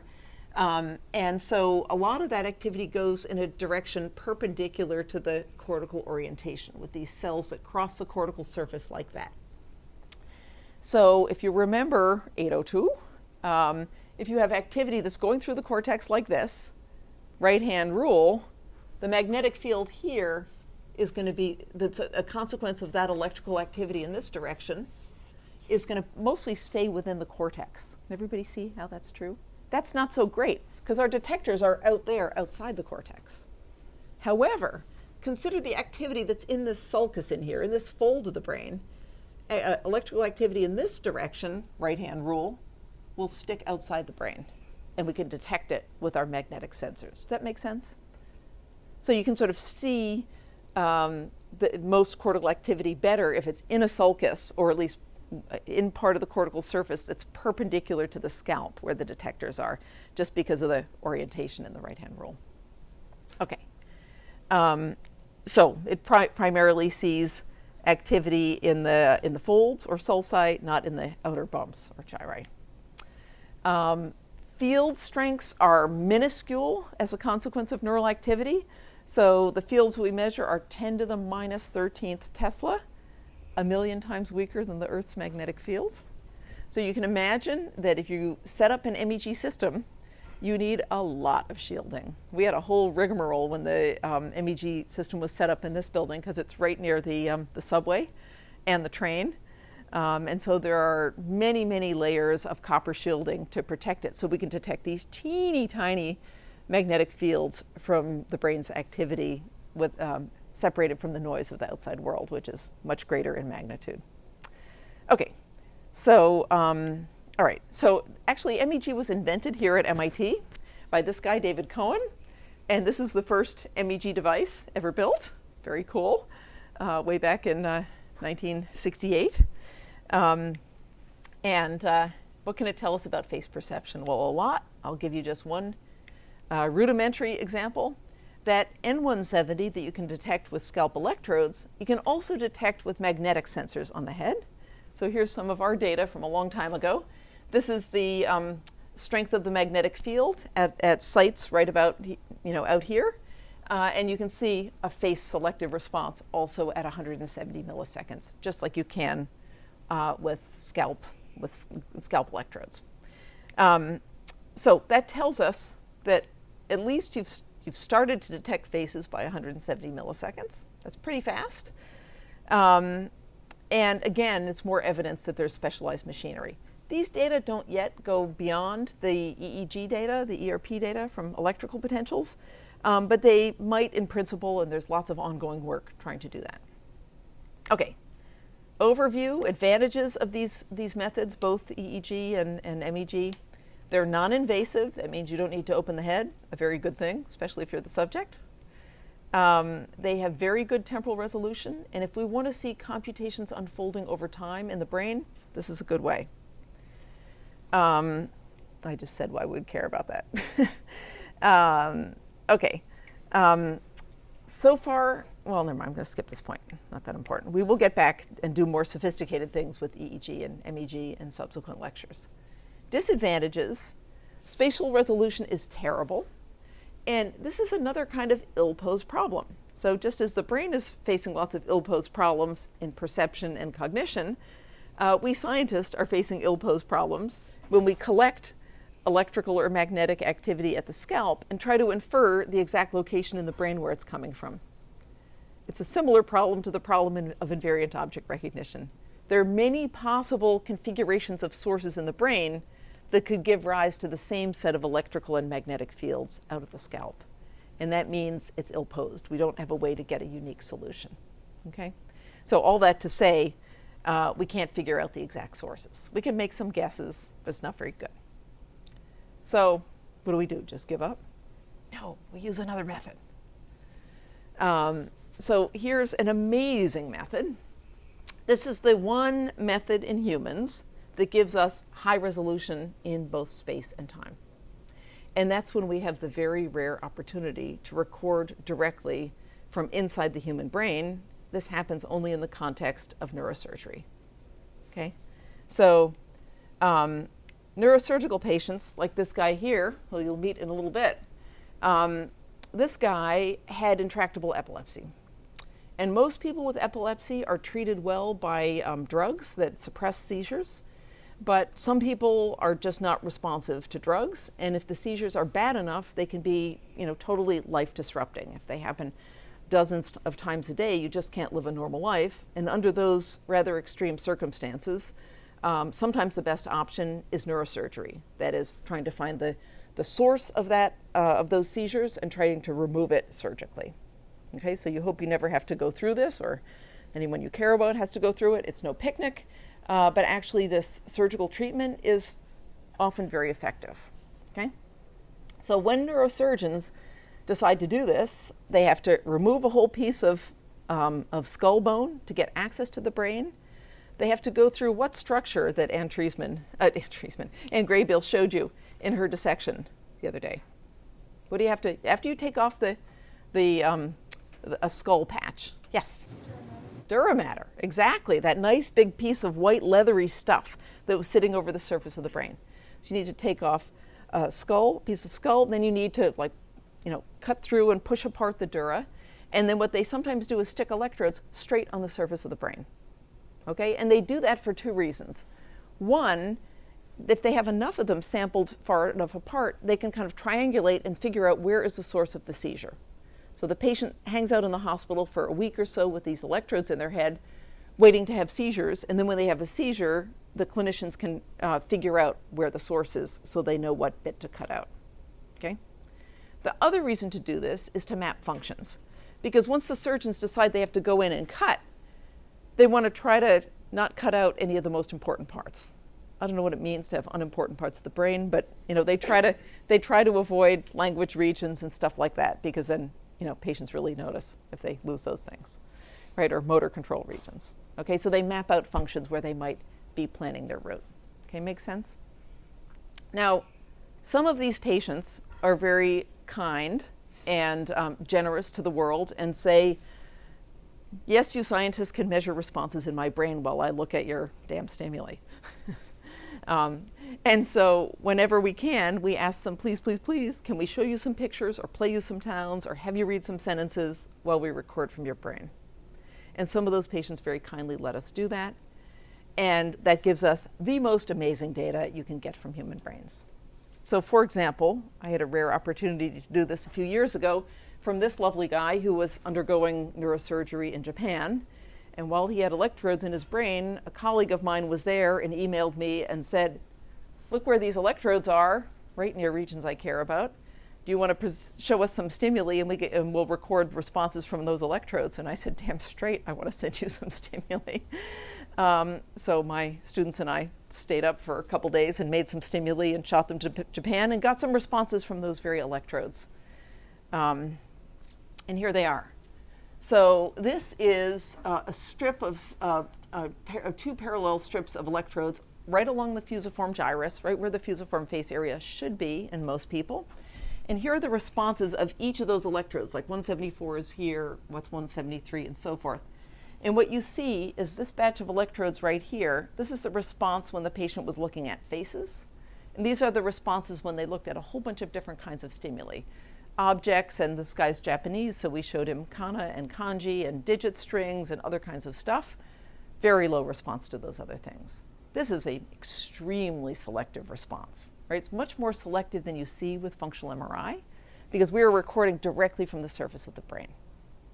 Further, we have time information. This axis here is time, and you can see that that response, well, you can't see the axis, but that response starts up at around 130 milliseconds and peaks up there at around 170. Everybody clear what we're seeing here?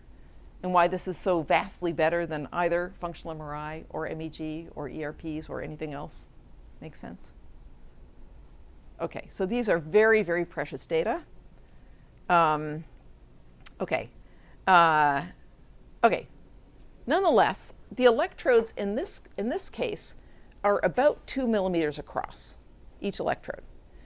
And that is about the size of a functional MRI pixel or voxel, okay? A little bit smaller. It has less blurring because functional MRI blurs spatially because it's looking at blood flow. So this is a more precise spatial measurement than functional MRI, but it is still averaging over probably tens of thousands of neurons, down from hundreds of thousands of neurons with functional MRI, okay? So can we ever get responses from individual neurons in the human brain? Yes, occasionally. In fact, a paper came out on the bioRxiv a couple months ago. I was on this guy's PhD thesis defense, and this is a guy who works with a neurosurgeon on Long Island, and this neurosurgeon specializes in epilepsy neurosurgery, and he's very interested in not damaging people's ability to recognize faces, and so he sticks electrodes to map out neural activity and to discover seizure foci before the neurosurgery. He sticks electrodes in parts of the brain near the fusiform face area. So this is a slice like this through the brain. I showed you before horizontal slices. Okay, so left and right are flipped. That region is like, right in there. Everybody oriented with this picture here? So this is an MRI image of this person. It was scanned with functional MRI before the electrodes were put in. And that shows you their fusiform face area right there, okay? So now the neurosurgeons put in electrodes for clinical reasons, but the electrodes this surgeon uses have these little tiny micro wires that come out of the tip of the electrode that enable him to record from individual neurons, okay? And so these guys, for the first time, have recorded from individual neurons in the fusiform face area in humans. And here's an example of one of these neurons. So here are different stimuli. Here, a bunch of different face stimuli, body stimuli, houses, patterns, and tools. And this shows you time across here. Each one of those dots is, this is all the response of a single neuron that's been identified in a human brain. Each dot is an action potential, is a spike out of that neuron. So you can see them happening over time here to all the faces. And this is an average amount of activity to all of the faces, an average amount of activity to all the other stimuli. Okay, makes sense? So that's pretty breathtaking to me because I've been using these very indirect methods for a long time, inferring that they must result from the average across a lot of neurons doing that, but it's pretty awesome to actually see individual neurons doing that. Yeah? Okay. Here's the time course of responses, just averaging over this raster over time, showing you a similar time course to what I've shown before. And in this guy's thesis, he found 3 other face-selective neurons in the FFA, but the electrodes are so rarely in the right location that they only have a few in this whole thesis, and there they are. Yeah? Even if we can measure individual neurons, we don't really know like which neuron it is, right? If I wanted to go back and find the same neuron again, that's pretty much impossible. Forget it. Yep. Yep. So people like me who almost never get to see responses from individual neurons in human brains have kind of neuron envy. You know, it's like everyone else in this building they can measure stuff from like dendrites or ion channels or individual neurons. They can do all this amazing stuff. But actually, there are a lot of limitations in those methods too. And you just put your finger on one of them. So there's like, okay, they found those neurons. There are 4 neurons. We can't go back and find those neurons again. That's that, right? And they're probably subtly different in different brains, right? So it's cool and powerful, but still has many limitations. Okay.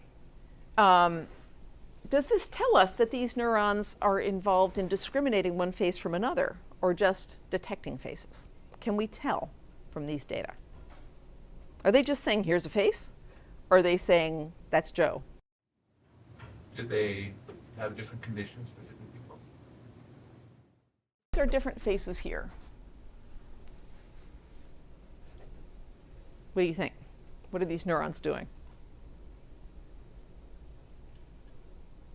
Yeah? Just recognizing faces. You can see. You mean just detecting? No, just say more. What do you think they're doing? Like they're just selecting from faces. They aren't like, there's no evidence to show that they distinguish different faces. Well, how about this? These are different faces here. These are different faces here. But did the task involve them sort of acknowledging what faces? Did they have to put a name to the face? Nope, they're just sitting there looking at stuff. Okay? So bottom line is, we don't know from this. It could be just responding and saying essentially, there's a face. But the fact that there's different responses to different faces suggests that maybe there's some information in there. Like if you ran some machine learning code on this, you could tell a little bit which face was being presented, because those neurons are responding differently to different faces. Yeah? Is it really like if they just show the same face repeatedly, wouldn't you still like see different? Okay, very good question. Very good question. That's why I said suggests, right? You're absolutely right. That could be just noise. It could be that if you presented the same face every time, you get that same distribution. You're exactly right.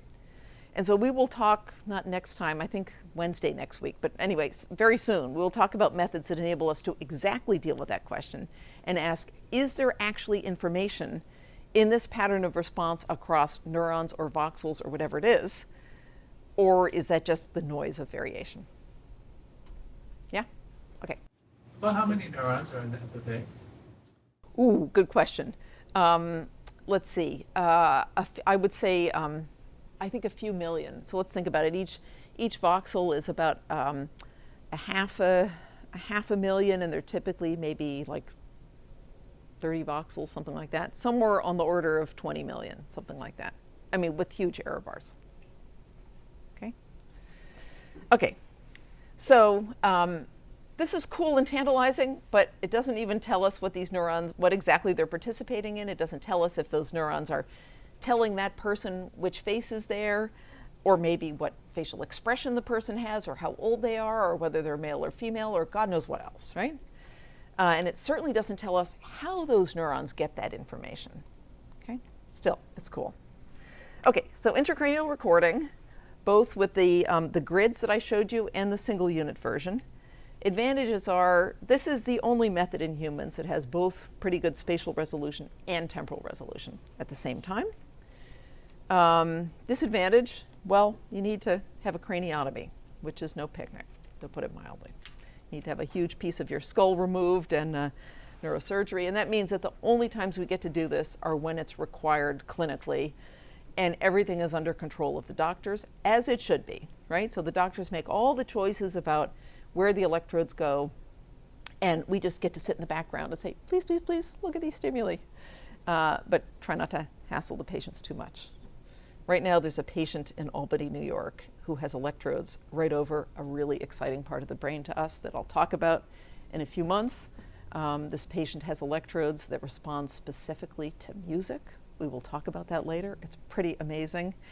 And for the last couple days, Dana and I have been, mostly Dana, has been collecting stimuli because we really want to ask questions about the response of those electrodes.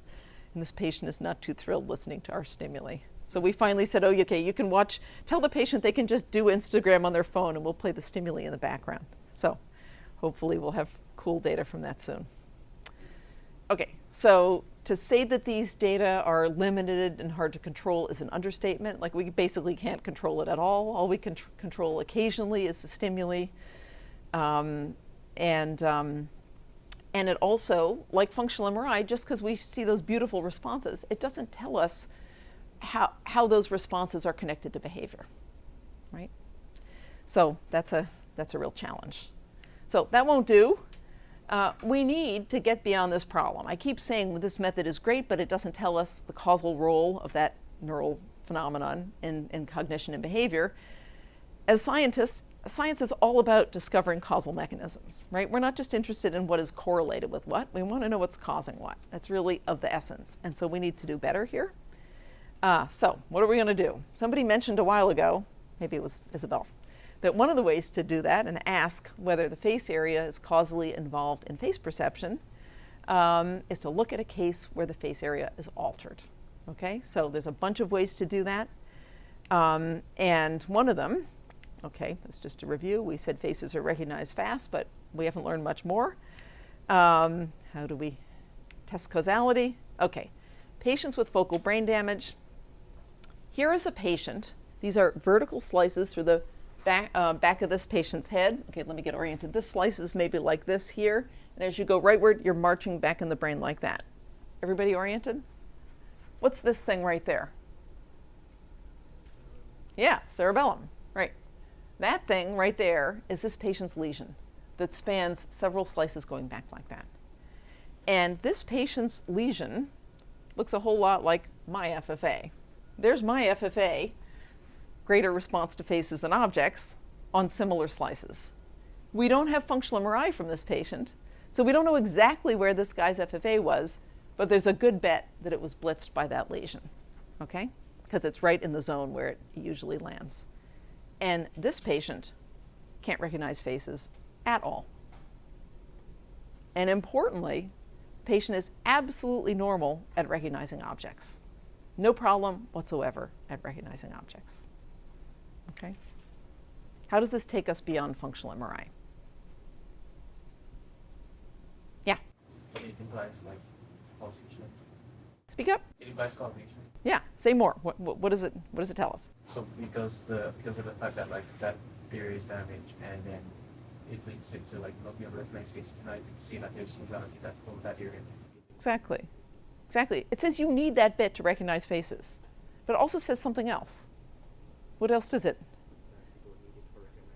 You don't need it for recognizing objects. So this is actually really strong evidence that that bit of brain is very specialized for face recognition. Specialized and necessary for face recognition. Okay? Okay. So. Can a person still detect faces? Oh yes, good question. Absolutely. Okay, so let me just distinguish this person here. Has prosopagnosia, that means a selective deficit in face recognition. Like Jacob Hodes, who I described yesterday, who has no brain damage whatsoever, but has just never been able to recognize faces at any point in his life. So this syndrome can arise just from some weird developmental thing where you're atypical and you're just really bad at it, or it can result from damage to that part of the brain. Okay, so now we're talking about the case of damage. But in both cases, people with prosopagnosia have no problem knowing that a face is a face. They just don't know who it is. Okay? Yeah? Has there ever been a case of people who can't recognize faces who have like a perfectly Indeed. Indeed. Jacob Hodes, who I talked about last time, who is just absolutely awful at face recognition, including family members, close friends, can't do it, like not at all. He has a very normal looking fusiform face area. So after I told you that I had that conversation with him a dozen years ago or something like that, I scanned him and he had a beautiful fusiform face area, like textbook. It looked like mine, which is a damn fine one if I do say so myself. And I looked at that and I went, oh shit, I better publish this before someone else does. And I didn't get my act together, and then a whole bunch of papers came out saying, oh, people with developmental prosopagnosia have normal looking face areas. Take that, Kanwisher. What do you say about that? And it was a little shocking, but upon further reflection, it's not really devastating, right? I mean, it's bracing, it's informative, but it tells you that having a face area that is a region that responds more to faces and objects isn't sufficient for normal face recognition, right? You need other stuff. What might that other stuff be? Well, the circuits in there need to work right. It's not enough to just respond more to faces and objects. To recognize faces, they need to be able to distinguish faces from objects. We don't know if that's working right. What else do you need? Memory, absolutely. Yes, you need to remember faces. What else? Oftentimes it's usually their mutation of postures. Could be, but in Jacob's case, it was like close friends he couldn't recognize. So what's another possible account of how could he have a normal face area? And yeah, David. There might be a gap between recognizing a face and connecting that to recognizing a person. Yeah. Or to put that neuroanatomically, you got to get the information out of there. Like maybe, for all we know, that little face area is working perfectly. Maybe that face area knows who that person is, in a sense. But if the connections out of that brain region to the rest of the brain are messed up, it doesn't do you any good, right? You need to be able to read that information out and act on the basis of it, right? Anyway, that's a big sidebar. Point is, you can have prosopagnosia either as just a developmental disorder or as a result of brain damage. Oh God, I knew that was going to happen. All right, so very briefly, it messes up ability to discriminate and recognize faces, not your ability to detect a face, right? So as Bert had asked, it's not just you can't tell the thing is a face. They're fine with that. Importantly, they are normal at voice recognition, okay? So it's not that they're confused about distinguishing one person from another. They can do it fine from audition, just not from vision. In the rare cases where the lesion is small, it can be very specific, leaving object recognition intact. More often, there's kind of a blurry mess. You have a big lesion and a bunch of things are affected. Okay, so we've talked about that. Okay, now, it's very important in neuropsychology reasoning. Like we want to say, okay, that's really powerful, the case of prosopagnosia. You lose that bit, you can't recognize faces, and that establishes a kind of causality that we didn't have before, okay, with just functional MRI. But is that sufficient to say that that region is specialized for face recognition only?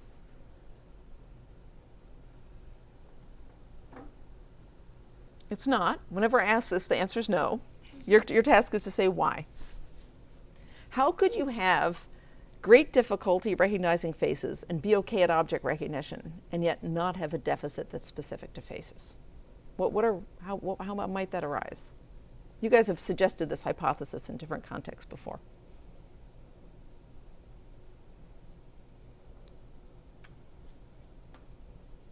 Yes, you look like you know. No? Well, I just feel like we could do other things. Like it doesn't have to only be from facial recognition.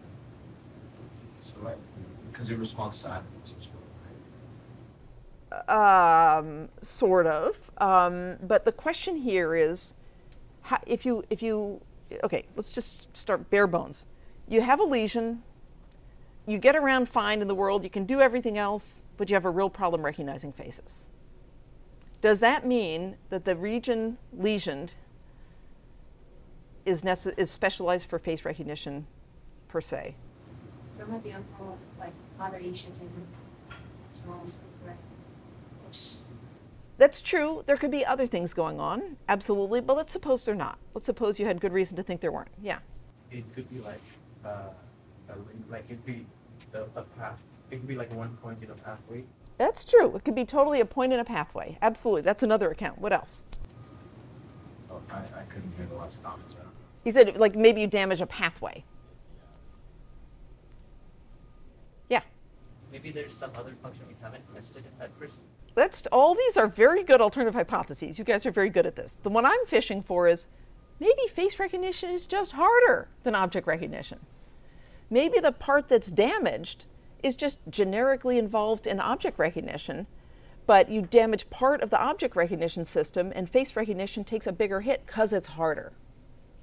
Right? Does that make sense? Do you see how the case of prosopagnosia is consistent with that? So that means we cannot infer from these data alone that that region is specialized for face recognition. Now we can do various things like test them on really hard versions of object recognition, and people have done that. But there's another kind of data that are really powerful here, and that's when we have the opposite syndrome. Okay?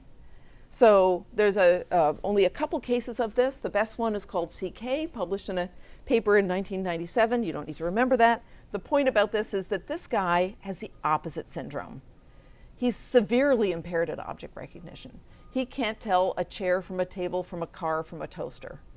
But he's 100% normal at face recognition. Totally normal at face recognition.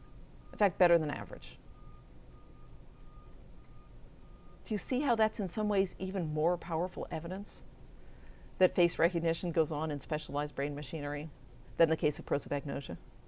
Like, face recognition isn't even like a special thing that sits on top of normal object recognition. It's a totally different pathway.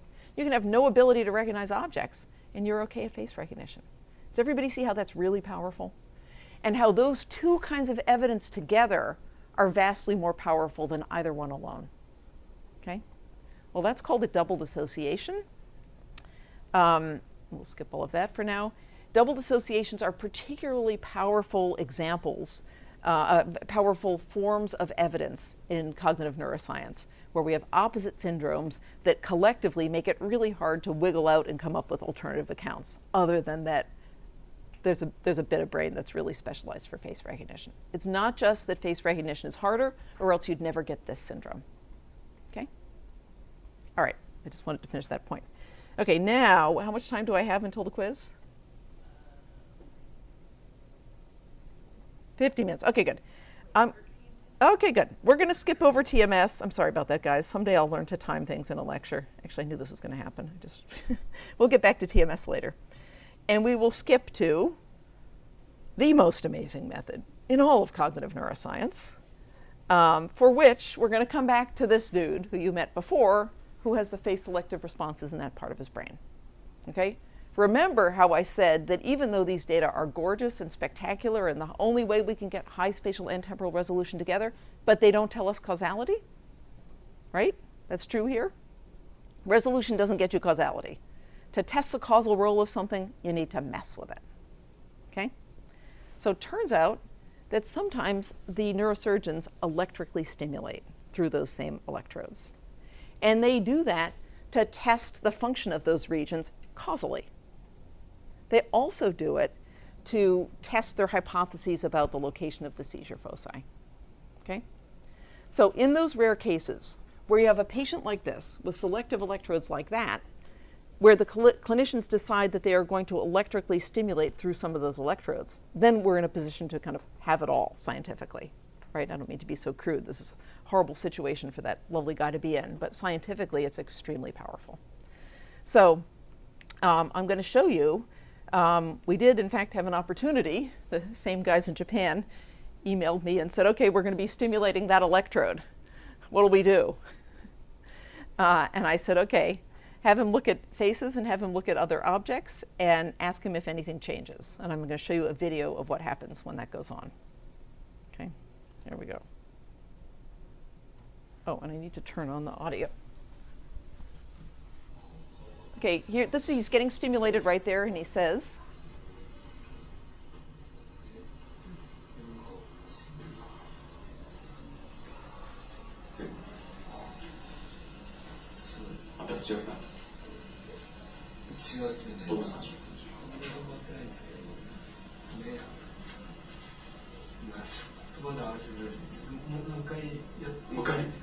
He's such a good subject, this guy. One more time.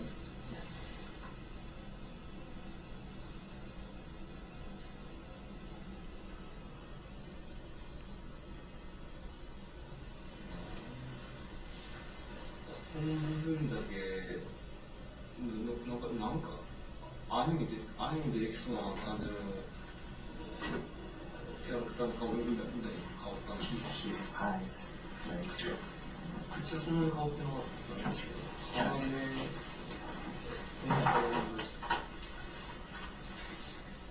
Okay, that tells us that that region is causally involved in face perception.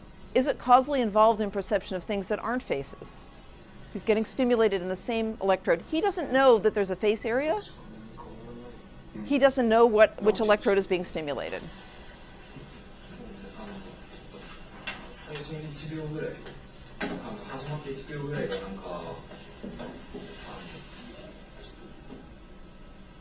横になんか目、口って感じでちょっと一瞬見えたんですけど、これ何かなと思ってたら気がついたらもうこの箱にしか見えないっていうか。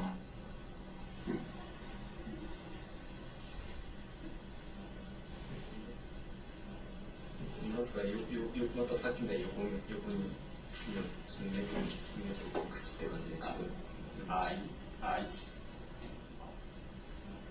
This is a kanji character on a card. Here.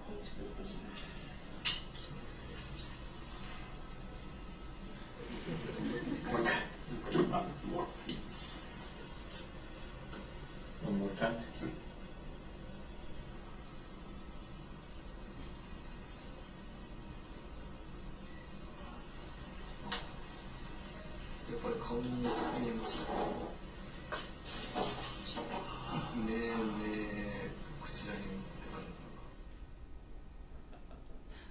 Awesome, huh? What did we just learn?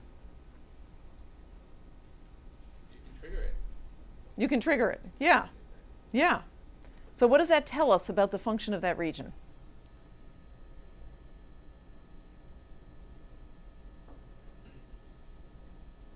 Why is this? I mean, it's amazing to see, no question, but what does it tell us scientifically? Specific. Yeah. How does it tell us that it's specific? Because when you stimulate it, like, it particularly sees a face. Yeah. And what happens when he's looking at things that aren't faces? Yeah. So, you know, if that region was causally involved in perception of things that aren't faces, you might think that, that it would distort, the box would look different, or the ball would look different, or the kanji would look different. It doesn't. There's just a face on top. So I think that's very strong evidence that that region is not only causally involved in face perception, but very specifically causally involved in face perception only. Everybody get that? Do I have to stop? Okay. Okay, I have another video. Consider, and we'll get back to this later, consider other alternative hypotheses to this. This is pretty powerful. Like, this is more powerful than most of the other things I showed you. But there's always ways to come up with alternative hypotheses, and that's the business we're in here. So be percolating on what other control conditions you'd want from this guy to really believe these data.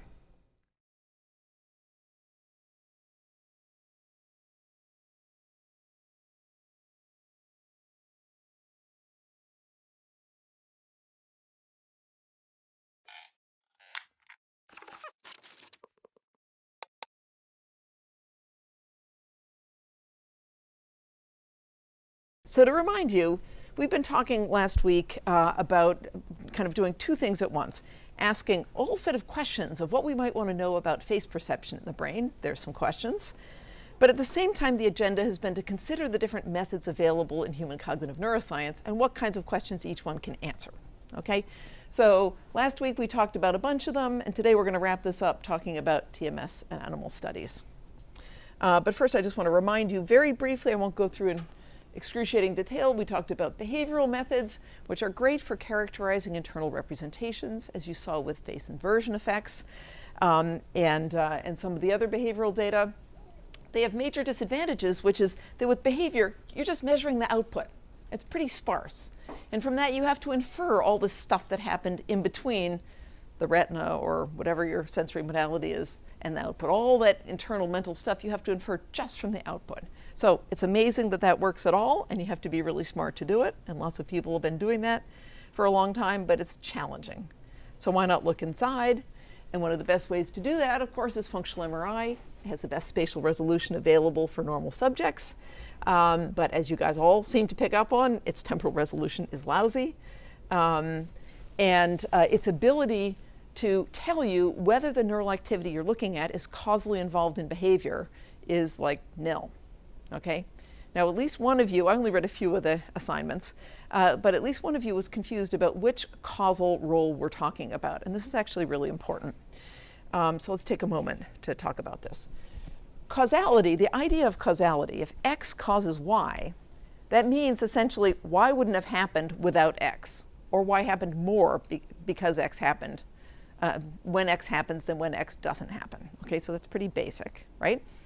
So that means if you want to test the causal role of X on Y, you have to mess with X. Okay, that's the key challenge. Okay, so with that in mind, here's this whole causal chain. A stimulus lands on a retina, a bunch of neural activity happens, and some behavioral output happens. So there's a whole causal chain there. Now let's consider what kind of causality we're talking about. There's one kind, which is that the stimulus causes neural activity in the brain. That's a kind of causality that we can absolutely test, even if we're measuring that with functional MRI, because we can mess with the stimulus. We can present different stimuli and produce different neural activity. Okay? So in that case, we can look at the causal effect of the stimulus on the neural activity. No problem. That's standard. That's what we do pretty much in every experiment with ERPs or functional MRI or so forth. Is that clear? Okay. On the other hand, if we want to know this kind of causality from some neural activity we measure in the brain to either a behavioral response or a subjective feeling reported by a behavioral response or something like that, that's the challenging part. That's the kind of causality that we can't infer from ERPs or functional MRI. Everyone got that? Yeah, okay. It's sort of like obvious and not obvious. Okay. So let's talk a little bit more about that temporal resolution. I know I kept saying the temporal resolution of functional MRI is lousy, but I had run out of time and skipped through the key slide. So let me back up and do that here. This is the BOLD or MRI response as a function of time. This is an idealized version of it, but it looks kind of like that. And sorry, these things are tiny here, but these are seconds, 5 seconds, 10 seconds. So let me show you what that means. If you're recording neural activity back here in the first stage of visual processing in the cortex coming up from the eyes, which is where?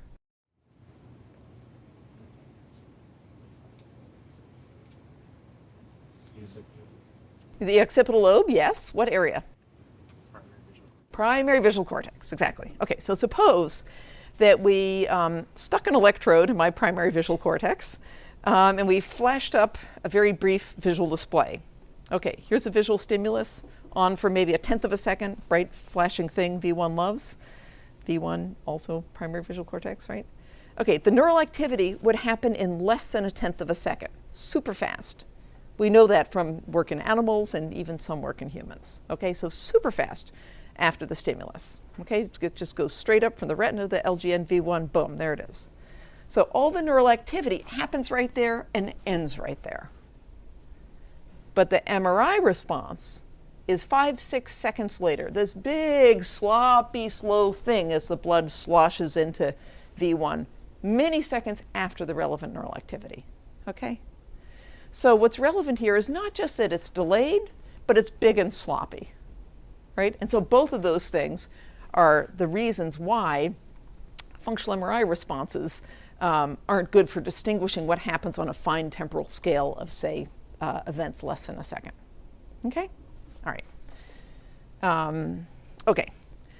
In contrast, as I mentioned, when you glue electrodes on the scalp or stick these fancy magnetic sensors in the big hairdryer device around your head, there you get beautiful temporal resolution, but it's like, you know, the Heisenberg principle of cognitive neuroscience. You want time, you don't get space, right? Okay. And similarly, here we can measure the causal effect on scalp neural responses, but not the causal role of those neural responses on behavior. Everyone clear with this? Okay. Okay, then I talked about these rare cases where we can record directly from the surface of the human brain with electrical activity, where we now get both space and time at the same time. And the key disadvantage there, of course, is that it's extremely invasive. You have to take a big piece of skull off to get in there. And of course, that would only happen in the case of people who are already in pretty serious medical circumstances.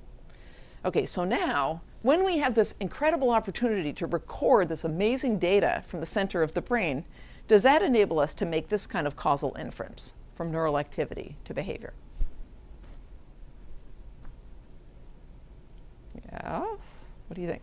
Yes? No? Isabel. Is that Isabel? Yes. Why are you shaking your head? Because it just tells us which neurons are responsible for. Yeah.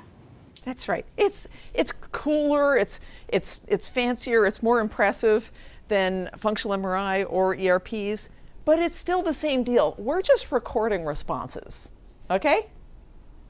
So we can do this causality from the stimulus to those neural responses, but it doesn't tell us which of those responses are related to behavior yet, right? I showed you other methods that do, but this one alone doesn't. Everybody got that?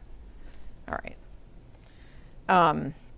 So then I talked about studying patients with focal brain damage. And here you really can make a strong causal link between a bit of brain and a behavioral ability. You lose that bit of brain, you can no longer do that task. That's a really direct kind of causal role. I talked about double dissociations. I gave it short shrift, but it's actually really important. You should know it. A double dissociation is when you have one patient who can do A but not B, say recognize objects but not faces, and another patient who can do B but not A, say recognize faces but not objects. And when you have in the literature two cases like that, now you're in a really strong position to infer that there's something fundamentally different about face recognition and object recognition in the brain. Okay, so that's really important. The senses in which a double dissociation is more inferentially powerful than a single dissociation. Okay. More important means I'm sure to test you on it. No, it's also important whether I was going to test you on it or not. Okay. And so, of course, in focal brain damage, we can absolutely infer causal role from a bit of brain to a behavioral ability. Lose that bit of brain, lose the ability. Yeah? Okay. And the case that I showed you with that amazing movie of the guy getting stimulated in his fusiform face area and seeing percepts of faces on top of whatever he looked at, that's a kind of quintessential, beautiful example of the causal role of neural activity there. We're basically directly manipulating neural activity. We're injecting neural activity there electrically and looking at the behavioral and cognitive result that occurs. The guy sees a hallucinatory face. Okay. Okay. Now, that is amazing data, but as I mentioned, they're very rare. We have no control over it. When we get those data, we celebrate and are all excited, but mostly we don't get those data. And so, plus, those people have serious problems with their brains. That's why their brains are being opened up. So, is there any way to test the causal role of a particular part of the brain in a normal subject who doesn't have their skull open for neurosurgery and who has not had brain damage? Well, there's one way, and that's called transcranial magnetic stimulation. Okay? So in transcranial magnetic stimulation, you take a coil of wire about yay big, that's tight wrapped coil of wire, embedded in plastic, connected to a ginormous capacitor, and you hold it next to your head. Of course, that's what you would do if you were a neuroscientist. And you discharge and make an enormous current through that coil that's very, very strong and very brief. The whole thing lasts less than 1 millisecond. And you guys know from 802, another case of the right-hand rule coming to our service, you have a hell of a current going in a coil. What's going to happen in brain tissue underneath? The electric field. Yeah, exactly. And so you'll get electric field perpendicular to the coil, sticking right into the brain like that. And what do you think happens if you stick a big, huge, transient electric field, boom, into your head like that?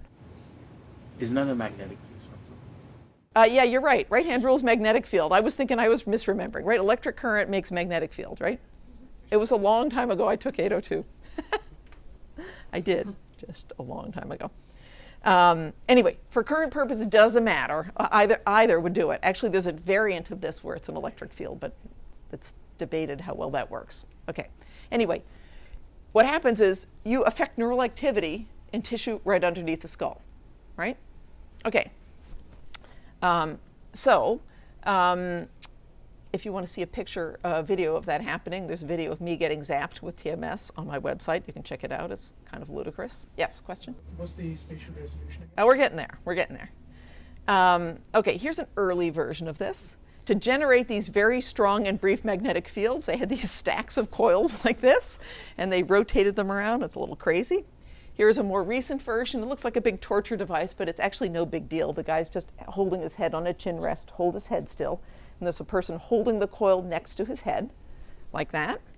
And so that enables us to briefly and somewhat selectively disrupt a little patch of cortex there by sticking in this big random field. Now, spatial resolution is not amazing. Maybe 1-2 centimeters, something like that, okay? It's better than you might guess for such an incredibly crude device, like something people would have done 100 years ago, and yet we still do it today. You can also use a lovely method where you scan the subject with functional MRI first, find a particular functional region that you're interested in that person's brain. Remember, these things can vary in their exact location across subjects. And then find a whole way to register externally on the scalp what is the closest spot to that region you found in their brain previously with functional MRI, and stick the coil right there and exactly titrate its location with reference to that brain image. Okay, so that makes this whole enterprise more worthwhile. So what can TMS tell us about face perception? Well, here's the problem. Here's my fusiform face area, that guy right there. It's a few centimeters in from the skull. So that's a drag. Unless we opened up my head, we can't reach it there with the TMS coil. Believe me, the first time I had a chance to use a TMS coil, the very first thing I did was stick the coil there, crank it to the max, and try to see what would happen. Not a damn thing happened. It was very disappointing. I knew lots of friends who tried the same thing. It was the most obvious thing. It just doesn't work. It's too medial. Yeah? Well, there was a question over here a moment ago. If you use TMS like near someone's brainstem? Yeah, that wouldn't be so smart. Luckily, the brainstem is kind of deep in there. So if you were really stupid and stuck it down, I don't know, way in here, you might be able to cause trouble. But mostly people don't stick it back there, and actually the subjects won't let you anyway because there's a lot of neck muscles, and it really hurts when you do TMS over muscles. And so if anybody had such a stupid idea as to try to zap the brainstem, the subject would probably object immediately before they got very far with it because it would hurt. And you guys are all probably wondering, how safe is this? It's not totally clear. There have been lots of studies in animals where they, zap a rabbit, 100,000 times or something like that. And they say, well, rabbit seems fine, hops around, And the best they can do in animal studies. When I first used TMS around 20 years ago, I read a few basic safety studies, and I thought, God, I don't know. But I also realized that if you look at the papers, the initials of the subjects were the same as the authors. So I called them up and I said, hey, tell me honestly, did you guys ever notice any ill effects from getting zapped? And the guy I talked to said, yeah, I've been zapped about 10,000 times, and I never noticed anything except for one thing. After a whole hour of getting zapped, it gave me a hell of a craving for ice cream. So I decided, okay, I can live with that. We got it through the Human Subjects Committee, and we do not a lot, but some TMS in my lab, and I'm probably now been zapped at least as many times as that kind, and I guess you guys can judge for yourselves. Well, you don't have the before conditions, so it's a little hard. Anyway, as far as anybody can tell, it's perfectly safe. Yes? I would say there are some contraindications if you are prone Yes. to seizures Yes, or yes, on yes. certain medications. So if you ever sign up for a TMS study, read the fine print. Good point. Yep. Okay, so back to this. It would be lovely to zap that guy, but it's too hard to reach. Okay, so then this guy, David Pitcher, came along, and he had a very good idea. And my 1970s synopsis of his idea, paraphrasing Stills, is if you can't zap the region you love, love the region you can. And so Pitcher said, hey, what about that other guy there? We haven't talked a lot about it. It's sometimes called the occipital face area. I think of it as a kind of crappy version of the FFA. It's kind of face selective. It's not as face selective. It's more variable. So it's not as fun to study, but it's there in most people. I have a damn fine one, I have to say. Many people do, and it is right out there next to the scalp. Just asking for it, right? Okay. So here's what David Pitcher did. He gave subjects you need a behavioral task, right? Because in this case, we're testing the causal role of a bit of brain on behavior. So we're going to measure behavior. And so what is our task? Okay. So here's his task. Sorry, it's a little tiny, but this is one trial. Time is going this way. You present a face. There's a brief interval. You present another face. And the task is just, are those two faces same or different? Okay, it's kind of your basic face perception task. But then what you can do is you can zap the occipital face area at different time, during presentation of that second face. And you can do it at different time intervals. Remember, its effect is very brief. The actual magnetic change is less than a millisecond. Okay? So here's what David Pitcher found in that study. This is accuracy at this same different matching task. When you stimulate the right occipital face area versus vertex, that means you stick the coil up here, which is pretty far away from face regions. It's kind of a control condition, not a perfect one, but better than nothing. By the way, TMS usually doesn't hurt unless you stick it over muscles. You stick it over the frontal lobes, and I don't know, every time I try to disrupt my language abilities, it hurts too much because there are muscles up there. But most places, like the top of the head, there aren't muscles, and it doesn't really hurt. But it still makes a loud cracking noise, and it's kind of like somebody went like that. So you might imagine you need a control condition, right? Because if people are that also has a TMS pulse, right? If you bang somebody on the head when they're trying to do a task, you probably disrupt their performance. So you need to bang them somewhere else to see if it's specific to that location. Okay. So so here's a little effective accuracy. It's not a huge effect size. Okay, so here it's going from 85% correct to 78% correct when you zap occipital face area compared to vertex. Everybody get what's going on here? So that's good. That tells us something. Zapping here messes up face perception more than zapping here. Okay? Okay, so that tells us something about causal role. But what else would you want to know? That's a beginning.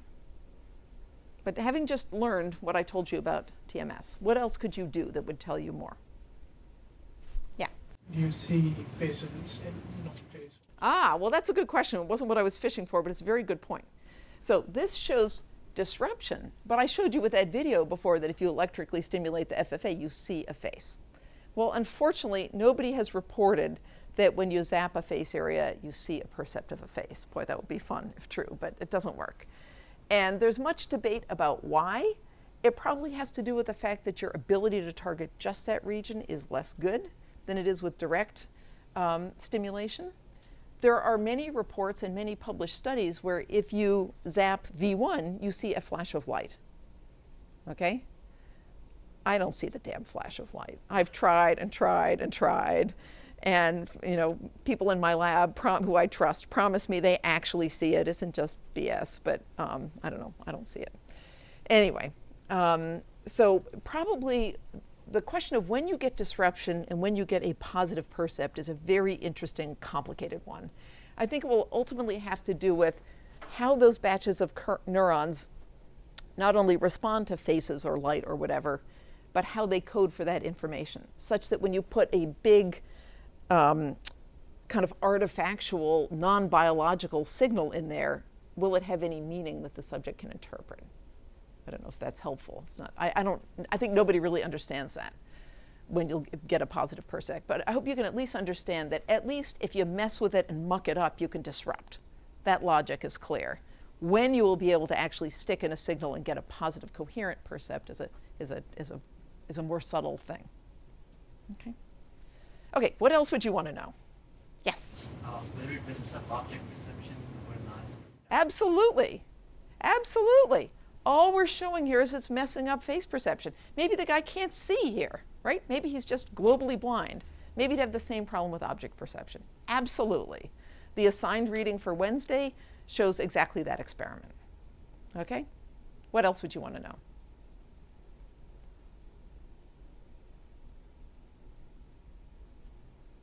Remember, a TMS pulse lasts less than a millisecond. That enables us to ask a whole interesting kind of question. What else could we find out? Yeah. There's the x-axis. Yeah. Yeah. I'm sorry. I don't mean to be insulting your intelligence. You're probably sitting there saying this is too obvious. That's all I'm talking about. You can zap at different times and ask, when is the information going through there? When is that region playing a causal role in behavior? And here is the very beautiful data that David got, and there's basically no effect at any point other than that interval between 60 and 100 milliseconds. Okay? So that's cool. Tells you that's when that region is likely engaged in processing. Make sense? Okay. And is it Chardul? Yes. Already made the point. I was going to ask you guys, does this tell us this region is specifically involved in face perception? Absolutely not. We'd have to test other things, right? Could affect everything every visual percept, right? Okay, so you can read more about that. All right, just so to collect all the advantages, it gives you strong causal evidence that a particular part of the brain is involved in perception or behavior. It has good temporal information, unlike studying patients with focal brain damage. And it is the only disruption method that can be used in normal humans. Okay? So that's why, even though it's so crude and rudimentary, we use it, because it's the only thing that kind of fills that niche. A couple other unimportant things. Spatial resolution isn't as good as we'd like, but it's surprising how much you can learn nonetheless. And doesn't reach very far below the scalp, although Ed Boyden, the amazing Ed Boyden, is working on a crazy new version of it that might. Okay, so where have all this, this kind of menagerie of methods gotten us to? I won't go through all this in detail. We listed all these questions before. I gave you some of the answers from previous methods. The ones we've just talked about show, for example, that the fusiform face area or the occipital face area, in the case of TMS, are causally involved in face perception, apparently not in object perception, pending the paper you're going to read. And so that's important, because it says when we try to come up with, theories of how face recognition works, we might think about having a different theory for face recognition from our theory of object recognition, right? Okay, so this is all magnificent and wonderful, but I finessed this list of questions so that the methods would be able to address them at least a little bit. And I sneakily left off a whole suite of other questions that are extremely important, arguably more important, that those methods don't address, okay? So we want to know not just that a region responds to faces, we want to know exactly what is represented in that region or other regions that respond to other things. We want to know what is the neural code for faces, okay? We want to know what are the actual computations that go on in a given region, how do they unfold over time, and how do those computations produce the representations and behavioral abilities that we measure. We want to know what are the actual anatomical connections. I showed you that little occipital face area right nearby, but discontiguous from the fusiform face area. I've wanted to know for 20 years whether those damn things are connected anatomically. Shockingly, we still don't know that. Okay? We want to know what is the causal role of each region in perception. I showed you a few ways that we get little bits of data, kind of, sort of, but there's a lot of cases where we don't. So, and we want to know, how does all this stuff get wired up over development? right? What is the role of experience? Do you need to see faces to wire up a face region, or is it there at birth before you ever see a face, right? The sad truth is, for the most part, we don't have good methods to answer these questions in humans, okay? So that's just a big bummer, but it's true. Most of these questions can only be answered by research in animals, or can be best answered by research in animals, okay? So I'm going to take a moment to talk about ethical issues in animal research, just to note that I think there is an issue. And I'll say that it's not unreasonable if you have qualms. I noticed in an earlier lecture I started talking about recording from animal brains, and I didn't have time at that moment to mark this, but I do think it's important. If it makes you uneasy, that's totally legitimate. You should think about that and respect that and think hard about whether that's, what you make of that. Unambiguously, causing animals pointless suffering is just completely unacceptable. Okay, so I think we can all agree on that. And I think there's a very difficult trade-off between avoiding suffering in animals and research that has saved countless lives. People can legitimately come down on different sides of this, but many lives have been saved, including mine, based on animal research that enabled treatments that were life-saving. And a few things to think about to help you inform how you handle that trade-off. First of all, know that animal research in the United States is very heavily regulated, okay? So animals receive excellent vet care, shockingly better than probably lots of citizens of this country. That's another topic.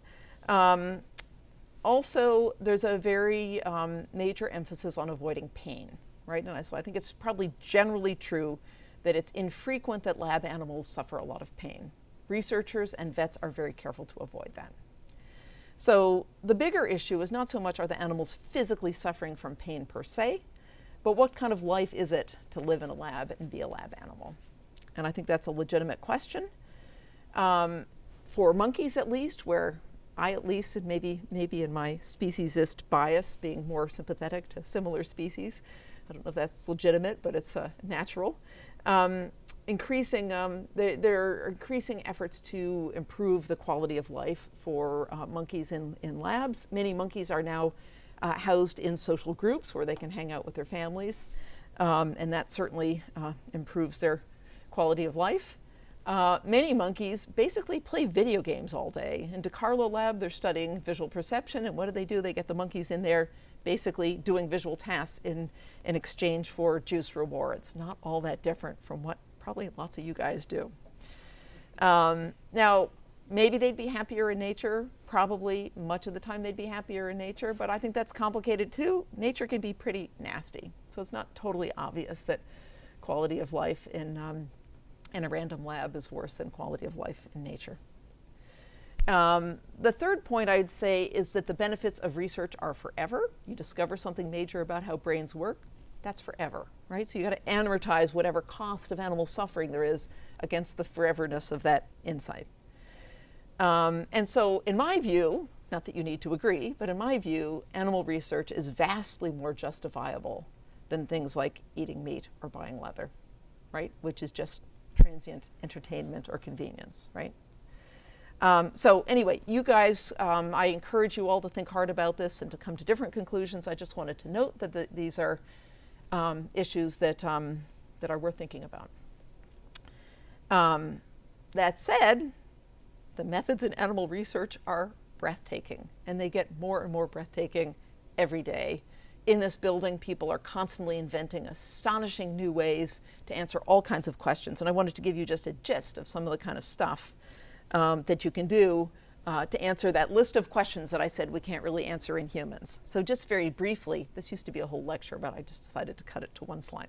Very briefly, about 10 plus years ago, these two amazing people, Doris Tsao and Vinrik Freiwald, who, mark my words, will get a Nobel Prize someday, or at least they should, and they might. They popped a monkey in a scanner and did the very same experiment that we do on humans. Okay, so here's a monkey brain. Again, the cortex is unfolded so you can see the whole surface. The dark bits are the bits that used to be inside a fold. The little yellow patches are the patches that respond more to faces than objects. just analogous to the FFA in humans, but there are 6 little patches in monkeys. Okay? So that's kind of, so far that's like, okay, fine, monkeys have them too, that's cool. But the thing is, because it's a monkey, you can then stick electrodes straight into that region right there. And you can record from hundreds of neurons in that region. And you can record the response of each of those hundreds of neurons to hundreds or thousands of stimuli. You can characterize the neural code for faces in monkeys in a way that you just can't for humans. Okay? In fact, Doris Tsao published a paper last year called The Neural Code for Faces, based on a decade of this research. It's quite breathtaking. Okay. Second, you can watch those representations change, those neural population codes change over time. You can see, you know, at one time point what the code seems to be saying here, and then here, and then here. And you can watch that, those codes change over time in each of those regions, and you can see different representations in each of those regions. It's quite breathtaking. You can answer this question of what are the anatomical connections between these regions with a whole bunch of different methods that I won't go through here, but you can actually answer what, you know, what's connected to what. And what these guys have found is that all of those yellow face patches are connected to each other by long-range connections that go through the white matter underneath the gray matter.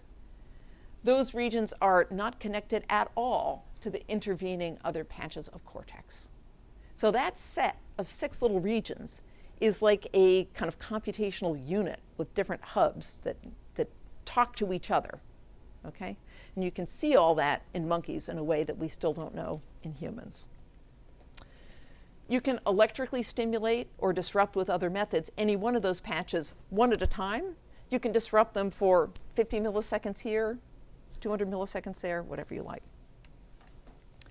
And you can study this whole system over development. How does it change from shortly after birth to monkey adolescence?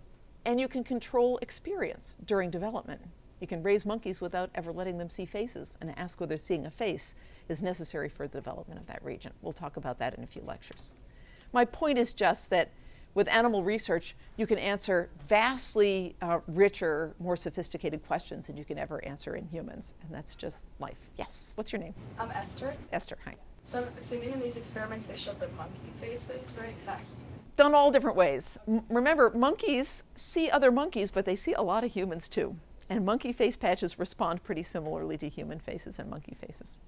Human faces respond pretty similarly to human faces and monkey faces too, even if you don't like work in a monkey lab. Okay, so just to say that there are loads of other methods, and we'll get these later in the course. Okay. So that's snake assignment. I hope that seemed, I thought you guys, for the most part, did very well and did kind of exactly the kind of things that we had in mind. And I just want to go through a few bits of terminology, because I realized some of you who messed up the wording, I hadn't really fully explained what the different words mean. Okay, so first of all, there's this like incredibly boring words of independent variables, and frankly, I didn't know which was which until I started teaching this stuff a few years ago. But the concept is really important, right? An independent variable, that's a factor that you, the experimentalist, manipulate and change so that you can then measure what effect it has on a brain or behavior. The effect you measure is the dependent variable. Okay, it's the independent variable is called independent variable because you, the experimentalist, get to mess with it, get to manipulate it. Okay, the dependent one, you're measuring its dependence on the independent one. Okay, so just basically any experiment. You muck with something in the world and you measure the consequences. The thing you muck with is the independent variable. The mucky, the thing you measure the effect on, is the dependent variable. Make sense? Okay. All right. So for example, the bold response, that's a dependent variable in pretty much all the experiments we'll talk about here.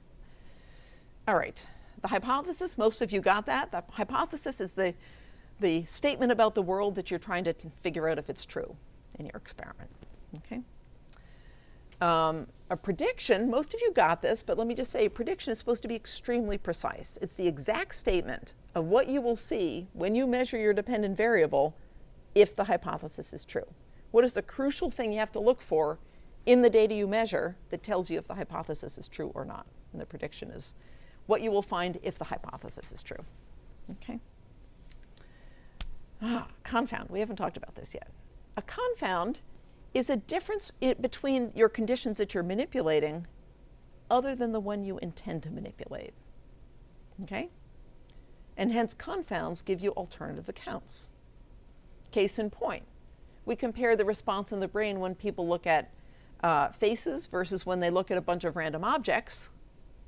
The fact that the faces have more curvy surfaces or are animate or are more interesting, those are all confounds with respect to the hypothesis that that region is responding specifically to faces. Everybody got that? Okay, it's very common amid undergraduates to use confound to mean anything bad about an experiment. That's not right. A confound is a very particular thing. It's another dimension that co-varies with the thing that you care about. It's like a nuisance variable that's correlated with the thing you're manipulating, and hence is giving you a difficulty inferring a clean inference from your data. Okay? All right. A contrast, we talk about activations in the brain, like those little yellow patches I showed in monkey brains a moment ago. That shows you the bits that responded more in functional MRI when that monkey was looking at faces than objects. The contrast is faces versus objects, right? It's a looking for a higher response in one condition than another. Make sense? Okay, these should all be fairly clear. I just know that not everybody got this. Okay, now the point of a contrast is to isolate a mental process. Okay, so let's talk about that for a second. So how do we decide what contrasts to use? Okay. Well, first thing you have to do is get clear about your hypothesis. State it explicitly. Most of you guys did that really well. Often your hypothesis, with functional MRI at least, will concern a particular mental process that you're studying. Okay? Like face recognition. Okay, now remember, importantly, I said this briefly way back, functional MRI can only tell you about differences between two conditions. Right? The absolute number, you're going to measure the MR signal intensity in one condition, say when people are looking at faces, and it's going to be something like 726. And it's totally meaningless. Okay? That's just how strong the MRI signal is from that point. It doesn't mean a damn thing on its own. Okay? But then, if we also measure in that same part of the brain the MR signal intensity when the subject is looking at objects, and it's 720, then now we're in business. Okay? All right, so everything is a difference. So that means that in any imaging experiment, you'll need to compare two or more conditions. Okay? One condition will never get you anything. Okay, and if you want to isolate a particular mental process, you need to turn that mental process on or off. Or you need to vary how strongly it's turned on. Okay, so this is all in the service of how we're going to decide what contrast to use. That's our goal, is to turn on or off one little thing. Okay? And here's the problem. If I told you, okay, look at my face and don't process, low-level visual information and don't think about what I'm saying, just see my face. It's like, what? You can't do that, right? There's a whole processing chain. You can't just do one little mental process at a time, okay? And so that means we can't just have a task where you do only mental process X and a task where you don't do mental process X if you're not doing other stuff, okay? So what that means is we need to choose two tasks, each of which has lots of mental processes, but that differ in only one, okay? So, and then we can compare those two. So this is called subtraction logic, and it comes from work over 100 years ago in cognitive psychology in people who were just measuring behavior. This dude Donders, he was a Dutch physiologist, and he invented the subtraction method to measure reaction times in humans way back. And so with functional MRI, we're doing the same thing. So we're going to come up with two different tasks, which involve the whole suite from input to mental processing to output. And yet we're going to try to make them differ in just one particular mental process. Everybody with the program here? Okay. All right. So what you aspire toward in the contrast that you choose is something called a minimal pair, right? So the idea is we're going to have these two tasks that are identical in every respect except for that one thing we care about. Okay, so here's a task and here's a task. This one involves snake perception, and this one is identical to this one except for snake perception. Okay? That's what we want. Okay. And if you get those two things, that's called a minimal pair. And this is the single most important thing in experimental design. All the other stuff, like, you know, how you arrange your stimuli over time and all that kind of stuff, okay, it matters a little bit, but this is the crux of the matter. What are those conditions, and are they the right kind of minimal pair? Okay, and you guys got the gist, but I felt like most of you didn't really engage. Okay, what exactly were those non-snake conditions, right? So that's really the crux of the matter, okay? Okay. So the most common problem with imaging experiments is not that the scanner wasn't as fancy as it could have been, or they didn't use the latest cutting edge analysis method. The most common problem is that people's contrast, their conditions, were not designed beautifully enough to isolate a single mental process. Okay? Okay, that is that the conditions were not minimal pairs. Any other difference between the two conditions other than the one you intend is a confound. Okay? All right. So let's engage on this. Now, if we ran a whole experiment only on male subjects, is that a confound? No. Why not, Isabel? Because it's not a difference between the two experimental conditions. Yeah. It's just a bad design feature or something that limits your ability to draw inferences. Again, like, you know, suboptimal design is not the same as a confound. Confound is this very particular thing. Okay. If all the snake pictures have grassy backgrounds and all the non-snake conditions do not, is that a confound? Yeah, exactly a confound. Right. Okay, so I just said all this. I'll stop boring you. Okay, and the reason that the grassy background thing is a confound is it gives you an alternative account of that contrast. Maybe it's grassiness, not snakeness. That's the key difference. You don't know. Okay? All right.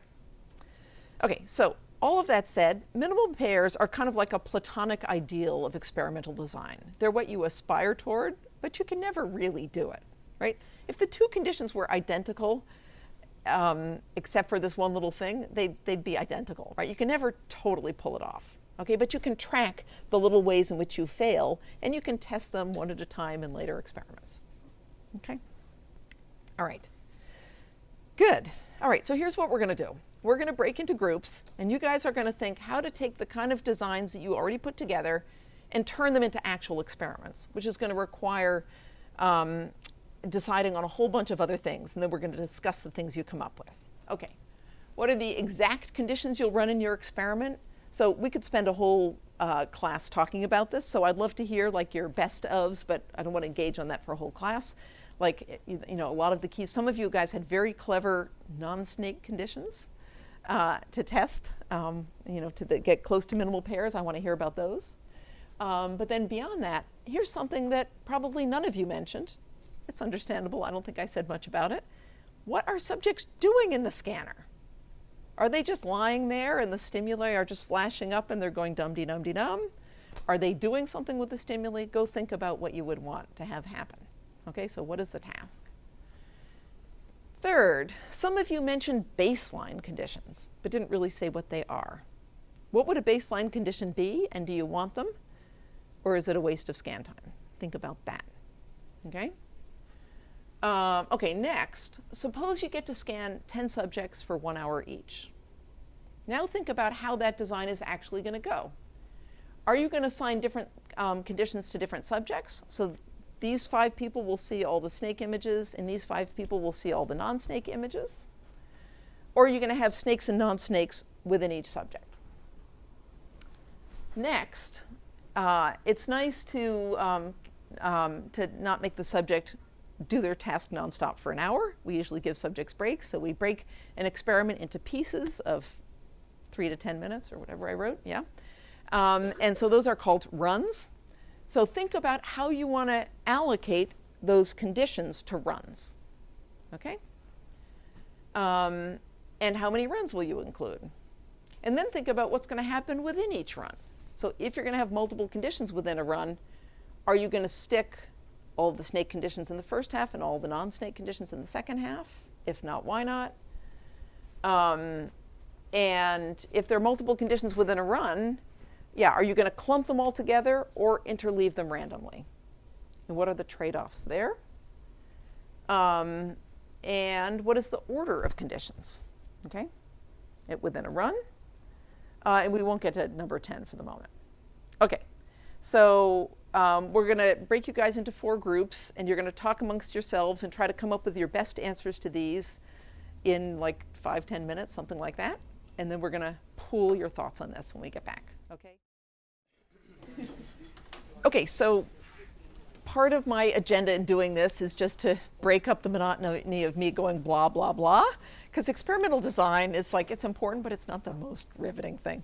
The other thing is, experimental design is basically just organized common sense. And so most of this stuff, you guys just answered all these questions just by thinking about them. You need to know a few things about the methods, but really in experimental design, the best guideline, the best way to think about design is think about, okay, you're the subject, you're lying in the scanner, you're doing that. Does that work? Are you actually going to be doing what you're supposed to be doing? Are you going to be, selectively turning on and off like this one little mental process you care about? Are you doing a million other things like falling asleep and getting bored and all of that, and predicting what's going to happen next and all that kind of stuff? Okay? All right. So let's just take a few examples. What were some of the what were some good kinds of control conditions, that is non-snake stimuli that are good to compare to snakes, that maybe aren't perfect minimal pairs, but that get partway there? I saw a few just in the few papers that I looked at.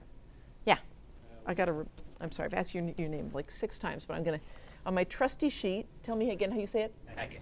Eke. So for ours, we compared snakes to worms. To worms, yeah. Because they have like really similar shapes. Awesome. And they're both animate. That's great. Love it. What else? Who else had a good control condition? Or who had an interesting control condition? Yes. Sorry. Your name is? Lauren. Lauren, yes. Okay. Yep. Our group had pretty much like the same baseline background, and we would just superimpose images of different objects on it so that remained consistent throughout. And the background was like what? Forest floor. Okay, so you stick, a toaster on the forest floor or something like that versus a snake or something, yeah?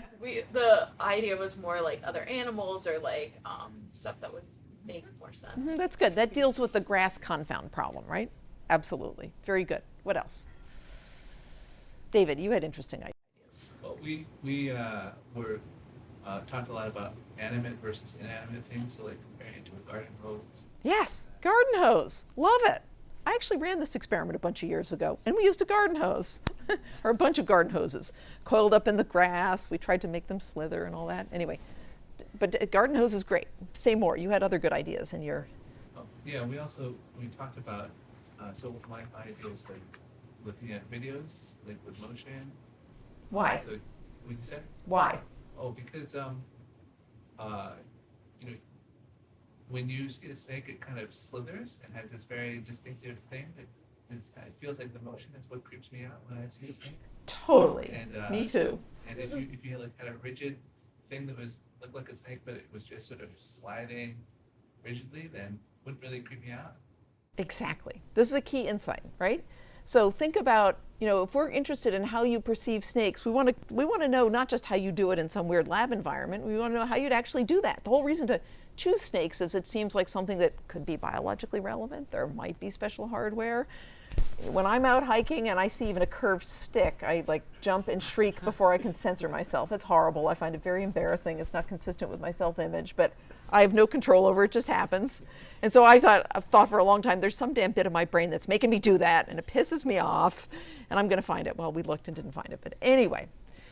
You go from those intuitions, right? Often your own introspections are very informative, and I think your intuition is exactly right. There's a very characteristic motion that snakes have, and it could be that that's the cue. So then the trick is you have slithery motion versus what? I don't know. That's hard. What other kinds of motions could you have? Right, so you could have just different rigid motions where it's not slithering, or it's not like changing shape. Like it's just sliding or rotating. Right, exactly. Anyway, those are all good ideas. Good. So what should the subject do in the scanner? Should they lie there and go dum-dee-dum-dee-dum? Should they do a task? If so, what task? Oh, if you guys don't volunteer, I'm going to start calling on people. Even though, as the Jenkins study showed, it's nearly impossible to look at these damn photographs and figure out who's who. David, in the back. Task. Task or no task? What task? Yes, we talked about having the subjects find a way to indicate that they're paying attention. Yeah. And not just dozing off.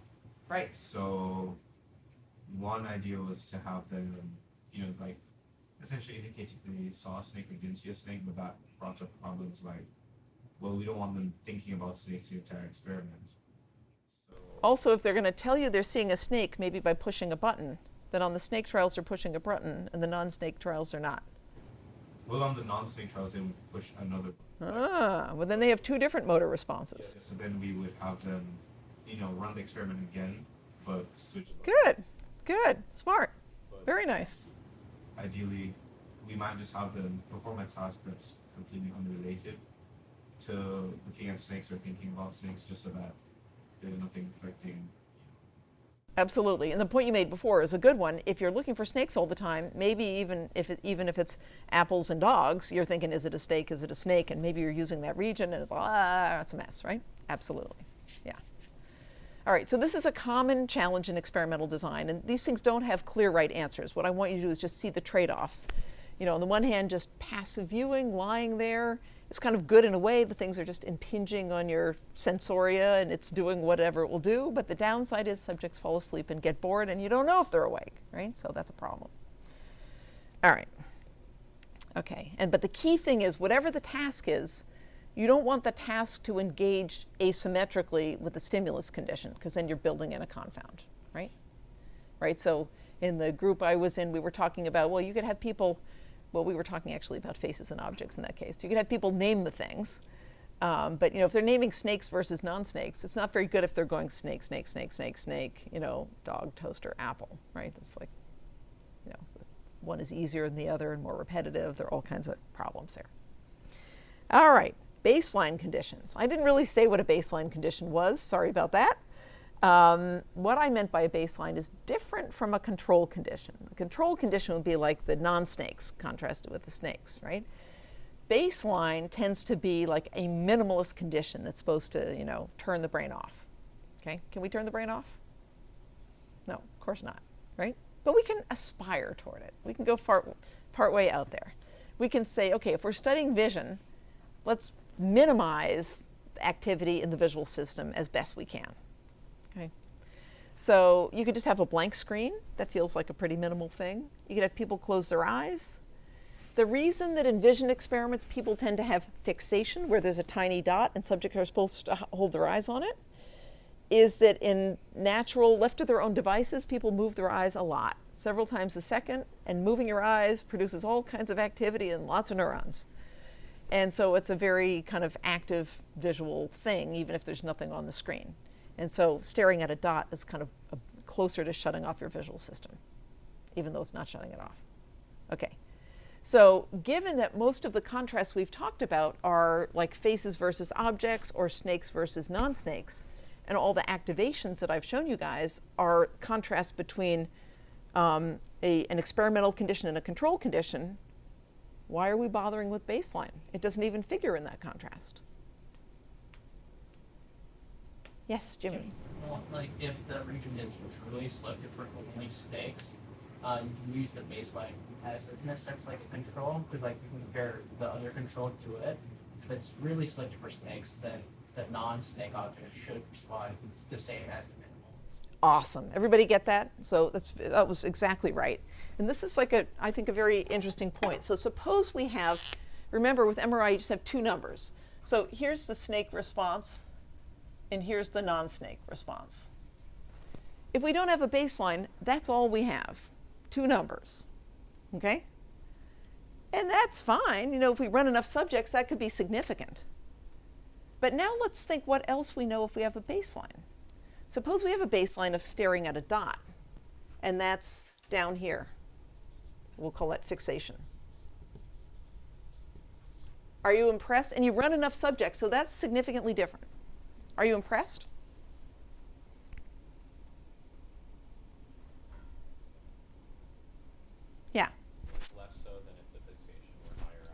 Exactly. Why? Because then if the results are higher up, or if the fixation is the second one that you just drew, then the response to a snake is twice as much as non-snake. Exactly. Does everybody see how, yeah, that might be significant, but kind of who cares, right? Some tiny little ratty ass effect, right? You know, versus if it's like here, it's, or even, this is the case Jimmy was talking about, like that. No response at all more than staring at a dot to the non-snakes, right? And yet this response to the snakes, that would be even more impressive. There are different degrees of selectivity, right? Not just does it respond differentially, but how selective is it? Oh boy, I'm going way over time, I'm sorry. You guys did great kind of thinking through these things, and of course I didn't get halfway through my lecture. That's okay, we'll roll over the best parts for later, and the ones that aren't that fun will just go by the wayside. I will put notes on the rest of some of these things, but I think all of you guys pulled out, you know, just thinking hard about it and using common sense, you can see that a lot of experimental design is common sense. All right, see you guys on Wednesday.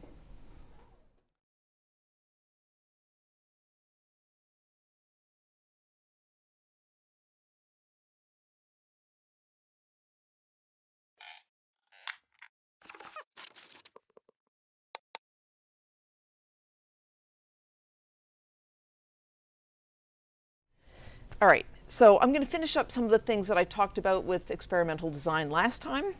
And then we're going to get on and talk about category selective regions in the cortex, which of course we've been talking about in various ways all along.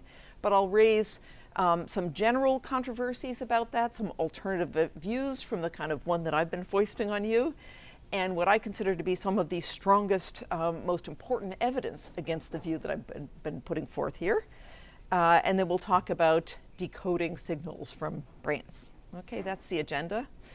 Here we go. Okay, so last time I had you guys work in groups to think about experimental design, because really most decisions about experimental design, once you know the bare basics of the measurement methods, they're just applying common sense, thinking about what it's like for the subject, how are you going to get the data you need. So in terms of what exact conditions to run in any experiment, I talked about the idea of a minimal pair, this kind of platonic ideal of the perfect contrast, which never exists in reality, but that you aspire toward. So ideally, you want two conditions that are identical, except for the one little thing that you're interested in, okay? And you don't want to have other things that co-vary with that thing you're manipulating other than the thing you're interested in. And that's the crux of the matter in experimental design. Okay. You guys talked about what kind of tasks to have subjects do in the scanner. There's a trade-off between kind of doing the most natural thing, which is they're just lying there and stimuli come, visual, auditory, whatever, versus the fact that subjects might fall asleep if they have nothing to do. And if they fall asleep, you won't know, and that's not good. So it's sometimes better to have a task to keep them awake and to tell you that they're awake. Key important point, don't have one task for one stimulus condition and a different task for a different stimulus condition. If you did, that would be a, sorry? Confound, exactly, that would be a confound. Okay, don't do that. We talked about baseline conditions. So for example, in a vision experiment, staring at a dot or a cross is a kind of as far as you can go in turning off your visual system. Why would you want to bother with that? Well, it's sometimes useful to have that kind of baseline because we sometimes want to look not just at a difference between two conditions. Remember, one condition alone in MRI tells you not a damn thing. All we can see is differences.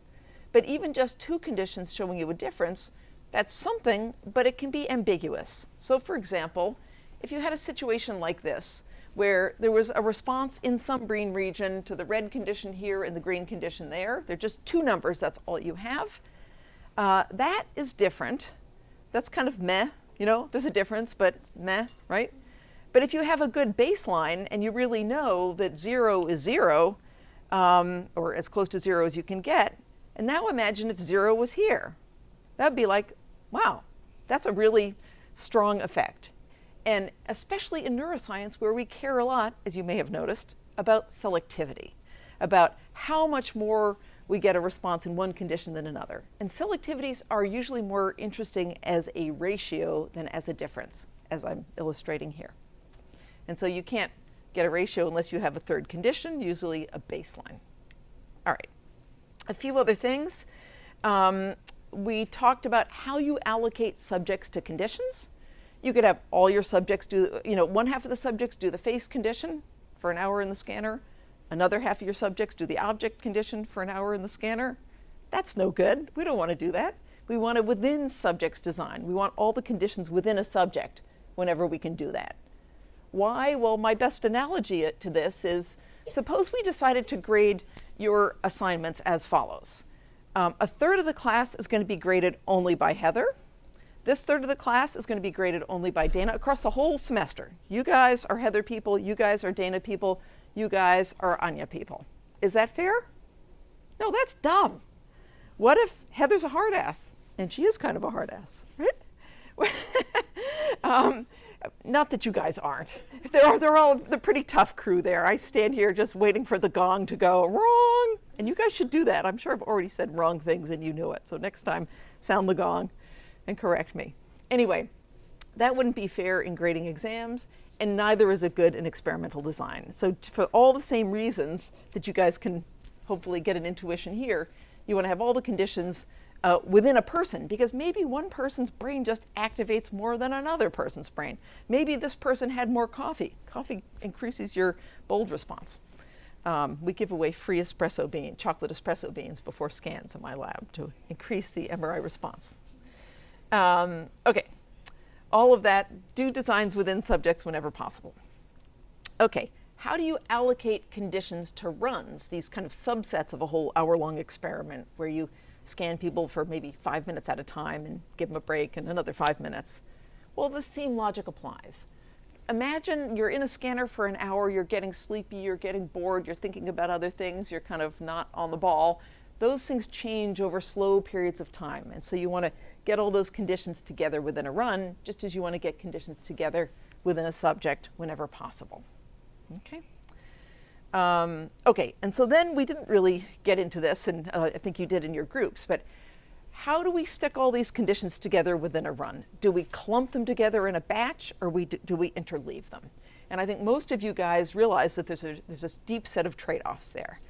And so, here's a block, what's sometimes called a block design, where you clump a condition, a whole bunch of trials of one condition, then a whole bunch of trials of another, with, in this case, some kind of baseline in between, right? Versus a mixed interleaved condition, which is called event-related for uninteresting historical reasons. And if it's event-related, you can have it slow or fast, okay? So what are the reasons to do this rather than that? Many of you guys came up with this last time, so nothing, sorry? Minimize biases. Yeah, what kind of biases? In a blocked experiment, they might be biased by what they have been looking for. Yeah, all kinds of biases. Like, consider this trial here in a yellow condition. Well, you just did a bunch of yellow trials, so maybe your yellow system is adapted out or something, or biased somehow, but you also know that the next one's going to be yellow. And so there's all that previous stuff and anticipatory stuff all on top of the actual effect of a single yellow trial. Yeah.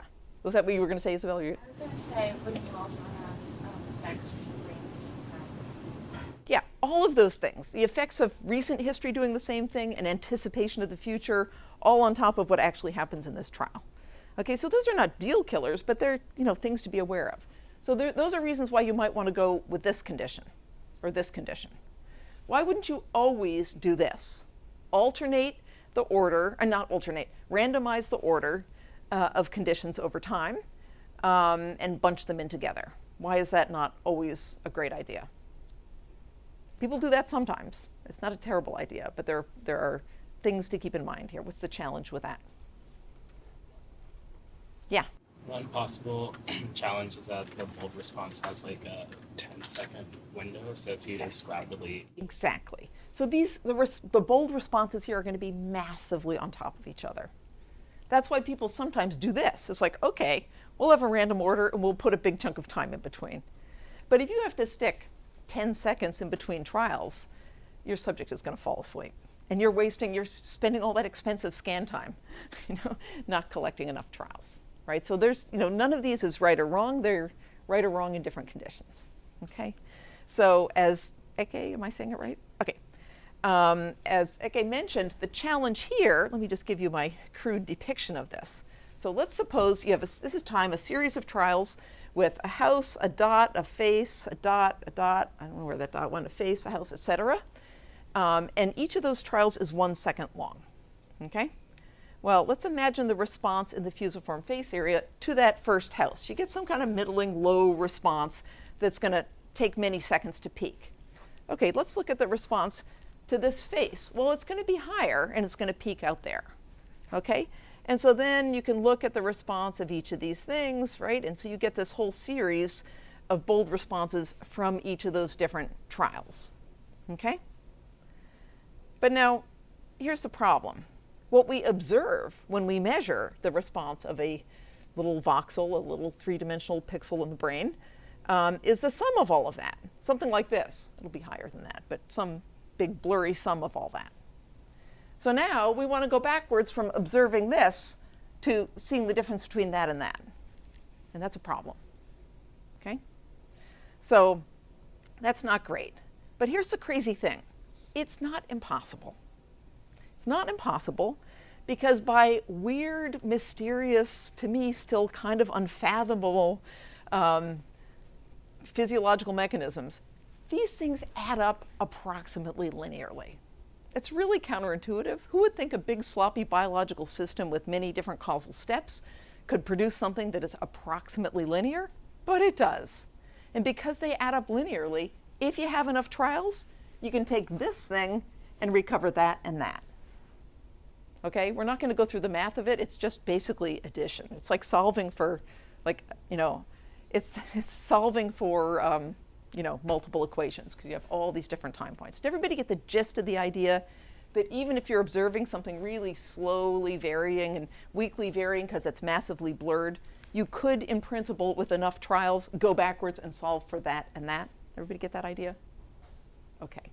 So what that means is it's a bit of an uphill battle to do a fast event-related thing. Like, you can't just look at the response. You have to actually do a lot of math, and you may or may not have enough trials to pull it out, right? But under some circumstances where you really need things to be interleaved, you can pull that off. Okay? All right. So that's what I just said. Blah, blah, blah. Okay. A few other design things that I didn't really talk about in detail. One I've mentioned glancingly, but I wanted to be more explicit about it. This whole idea that we've talked about a few times of defining a region of the brain that we're going to look at with a localizer scan, okay, with functional MRI. We talked about that with the case of characterizing face areas. Go run a face versus object scan, find the face area in that subject, and then do new experiments and test it. Right? Or when you guys proposed your snake experiments, you said first localize a candidate snake-specific region with snakes versus non-snakes, and then do repeated tests in that region that you found in each subject. Why do we have to do all that within each subject? You don't technically have to. Lots of people don't. But the reason I think it's important, and the reason we do it in my lab, and all of my intellectual descendants do that, and lots of other people do too, the reason we do that is that that region is not in exactly the same place in each subject, okay? So I have a dopey analogy. Brains are physically different from one person to the next. If we scan you guys just anatomically and look at the structure of your brains are as different from each other as your faces are. That is, you all have the same basic structure, the same major lobes and sulci, just as you all have eyes and nose and mouth, but they're in slightly different positions. And that's just the anatomy. The function on top of that is even more variable, okay? So it's like trying to align faces, right? So no matter if you have a bunch of photographs of faces and you try to align them on top of each other and superimpose them, even if you have a few degrees of stretch, you can't do it perfectly. You'll get some kind of mess like this, right? They're different, so they don't perfectly superimpose, right? Well, it's the same deal with brains. You try to align them perfectly from one person to the next, but they're physically different. They do not perfectly superimpose, okay? So So now imagine that, this is a totally crazy analogy, but it's the best I could come up with. Suppose you're a dermatologist and you're interested in skin cancers that arise on the upper lip. What could happen? There's more sunlight hitting the upper lip, whatever, okay? So now you could take and you're studying photographs to try to see how many people have it or something like that. So you could take a whole bunch of photographs and you could just say, okay, I'm going to look right there. It's usually going to be the upper lip, but it's not always going to be the upper lip. And so you're really throwing away a lot of information by choosing the wrong location. For this person down here, you missed it, right? You're looking at the wrong thing, okay? So in the same way, if you want to study that region, you got to find it on each individual photograph. And similarly, if you want to study the fusiform face area or the snake area, which doesn't exist, but whatever, you got to go find that thing and that person individually. Otherwise, you're really blurring your data just as those data are blurred there. Make sense? Okay. All right. Good. Okay. Different topic about design. These are just kind of different topics. I couldn't find a good segue. So far, we have been talking about the most rudimentary, simple possible experimental design. That means 2 conditions. Faces and objects, snakes and non-snakes, moving or stationary, whatever. 2 conditions where you contrast and you look in the brain, is there a higher response to A than B? Okay? Nothing wrong with that. You can get pretty far with this. But first of all, of course, we can have more than 2 conditions. So you can have one factor, in this case, stimulus category, with many different conditions, right? Faces, bodies, objects, scenes, whatever, right? Okay, so that's not rocket science. We've just added a few more conditions of the same factor. Here, factor is the dimension you're varying. In this case, it's stimulus type, okay? But we could get fancy, and we could have 4 conditions that are 2 factors varied orthogonally, like this. Okay, this is sometimes called a 2x2 design. We're going to vary one thing on this axis and another thing on this axis. Okay? Why would we want to do that? Well, let's look at an example. Now, let's suppose that you were going to compare faces to objects, in this case, chairs. But beyond just those 2 conditions of comparing the response in the brain when people are looking at faces versus objects, we could now ask, does a response in the brain to faces and objects depend on whether you're paying attention to the faces and objects? What if you're paying attention to something else? What if we have little colored letters right in the middle of the display, and they're changing rapidly over time, and your task is to monitor for a repetition of a letter, a one-back task. And it's going really fast, so it's very demanding. You're just looking at those letters, they're flashing up, oh, 2 B's, boom, you hit a button, boom. It's like very demanding, okay? The information hitting your retina is still coming in from the face, because the little letter is tiny, it's not hiding much of the face. What do you think? If you're doing the letter task, do you think you'll still get a response in the fusiform face area when the face comes up, and will it be higher than when the chairs come up? Any intuitions? Yes? Talk to me about that. Should be, because I think what we've learned is the signals, once it hits the retina, so the V1 processes it. Still coming in. Yeah. Will it be just as high? What do you think? No, I don't think it'd be as high, but I think that you still see a response that's like higher than that for chairs. Does everybody see how this is kind of an interesting question? Right, the machinery is the same. All the feed-forward stuff is the same. You can't, when I tell you just now you're doing the letter task, now you're doing the face task. When you switch to the letter task, the wiring in your brain doesn't change. All the same wiring is there. It's a stimulus is still hitting your retina. It's still going up the system. So it becomes interesting to ask, how could it be different, right? Would it be different? All right, I just wanted you all in the grip of, this is a question that we might ask. So how could we ask this question? We can do, as I just said, we can have subjects in one case do their standard object task, look for repetitions of consecutive repetitions of a face or of a chair. We have all different kinds of chairs, but every once in a while, 2 in a row are the same, okay?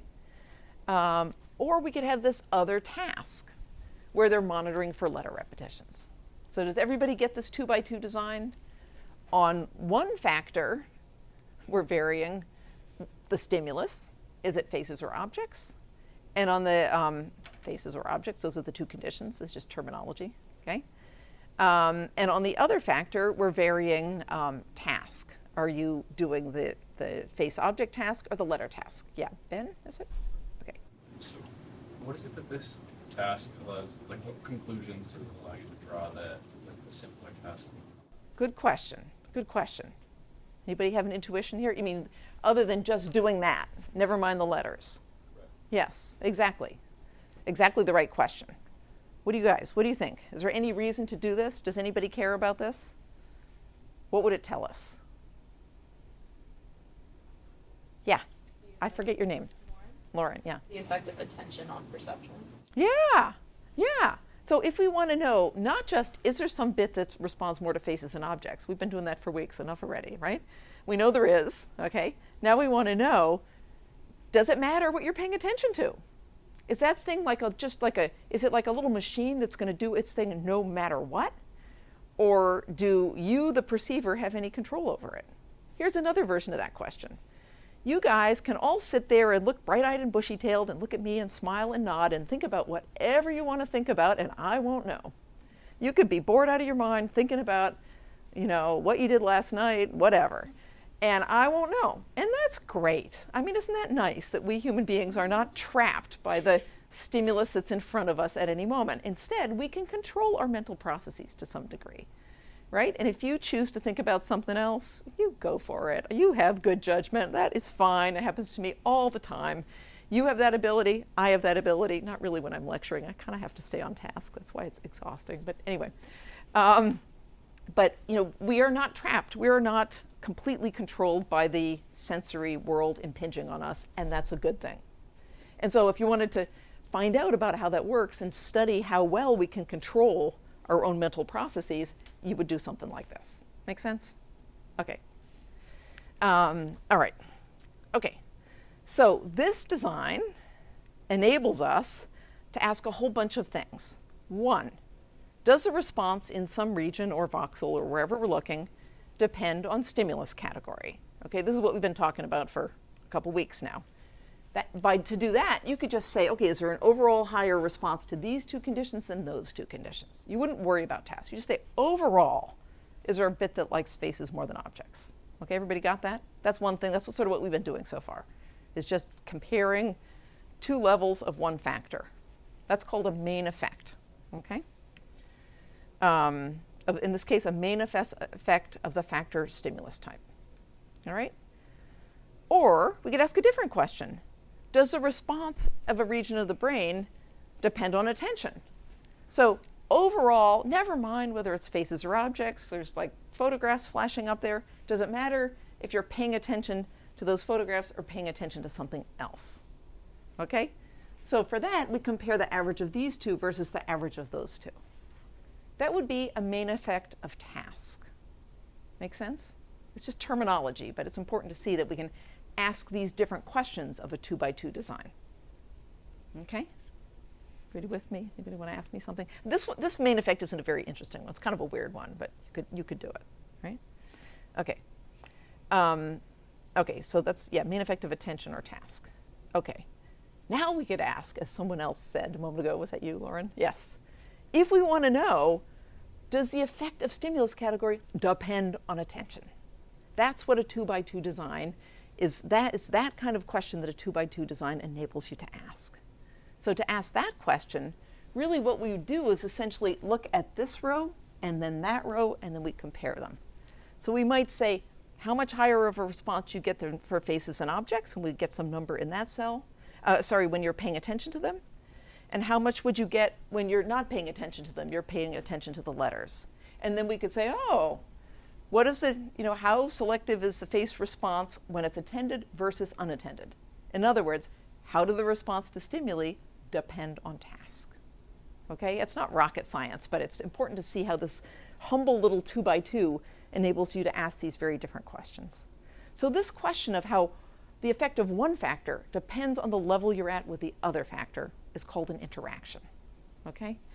And it's often like the most interesting kind of question to ask of any kind of data, whether it's MRI or anything else. You could think of it as a difference of differences, right? Or more directly how the effect of one factor depends on the level of the other factor. Okay, in this case, the terminology would be, we would be looking at an interaction of stimulus category by task. Make sense? Everybody with the program about how this question is different than the two different main effect questions? Okay, to get some practice with this, I'm going to have you guys come up here and draw some data. Okay, so we're going to consider a case, we're going to, just to get experience with main effects and interactions, we're going to consider a main effect of factor X, which is an overall effect of X, the difference between condition 1 versus condition 2 within X. And we're going to consider interactions of factor X and factor Y. That is, how the effect of X depends on Y and vice versa. Okay? So I'm going to have you guys draw data. I need my first volunteer. This is not hard. How do I put this thing up?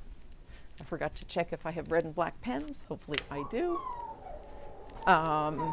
If you don't volunteer, I'm going to pick randomly. And that could be worse. It's not too awful. Is it Carrie? Unfortunately, I remember your name, so come on up here. Okay, so you got an easy one. This doesn't write very well, but it will do. Okay, this is your red pen, that's your black pen. Okay, so we have here the response in red or orange will be the attended case. We're looking at a response in the fusiform face area, a possible response, in this case a pretty unlikely one, but never mind. So the attended one, and there's the unattended one, and there's response to objects and faces. And what I want you to draw is a pattern of data in which there's no main effect of stimulus type, no main effect of attention, and no interaction of stimulus type by attention. So just you're going to draw 4 dots. You can do X's and O's or whatever. Okay, so no effect of the stimulus. So that means it doesn't matter if it was a face or an object. Exactly. So I guess you can do that for one. Go do that for the attended task first. So do that in red. Yeah. So that would be this. Yeah, you have to really lean on it. Oh, it worked for me. Sorry. We'll have the extremely counterintuitive thing of this is attention. There we go. Here you go. Okay, perfect. No main effect of stimulus type. Good. Okay, now we got no main effect of attention. So take the blue pen. So this is like. And no interaction. No effect of attention relative to. Attention. No. Attention. That's right. No main effect of attention means no difference for attended and unattended. Okay. But stimulus type is important now. No. We're still. This is all the same. Oh. We're drawing all the same situation. Yeah, exactly. It's a little bit of a. There you go. Beautiful. Nicely done, Carrie. Okay. So that's kind of a dopey case. Well done. You can sit down. Yeah. Hopefully I seem Okay. So we're just starting basic here. Okay. That's what it looks like if you have no main effects and no interactions. Everything's the same. Okay. All right. That's not going to happen if you're in the fusiform face area. If you get that, there's something wrong with your scan or something went way wrong. Okay. But we're just fleshing out the logical possibilities. Okay. I need the next volunteer, who's going to do a main effect of stimulus type, no main effect of attention, and no interaction of stimulus type by attention. Yes, come on up here. Is it, what's your name? Wiley. Sorry? Aquili, yes, right. Great, so go ahead and draw that for me. I'm just going to clarify that this, what do we do? This is unattended, wait a minute. Yeah, unattended here. Okay, here you go.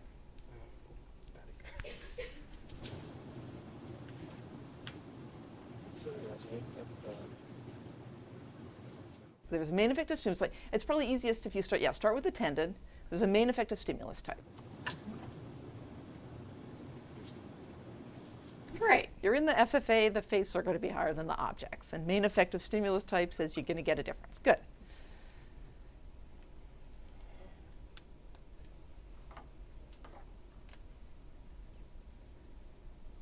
Beautiful. Well done. Makes sense to everyone? Thank you, Quiley. Does that make sense, everyone? Okay, so what would this mean if you got this? Okay, Quiley, you're not quite done. So you get that. What's that telling you? tells you that it responds to the stimulus, but the attention doesn't make any difference to it. Yeah, the selectivity you get doesn't depend on attention in this case. Again, these are all, we're just making up data, right? We're just considering the different ways the data could come out and what they would tell us. Everybody got that? Okay, now the plot is going to thicken a little bit. Now we're going to have a main effective stimulus and main effective attention and no interaction of stimulus by attention. Who's going to come up here? Is it Talia? One up here.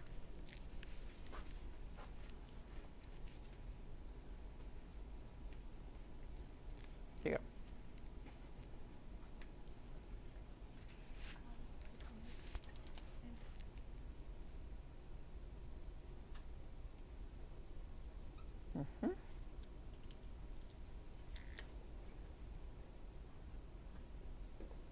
Beautiful. Thank you. Everybody see how this is a main effective stimulus type. Faces are higher than objects. A main effective attention. Attended is higher than unattended, but no interaction. The effective stimulus type is the same at each level. Yeah, Ben? Just something that maybe was unclear for me. Does attention usually affect the selectivity or the average response? These are great questions. Right now we're just considering the logical possibilities, okay? We'll talk about that later. Yeah, it's a good question. You should be wondering. Yeah. Okay, so Talia, tell us if you found that, what would that mean? So because like the difference in effect between like intended and unintended for like objects and faces is the same, like that does show that like attention like plays an effect and the stimulus plays an effect, but there's like no interaction between them because like the difference is the same. It's like there's these two different things. There's face selectivity, and then there's just a big, like overall, if you're looking at stuff, you get higher responses than if you're looking at the letters. Yeah, exactly. All right, one more. I need a volunteer. David.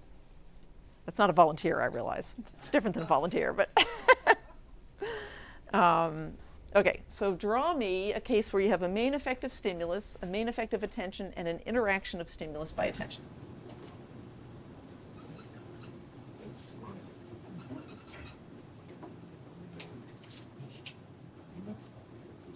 This. Yeah, beautiful. So here we have, oh wait, actually, hang on. Wait a second, you got a main effective stimulus. Actually, you don't have a main effective stimulus here. Did I get rid of that? Yeah, you got rid of that.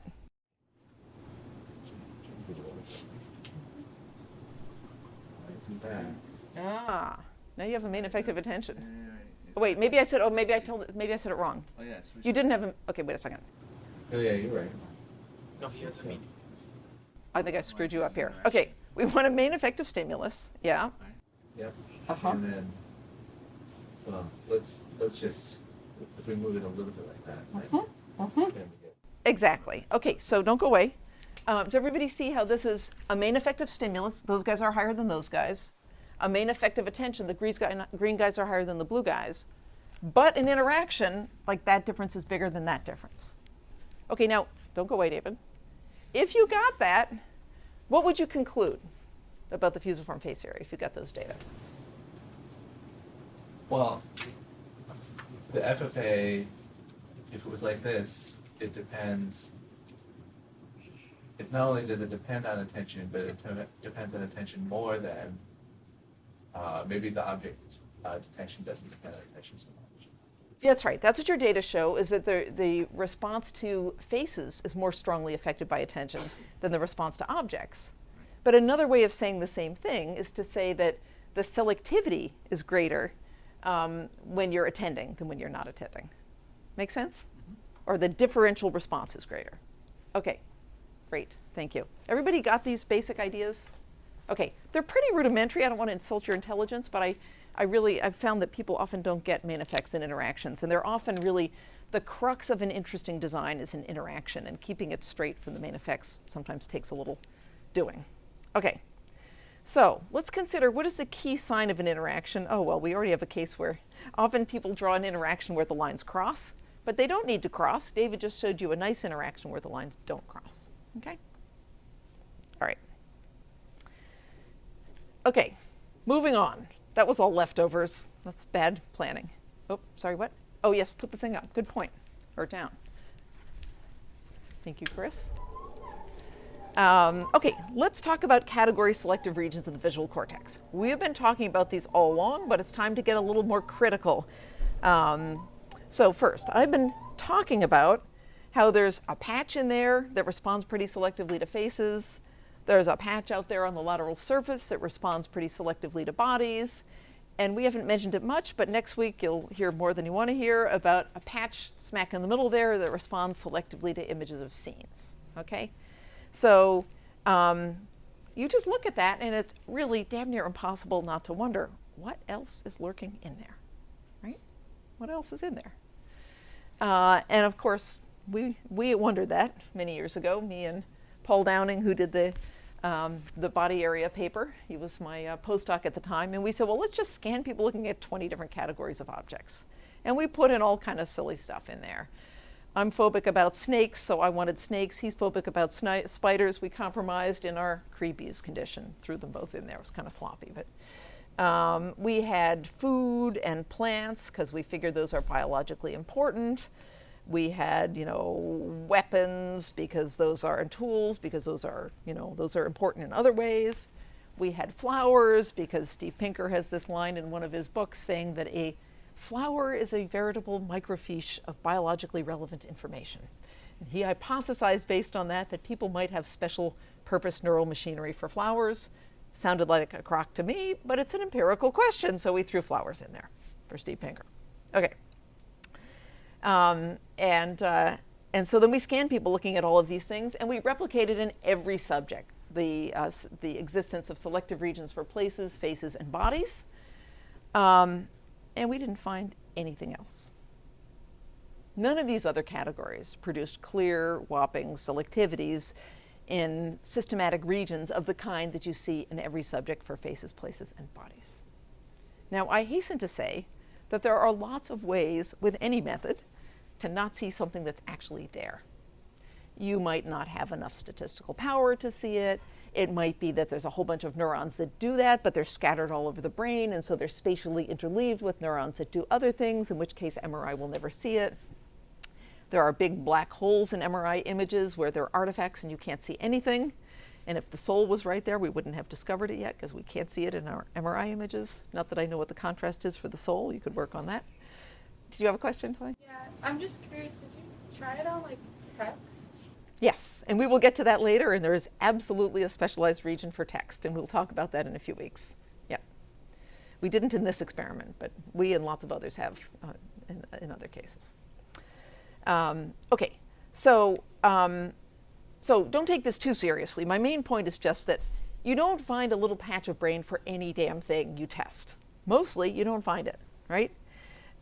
There is some disagreement in the field about the case of tools and hands. There are many reports that if you look at pictures of tools or look at pictures of hands, you can get a nice little selective blob.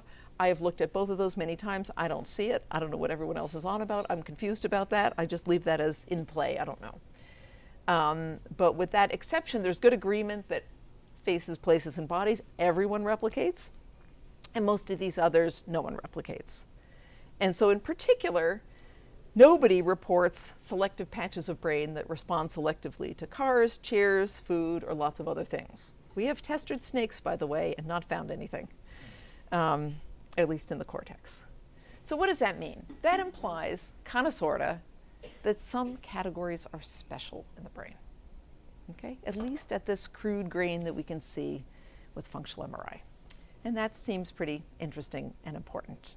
Yes? I have a naive question about places. Did you distinguish between human-made places and naturals? We'll get into all of that in excruciating detail next week. Yeah, it doesn't really make much of a difference. It likes all of those things. Yeah. Okay.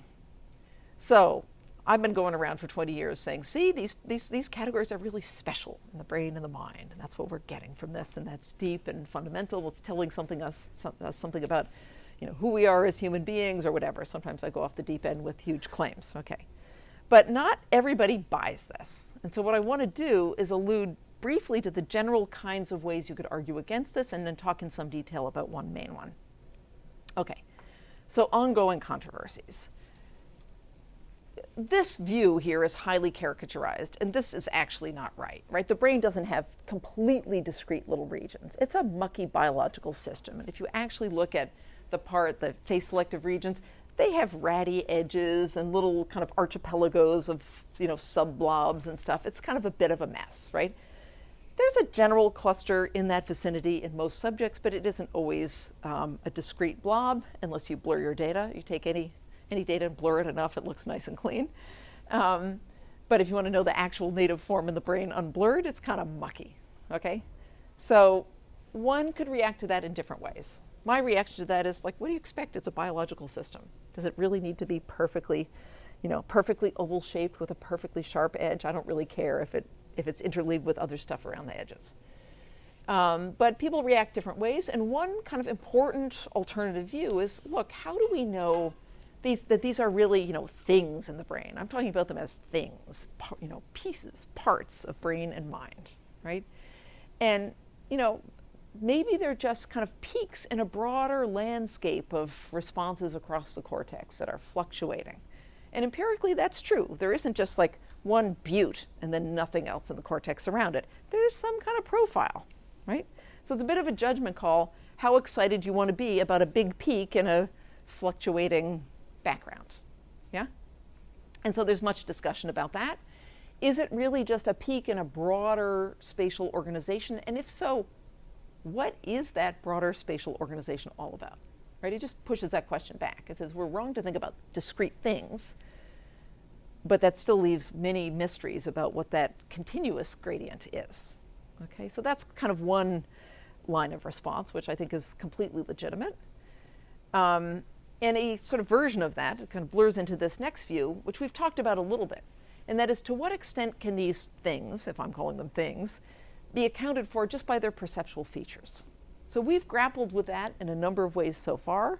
One of the first things we asked about the face area is it just responding to curvy stuff, right? Or round things, or whatever, right? And so there are many lines of work where me and many other people have asked that question, and for the most part the answer seems to be there's somewhat, there's some featural selectivities in these regions, but probably not enough to account for their category selectivity.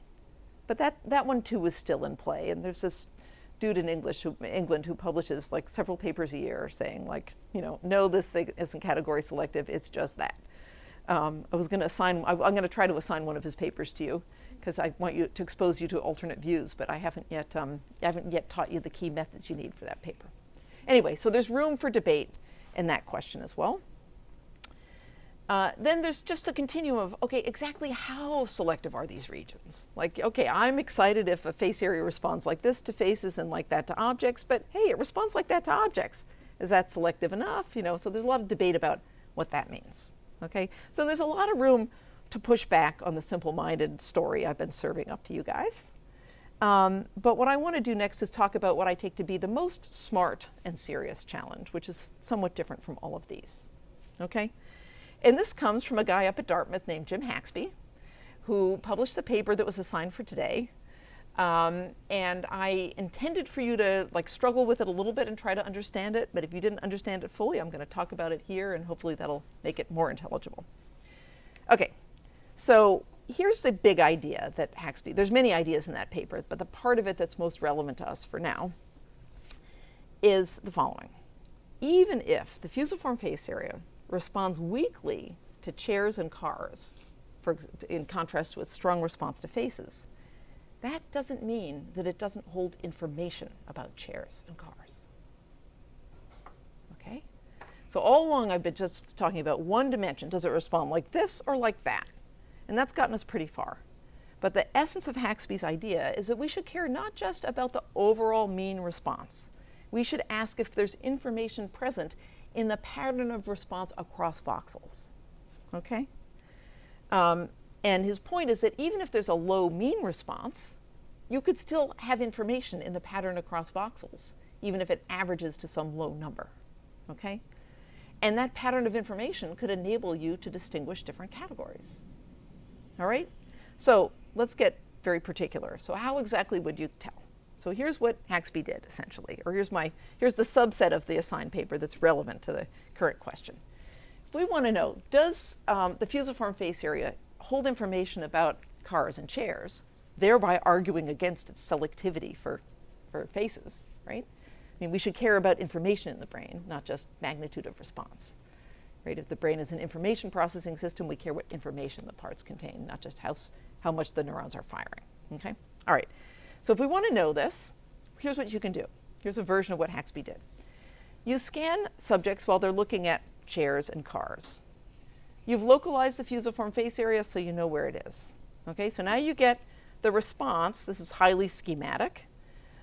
This is an idealized version of the cortical surface. Remember, the cortex is a surface, so we can mathematically unfold it and look at the magnitude of response of each voxel in the FFA. FFA isn't square, but we're idealizing it here. Okay, everybody get how that could be a pattern of response across voxels in the FFA when the subject looks at chairs, okay? And maybe you have some other pattern when the subject is looking at cars. Now, certainly if the pattern when they're looking at faces, all of these bars would be much higher. But our point is that even if these are low, they're different across voxels. Okay? So that's step one. So then what Haxby says is you do the same thing in the same subject. You do it again, hopefully in the same scanning session, and you get another pattern, like this and this. Okay? Now here's the key question. If there is systematic, if those patterns are systematic for chairs and systematically different for cars, then there is information in that region about the difference between chairs and cars, okay? Chairs and cars aren't faces. So that's an important challenge to my story about how that region only does faces, okay? So how do you measure that? Well, there's lots of ways. Haxby's is the lowest tech and most intuitive. He just says, let's look at the similarity of this pattern to that pattern. Repeated measures on chairs. Same subject, chairs on the even runs and chairs on the odd runs. By the way, why do you split your data like this rather than like this?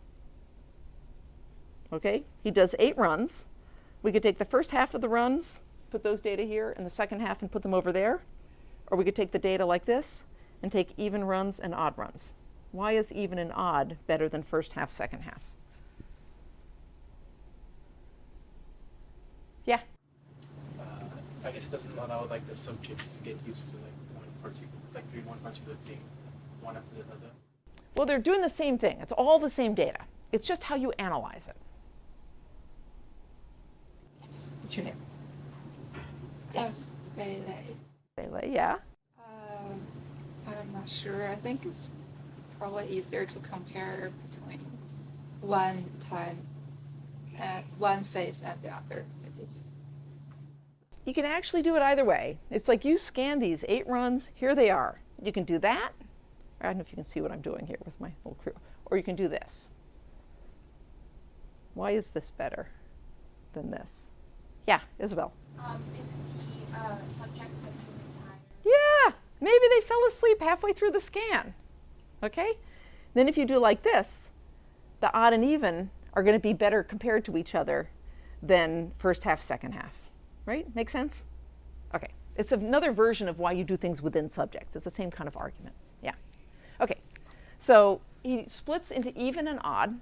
And so you ask, how similar are they within a category, within chairs, and within cars? You get 2 different correlation values. Just how similar are those patterns? You get an R value.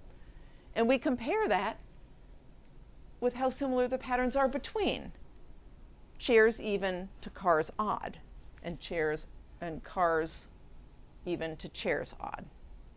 Okay?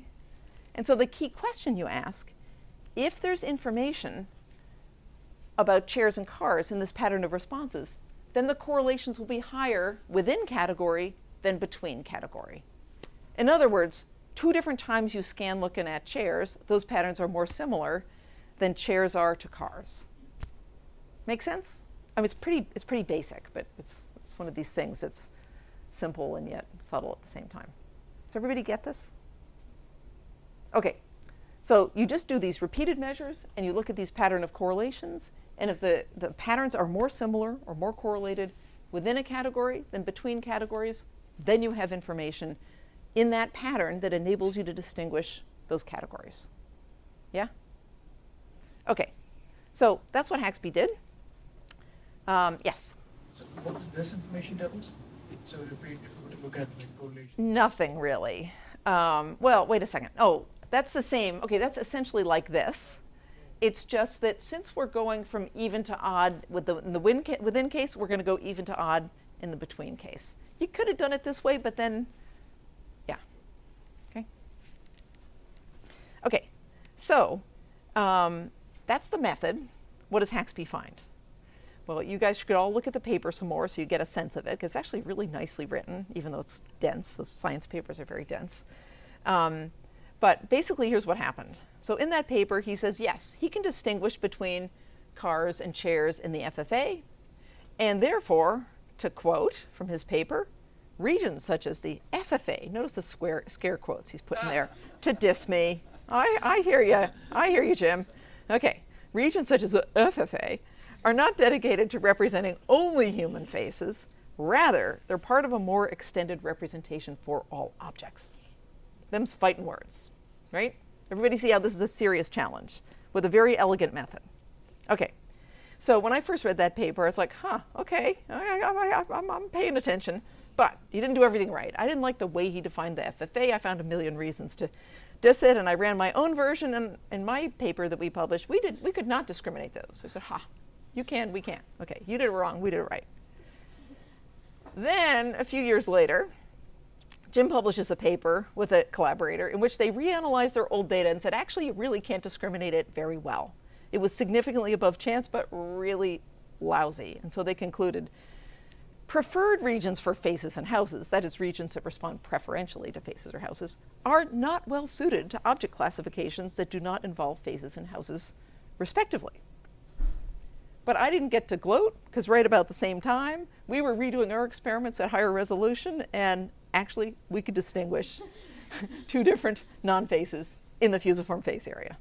So that was like the little drama that unfolded.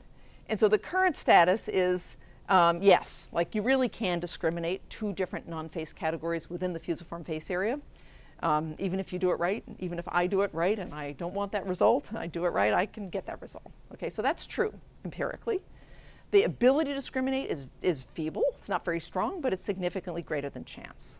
So, does that mean I'm toast? And I wasted the last few weeks telling you guys a bunch of BS that has been disproven and I should not have been telling you. Yeah, David. Isn't it kind of like saying that you could use a vending machine like a clock and then asking the question, then what is this thing for? And so, well, it's obviously the office clock. That's a great analogy. I love that. Absolutely. Absolutely. So now, to me, the central question, and here's another example that I think is exactly like that, but even more on point. And that is that there are deep nets that people have trained on faces, VGG face. It's really good at face recognition. It has only ever seen faces. It has only been trained on faces. That is all it's about. And if you feed it chairs, or what would I have, chairs and cars, it can discriminate between chairs and cars. So even if you have this perfect representation that's only been trained on faces, that has only evolved, if it evolved, we'll get to that later, to deal with faces, it can still give you a somewhat different response to chairs and cars. And that doesn't mean that that's what it's doing, right? So I think this is a really important challenge, but I think centrally, crucially, what we really need to be thinking about, maybe Quilly has a contribution. Yeah. So yeah. Like if it's only been trained on faces and you feed it a chair, like what's it outputting? Like what's it saying? Okay, so it's just a bunch of feed-forward layers that are connected with boatloads of units at each thing and connected in this systematic pattern. And once you train it up, you can feed it any stimulus and you can collect the response out the top. Okay? So even though it is designed for and only been trained on faces, you can feed it non-faces and get the response out the top and see. That is not not the category, not the top layer where it says that's Joe or that's Bob, but just before that layer, there's a whole bunch of units that have some representation distributed across units. You can take that and try to read it out and ask if there's information there. Okay? I'm not giving you all the details of how you do that, but hopefully you can get at least the gist.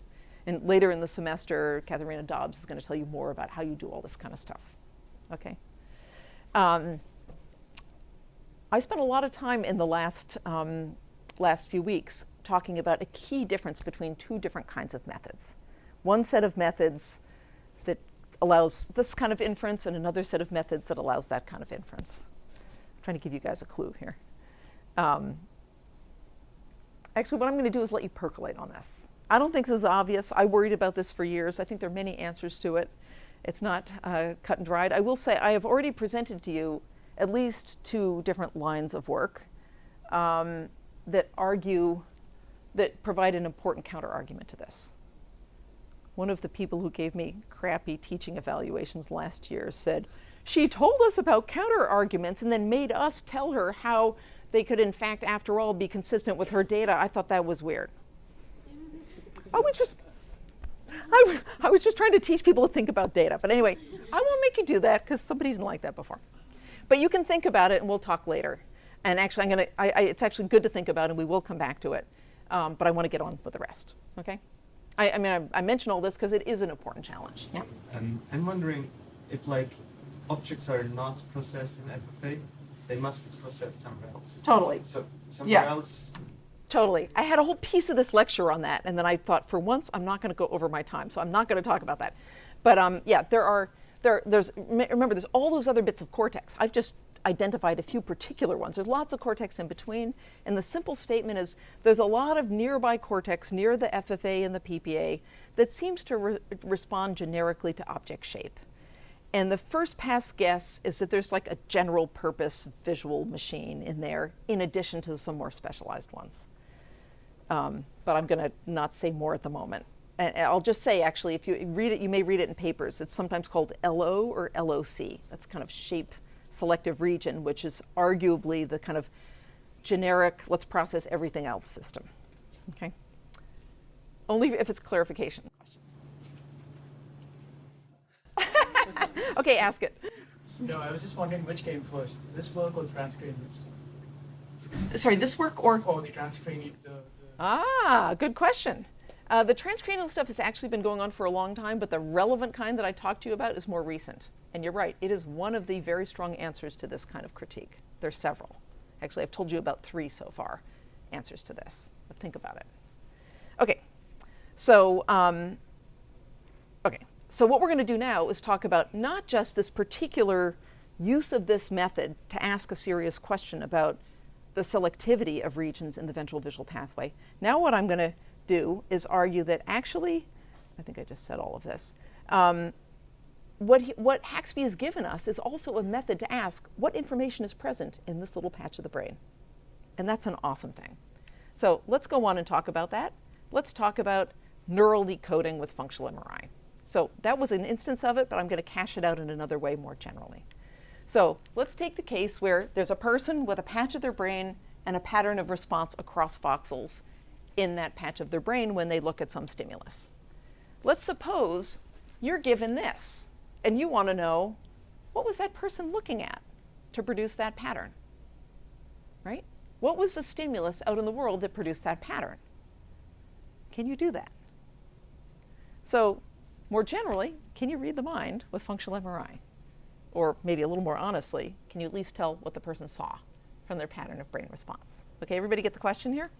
Okay, how can we try this? Well, they're all variations of that Haxby method that I just told you about, okay? But let's walk through this.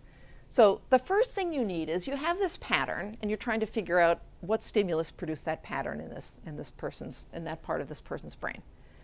Well, you need a decoder. You need to know what those voxels respond like when they look at different things, where you know the answer, okay?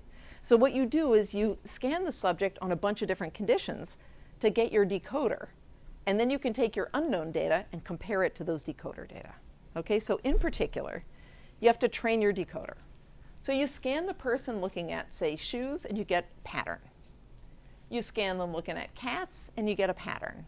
Maybe you scan them looking at 5, 10, 100 other things. Probably not 100. You don't have enough scan time.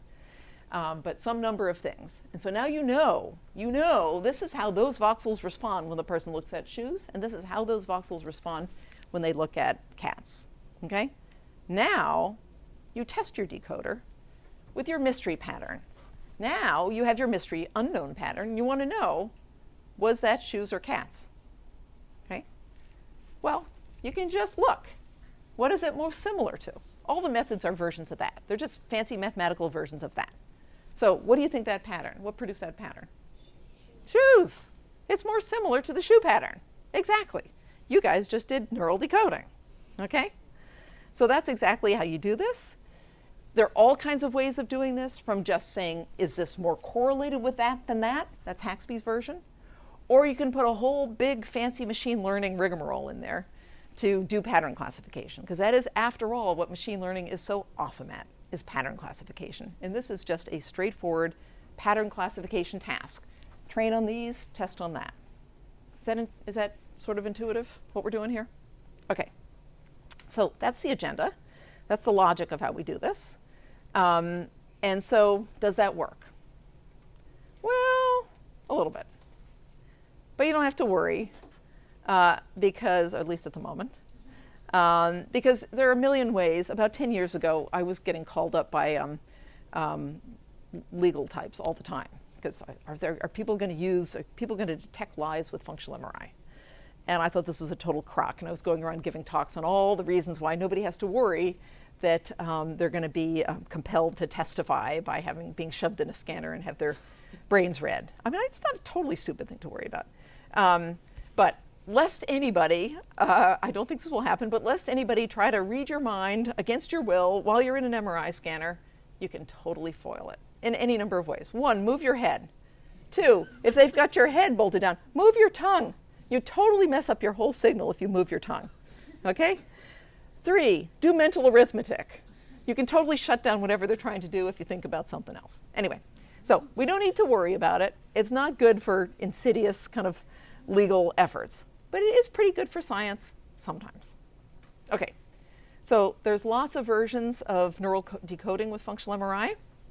So we've been talking so far about decoding functional MRI patterns of response across voxels.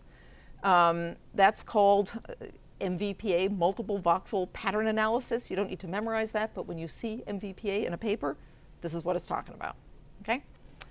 But you can also do it with lots of other kinds of neural data.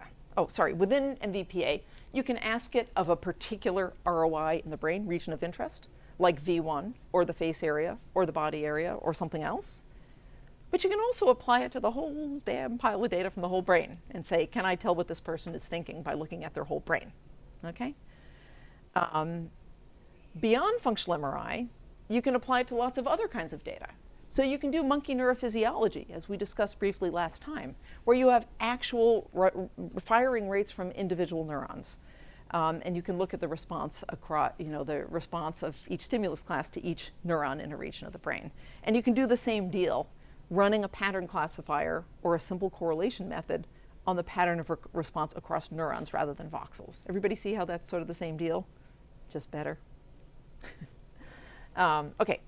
Or you can do magnetoencephalography, as we talked about. Stick your head in the big, expensive hairdryer, collect magnetic signals from all around the head, 300 channels, and now those magnetic signals are changing over time.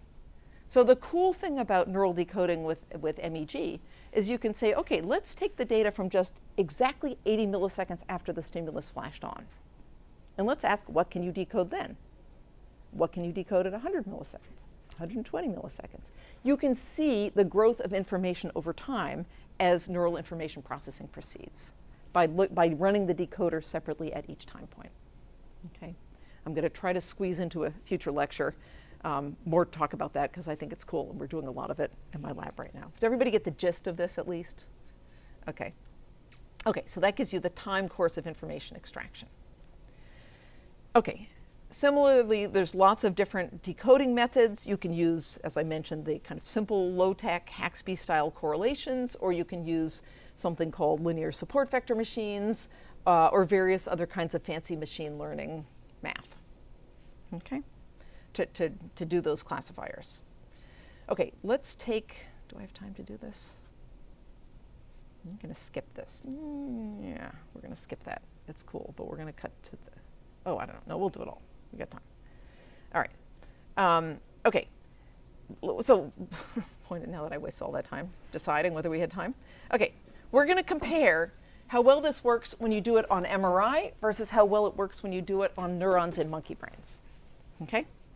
So, so there was a beautiful paper a few years ago that looked at this. So the question is, here are these face patches in monkeys that I told you about and that David Leopold will be talking about at 4 o'clock today. And so the question is, this particular one, AM, one of the nice face patches up there, these guys wanted to know what information is represented up there in face patch AM. Is there information about different individual face identities? Can you use it to decode which face the monkey saw? Okay? And so they did this experiment 2 ways. One, they did monkey neurophysiology. They recorded from 167 different individual neurons in that region, and for each neuron, they measured its response to 5 different faces. Okay? In another condition, they popped the very same monkeys in the scanner and they scanned them with functional MRI. And they did the same experiment. And they measured the magnitude of response of each of 100 voxels in that same patch of brain in that same monkey. And they got the MRI response to each of those 100 voxels, and for each voxel to each of those 5 faces. Everybody get that this is asking the same question? How well can you decode face identity from individual neurons or from functional MRI in the same animal? And the answer is damn depressing. The answer is you can decode identity really well from neurophysiology, and you can't do it worth a damn with functional MRI. Big bummer. Yeah. So that's a drag. It's just what it is.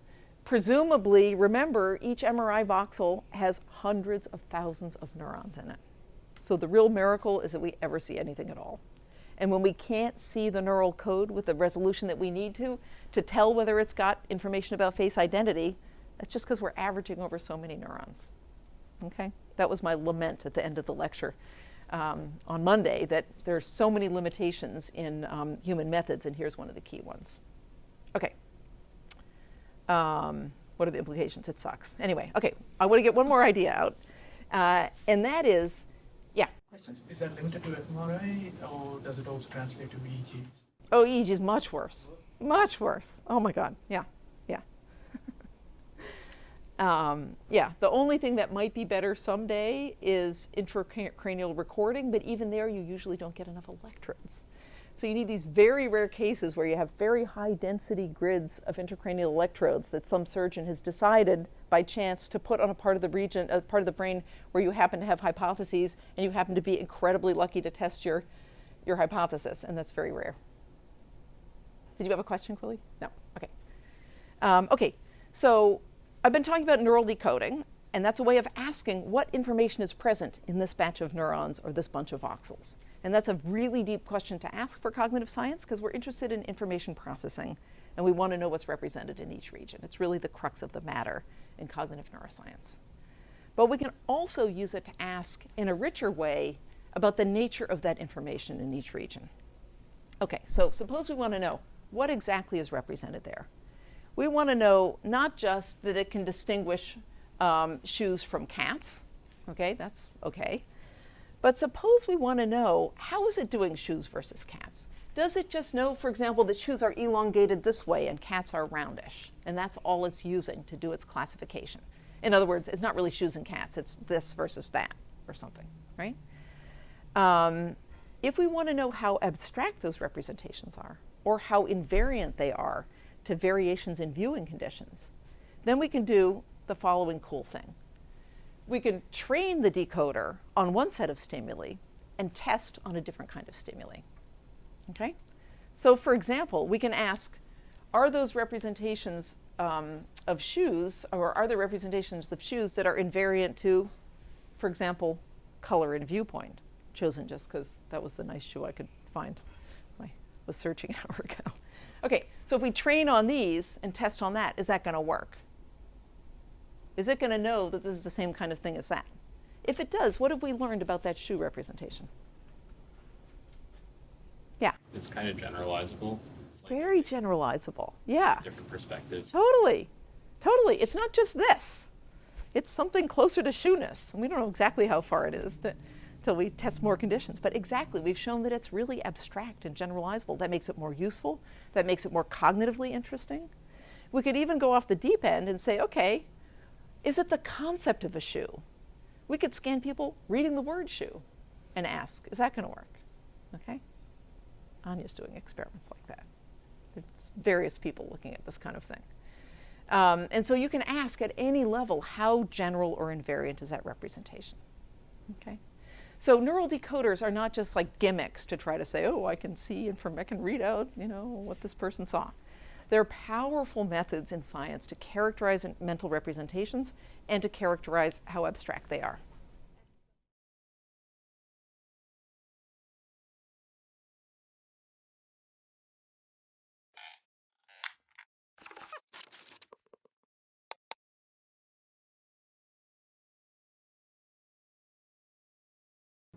Here's the agenda for today. As usual, a bunch of announcements in red.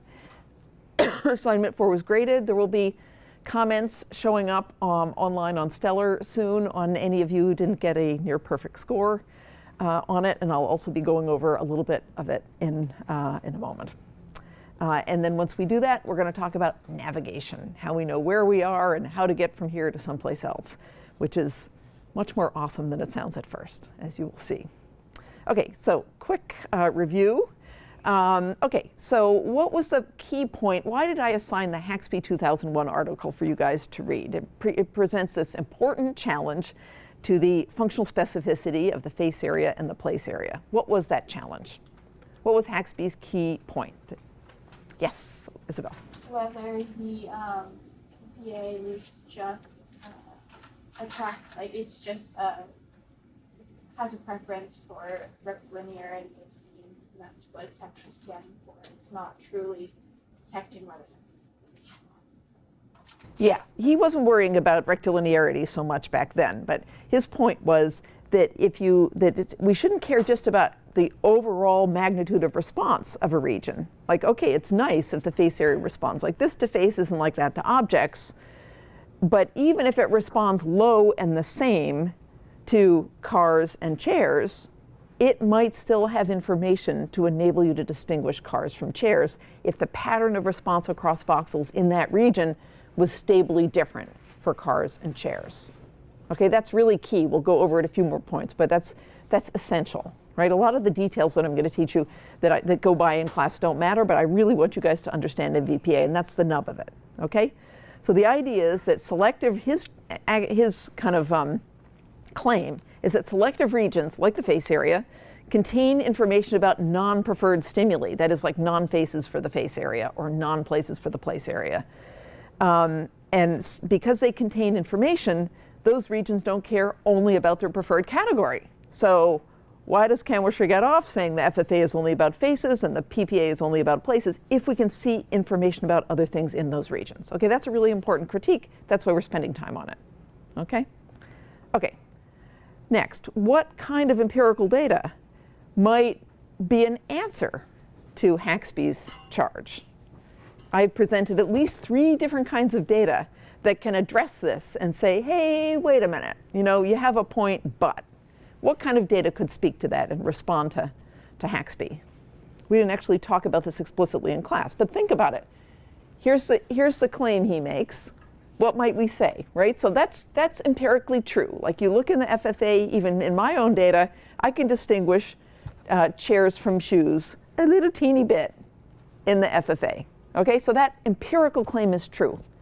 Why might it nonetheless be the case that the face area is really only about face recognition?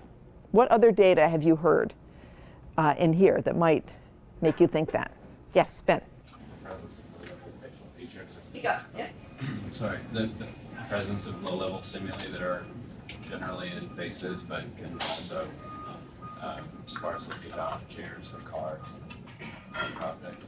Yeah, absolutely. So yes, so put another way, even if you had a perfect coder for faces, like take your best deep net for face recognition, VGG face, It can distinguish chairs and shoes too, right? The features that you use to represent faces will slightly discriminate between other non-face objects. So the fact that we can see that information in itself isn't strong evidence that that region isn't selective for face perception. Absolutely. What else? Yeah. Okay. With like transcranial magnetic stimulation, that when you stimulate like the FFA and you're looking at a face, it affects it, but when you like are looking at other objects, the effect is no longer. Exactly. And so what does that tell you about, okay, so there's pattern information in there about other things beyond faces, but apparently it's not used, right? Now, with every bit of evidence, you can always argue back. People say, well, TMS, those effects are tiny, maybe there isn't, we didn't have power detected, blah, blah, blah, blah. But at least absolutely you're right, TMS argues against that. What else? Or at least is a way to argue against it, and the picture paper that I assigned and other papers that we've talked about in here provide some evidence that actually, at least the occipital face area really is only causally involved in face perception, even if there's information in there about other things, okay? What else? What other methods can address this? Yeah?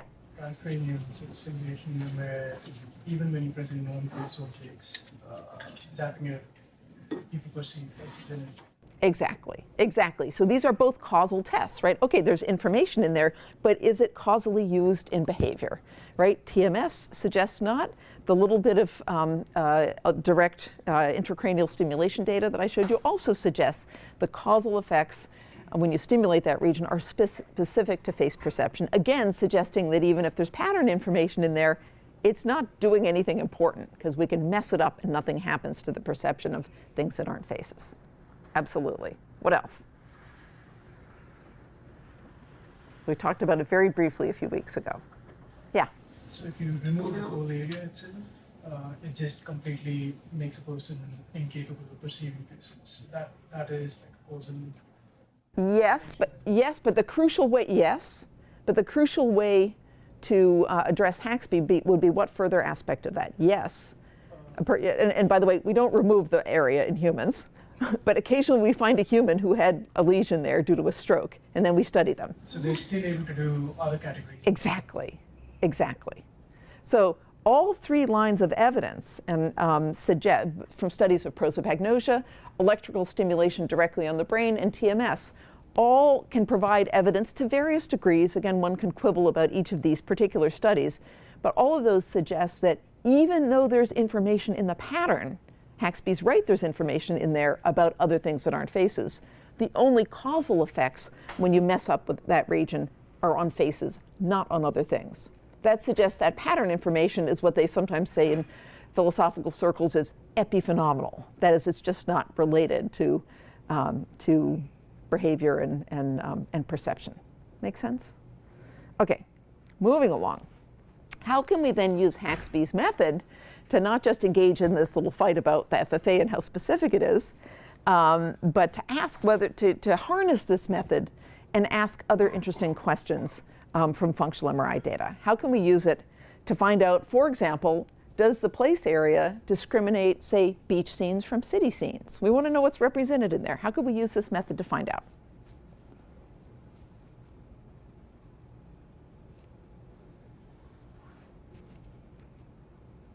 Yes, Jimmy.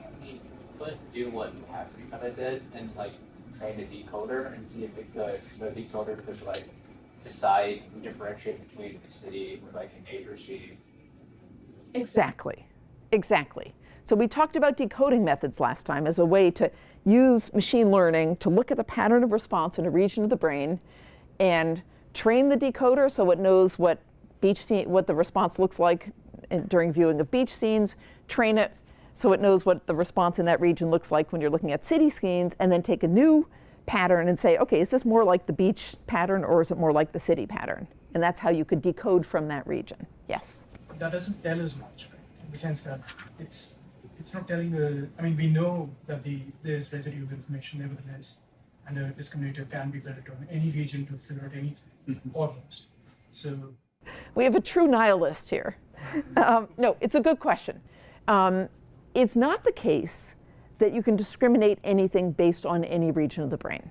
So there are some constraints. There's some things you can find in some places and other things you can find in other places, and they're not uniformly distributed over the brain. However, the point I just made about, yes, there's discriminative information in the face area about non-faces, but maybe it's not used, should raise a huge caveat about this whole method. How do we ever know? We see some discriminative information. How do we know whether it's actually used by the brain, part of the brain's own code for information, or just epiphenomenal garbage that's a byproduct of something else? It's a really important question about all of pattern analysis.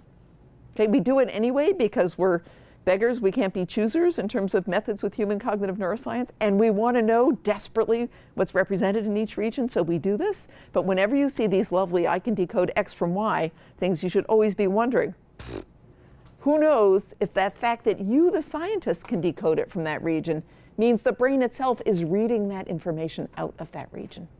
Big, important question. Okay. All right, put another way. So Jimmy mentioned just decoding in general, and that's absolutely right.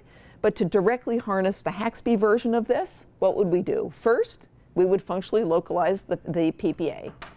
By scanning them, looking at scenes and objects, find that region in each subject. Then we would collect the pattern of response across voxels in the PPA, while subjects were looking at, say, beach scenes. And so if this is the PPA, this is the pattern of response across voxels in that region when they're looking at beach scenes. Fake data, obviously, just to give you the idea, right? So we would split the data in half, even runs, odd runs. That would be like even runs. Then we get another pattern for odd runs. And then we get another pattern for when they're looking at city scenes with even runs, and another pattern when they're looking at city scenes in odd runs, okay? So then, once we have those 4 patterns, what is the key prediction? If, using Haxby's correlation method, what is the key prediction? If the PPA, if pattern of response in the PPA can discriminate beach scenes from city scenes, what should we see from these patterns? What's the key prediction? Claire. Key prediction. You have these 4 patterns in the PPA, and now you want to know, is there information in there that enables you to discriminate beach scenes from city scenes? Is that like beach even and beach odd are more similar than beach even like city even? Exactly. Exactly. Right? It's actually, you know, it sounds all like complicated and it's easy to get confused, but the nub of the idea is really simple. It just says, look, the beach patterns are stable. We do beach a few times, we get the same pattern, more or less. We do city, we get a different pattern. And we keep doing city, we get the same pattern, more or less. And the beach pattern and the city pattern are different. So that's the nub of the idea. And so you can implement it with decoding methods or the Haxby versions just to ask whether the correlation between 2 beach patterns, beach even, beach odd, is more similar than the pattern between one of the beaches and one of the cities. Okay? Just asking, are they stably similar within a category and stably different from another category? Does that make sense? Okay. Boom, this is just, so it's just a variant of this thing I showed you guys before. We just harness this to ask whether that region can discriminate. Okay, and I just said all of this. Okay, if you still feel shaky on this, there's a few things you can do. A version of my little lecture on this method is here at my website. You can look at that. It's just like 6 minutes, and it's basically what I did before, but if you want to go over it again, there it is. You can reread the Haxby paper, which I know is not super easy, but it's actually nicely written, and if you read it carefully, it explains the method pretty clearly. You can talk to me or a TA, and we'll get back to this question of whether we should do a whole MATLAB-based problem set on this. All right? Okay, let's move on and talk about navigation. Okay, this is a monarch butterfly. It weighs about 1/2 gram. And yet, each fall, the monarch migrates over 2,000 miles from the USA and Canada down to Mexico. In fact, a single monarch flies 50 miles in a single day. It's pretty amazing for this tiny little beautiful delicate thing. Even more amazing, it flies to a very specific forest in Mexico that's just a few acres in size, and it arrives at that particular forest. Now that's already amazing, but here's the part that is just totally mind-blowing. and that is, and it flies back north in the spring, and that is that this whole cycle takes 4 generations to complete.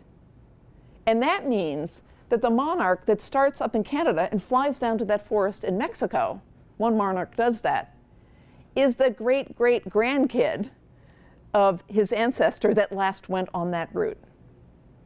Put that in your head and smoke it. That's pretty amazing, okay?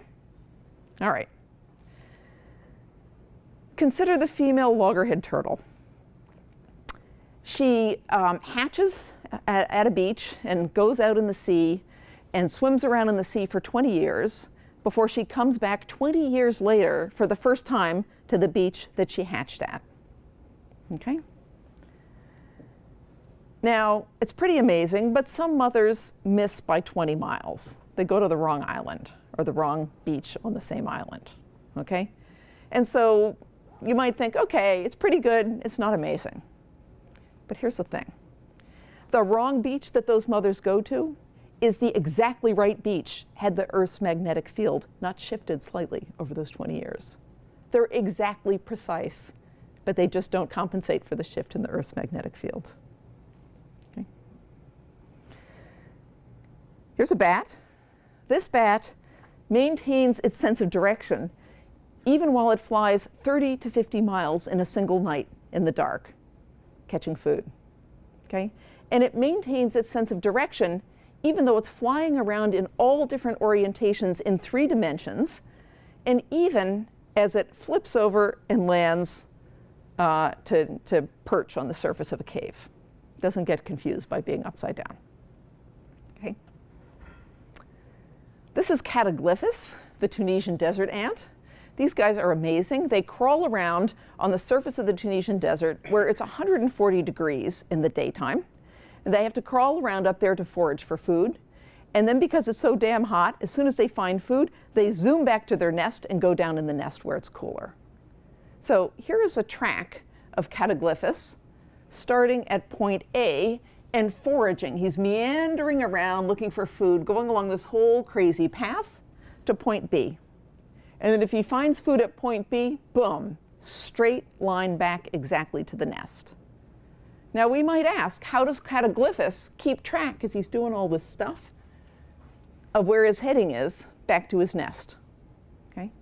The first thing you might think of is things like what it looks like, maybe they're landmarks, maybe they're odors, but no, he doesn't use any of those things. And we know that because when scientists who have set up this measurement device capture Cataglyphus after he goes out on this tortuous path and finds the feeding station, they capture him and move him across the desert, on which they've drawn all these grid lines for the convenience of their experiment, and they release him here. And what does Cataglyphus do? He goes on the exactly correct vector. No landmarks, no relevant odors, and yet he's obviously encoded the exact vector of how to get home. Think about what that entails and what's involved. Okay. The same vector with respect to north? With respect to, yes. Well, with respect to like absolute external direction, absolutely. Okay? So that's what I just said. So these feats of animal navigation are amazing. And animals have evolved ways to solve all these problems unique to their environment. They've evolved these abilities because they really have to be able to find food and mates and shelter. And this is not just esoterica in the natural world. MIT students too need to be able to find food and mates and shelter. So what is navigation anyway, and what does it entail? Well, I'll argue over the next 2 lectures that there are 2 fundamental questions that organisms need to solve to be able to navigate. First one is, where am I? And the second one is, how do I get from here to there, A to B, wherever there is that you need to get? Okay, so we'll unpack this. There are many different facets of each. But so, for example, if you see this image, you immediately know where you are. And you also know where to go if, for example, it starts raining. You might rush into lobby 7. Or if you're hungry, you might turn around and go back to the student center, right? Same deal here.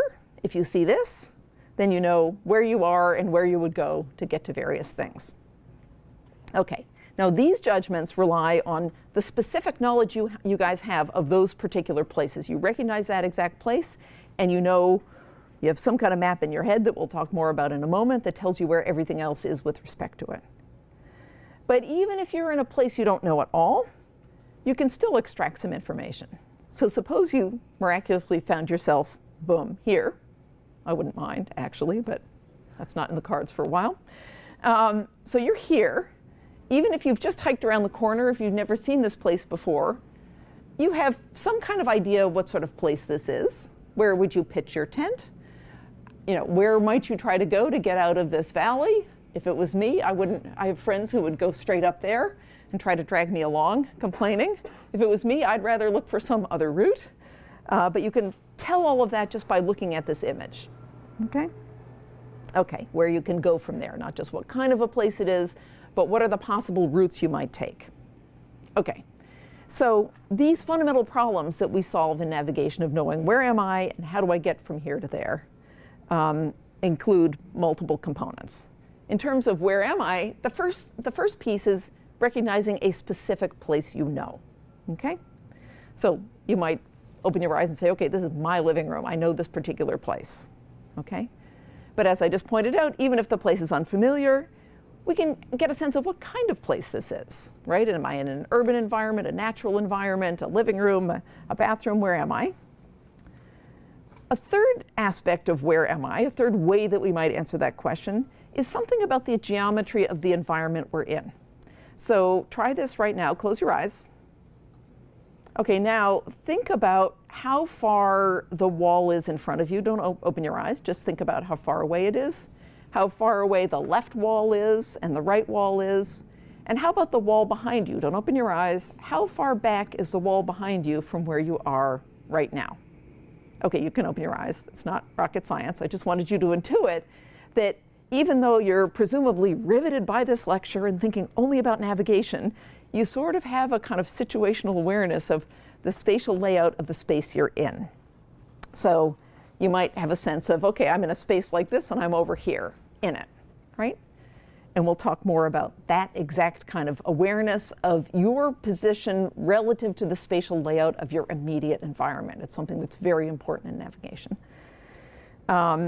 And another part of that is you might think, how would I get out of here? If I'm seriously bored by the lecture or for any other reason I urgently need to get out of here, you probably know exactly where the doors are in this space. It's just part of one of those things that we keep track of, okay?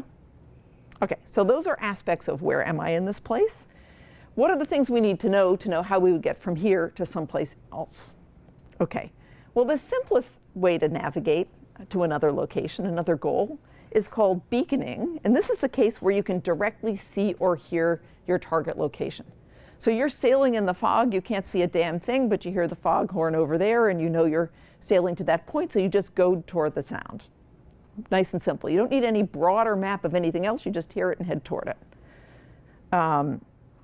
Or if you see this and your goal is to get to the green building, well, you know there's a green building and you just head that way. Now you're gonna have to go around a little bit to get around those obstacles, but you know where to head because you can see your target directly. Okay, these are cases where you don't need a broader long-term knowledge of the whole environment. If you can see your target, you just go straight for it. Okay, so that's beaconing. Simplest kind of A to B. And it requires no mental map, no kind of internal model of the whole world you're navigating in. But if you can't see the place you want to go, then you need some kind of mental map of the world. So what do we mean by a mental map of the world?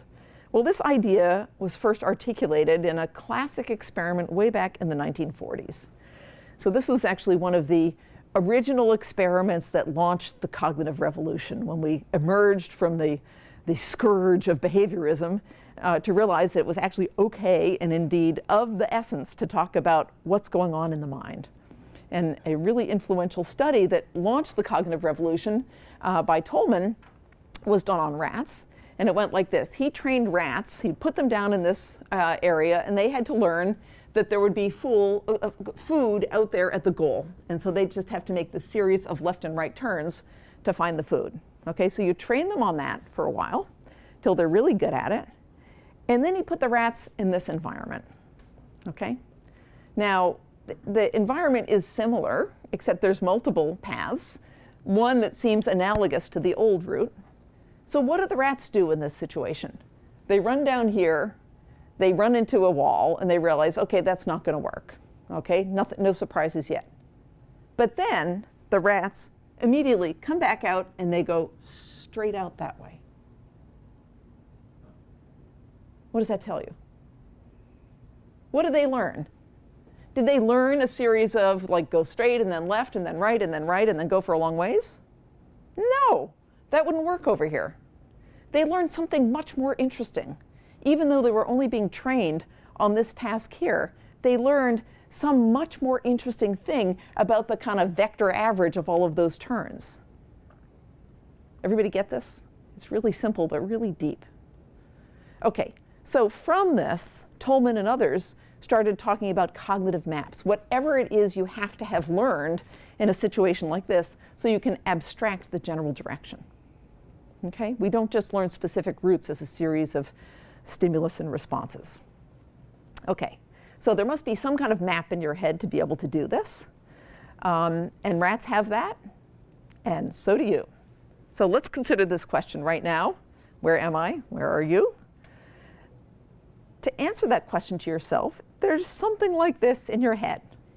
And it probably doesn't look exactly like that in your head, but there's some version of this information that's in your head that you're using when you answer the question of where you are. Okay? So, and you have some way to say, in that map of the world, I know not just what the MIT campus looks like and how it's arranged, but I know where I am in it. Okay? Now, if you want to know how to get somewhere else, like suppose you're hungry and you want to go over to the Stata cafeteria over there, what else do you need to know besides knowledge of the map of your environment and where you are in it? What else do you need to know? You know, you have this map, you know where you are, and you know where your goal is. Now you have to plan how to get over there. What else do you need to know? Yeah? You have to know which parts are like paths and which parts are buildings. Yes, exactly. Where can you go in there? Actually, where can you physically get through? Like, actually, our vector is right over there, but you can't go that way because you can't go through that glass, even though you can see through it, right? So knowledge of physical barriers and what's an actual path and what isn't is crucial. What else do you need to know? Suppose we had a robot in this room, sitting right here, facing the front of the room like you guys, and we're programming the robot on how to get over there. What are other things we'd have to tell that robot to get it to plan how to get over to the Stata cafeteria? Yeah? Things to watch out for, like cars and traffic and stuff. Absolutely. We'd have to know about obstacles, like moving obstacles, not just fixed ones. Absolutely. What else? Yeah? Initial orientation. Yes. He has to know which way he's headed. Right? You're going to give this robot instructions on which way to go. It matters a whole lot if the robot is starting like this or starting like that. The instructions are different in the two cases. And likewise for you guys, to plan a route, you need to know which way you're heading. Okay? Have you guys ever been in Manhattan and you come up from the subway and you see the streets going like this and you know it's north-south and you don't know if you're heading south or north, right? Really common thing. Okay, you need to, it's not enough to know I'm at the junction of 5th and 22nd. You need to know am I facing south or north. Otherwise you can't figure out which way to go. That's called heading direction. Okay. Okay, we just did all that. Okay, you need to know your current heading. Okay, you also need to know the direction of your goal in order to plan a route to it. Okay, so in this kind of taxonomy of all the things you need to know to navigate, we've just added that if you're going to navigate in your known environment, you need to know where, not just where you are in it, but which way you are facing in that mental map. Okay, and we also talked about this business of what routes are possible from here, how do we move around obstacles, where are the doors, where the hazards like cars, etc. A final thing you need to know is that even if you have a good system for all of these other bits, it's still possible to get lost in all kinds of ways. You lose track, you get confused, you get lost. So we also need a way to reorient ourselves when we're lost. And we'll talk a lot about that in the next lecture. Okay, so this is just common sense. We're doing a kind of low-tech version of Marr computational theory for navigation. Like, what are the things that we would need to know or that a robot would need to know to be able to navigate? Okay, just thinking about the nature of the problem. All right, so that's what we need. What's the neural basis of all of this?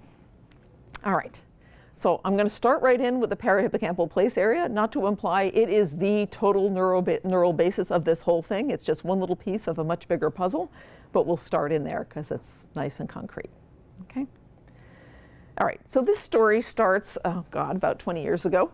I think I mentioned some of this in the first class when I talked about the story of Bob, and I talked about Russell Epstein, who was then my postdoc, and who was doing nice behavioral experiments and thought it was trashy and cheap to mess around with brain imaging, and he was going to have none of it until I said, Russell, just do one experiment, scan subjects looking at scenes. I know it's kind of stupid, but just do it. Then you'll have a slide for your job talk. And he scanned subjects looking at scenes and looking at objects. And here is one of those early subjects, probably me, I don't remember, with a bunch of vertical slices through the brain, near the back of the brain down there, moving forward as we go up to here. Everybody oriented? Okay, so, sorry, it's not showing up very well in this lighting, but there's a little bilateral region right in the middle there that shows a stronger response when people look at pictures of scenes than when they look at pictures of objects. Okay? So we hadn't predicted this. Yeah. Is the pink higher though? Yeah, pink is, all the colors are there's significance maps, or P levels, right? So pink is higher than blue, but blue is borderline significant. Okay, so this was kind of dopey. We didn't actually predict it for any deep reason. We hadn't been thinking about theories of navigation or anything like that. It was just one of those dumb experiments where we found something and we followed the data. So we found this, and there's like, okay, let's try some other subjects. So here are the first 9 subjects we scanned. Every single subject had that kind of signature response in exactly the same place, okay? In a part of the brain called parahippocampal cortex. Okay, so this is very systematic, and there's lots of ways to make progress in science. One way is to have a big theory and use it to motivate brilliant, elegantly designed experiments, and another is you just see something salient and robust that you didn't predict, and you follow your nose and try to figure it out. So that's what we did in this case. It's like, okay, what the hell is that? All right? So if you think about, we eventually called it the parahippocampal place area after a little more work. If you think about what we have so far, we've scanned people looking at pictures like this and pictures like that. And what we've shown is that little patch of brain responds a bunch more to these than those. So my first question is that a minimal pair? Talia, is that a minimal pair? Sorry, I'm like boys. Sorry. Simple, simple, simple. We're contrasting this with that. Can you remind me what a minimal pair is? Okay, minimal pair is this thing we aspire towards in experimental design where we have 2 conditions that are identical except for one little thing we're manipulating. I don't really think it's a minimal pair, but I'm not really sure, Well, I haven't told you what we were designing to manipulate, but there seems to be too many differences between a living room and it's ludicrous, right? I mean, it's a million differences here, right? So we don't know that we have anything yet. There's all kinds of uninteresting accounts of this systematic activation in that part of the brain, right? So just to list a few that you've probably already noticed, these things have rich, high-level meaning and complexity, right? So you could think about living rooms or where you might sit, or somebody's aesthetic home design, or God, there's all kinds of stuff to think about there, much more than just, okay, it's a blender, right? So there's just complexity in every possible way. There are also lots of objects present here and only a single object over there. So maybe that region, it just represents objects, and if you have more objects, you get a higher signal, right? There's another possibility, and that is that these images depict spatial layout, and that one does not. Okay, so you have some sense of the walls and the floor and like the layout of the local environment here that you don't have over there. All right? And we could probably list a million other things. Okay? It's a very, very sloppy contrast. Okay, so how are we going to ask which of these things might be driving the response of that region? Well, a natural thing to do is just deconstruct the stimuli. So here's what we did. This is actually way back 20 years ago. There were better methods at the time, but I didn't know them. So I actually drove around Cambridge, photographed my friends' apartments, left the camera on the same tripod, moved all the furniture out of the way, and photographed the space again. Ha ha, I know. And then these we probably cut out with some horrific version of Adobe Photoshop that existed 20 years ago. Anyway, we deconstructed the scenes into their component objects and the bare spatial layout.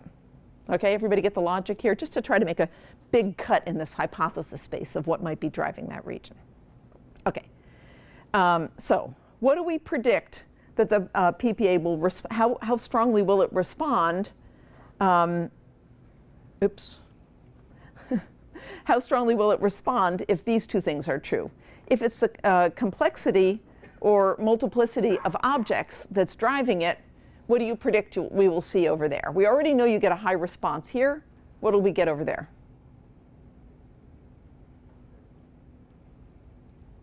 Yeah? Probably be more biased towards friends. Yeah, we'll respond more to this than that, right? It's really simple-minded, right? If instead it responds more to the spatial layout, what do we predict? Isabel? I was going to respond to the empty rooms. Yeah. And that seems like a weird hypothesis because these are really boring. There's kind of nothing going on here, and there's just lots of stuff going on here. I mean, it's not riveting, but it's a whole lot more interesting to look at these than those. Believe me, I got scanned for hours and hours looking at these things, and whenever the empty rooms came on, I was like, oh my God, I'm just so bored, right? There's just nothing here. Whereas here, at least there's stuff, right? But that's not what the PPA thinks. What the PPA does, oops, we just did the localizer, okay. It responds like this. This is percent signal change, a measure of magnitude of response to the full scenes way down, less than half the response to all those objects, and almost the same response as the original scene when all you have is a bare spatial layout. Pretty surprising, isn't it? We were blown away. We're like, what? What? But can you see how even this really simple-minded experiment enables us to just pretty much rule out that whole space of hypotheses? It's not about the richness or interest or multiplicity of objects. It's something much more like spatial layout, because that's kind of all there is in those empty rooms. I mean, it could be something like, you know, the texture of wood floors or something weird like that. But one's first guess is it's something about spatial layout. Does this make sense? This is just a way to take a big sloppy contrast and try to formulate initial hypotheses and knock out a whole big space of hypotheses. Yes, and is it Alana? Yeah.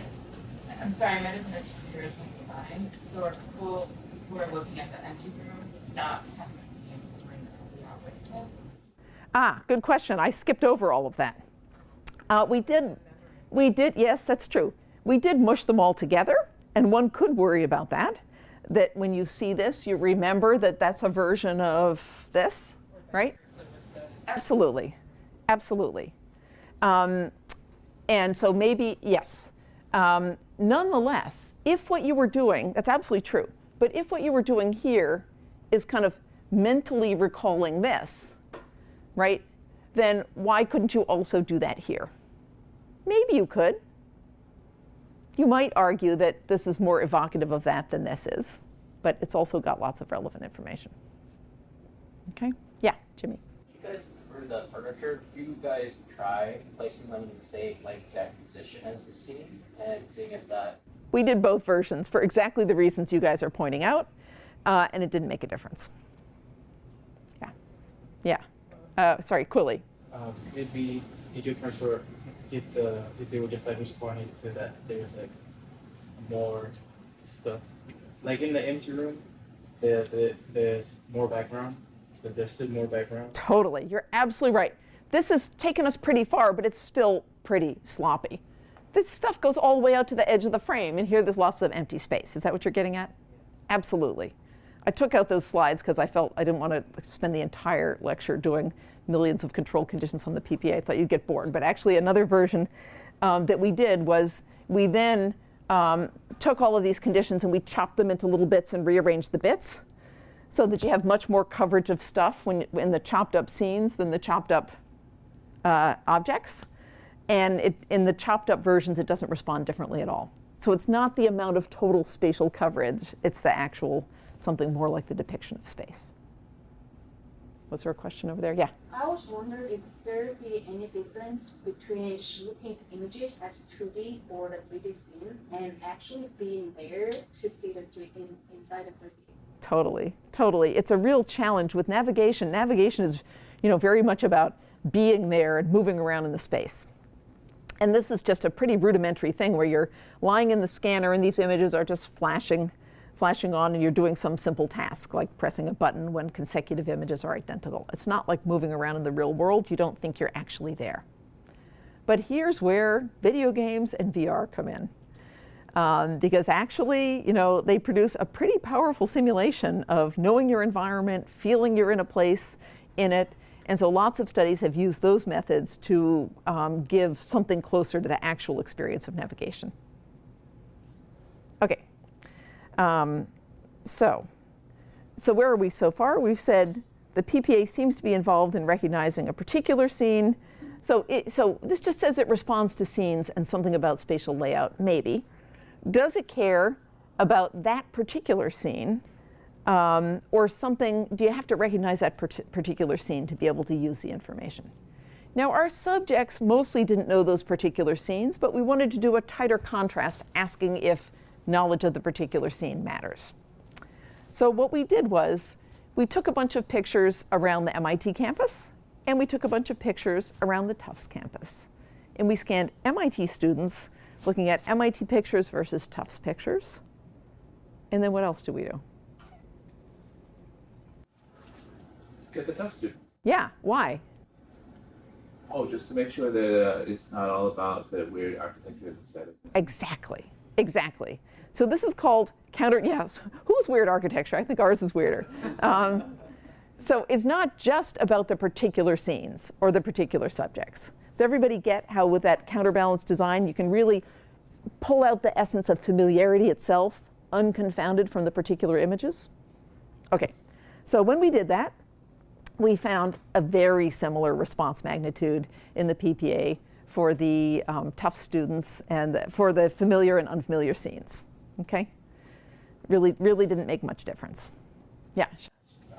Taking a step back, so we started off with the whole question of navigation and it involving all these different components.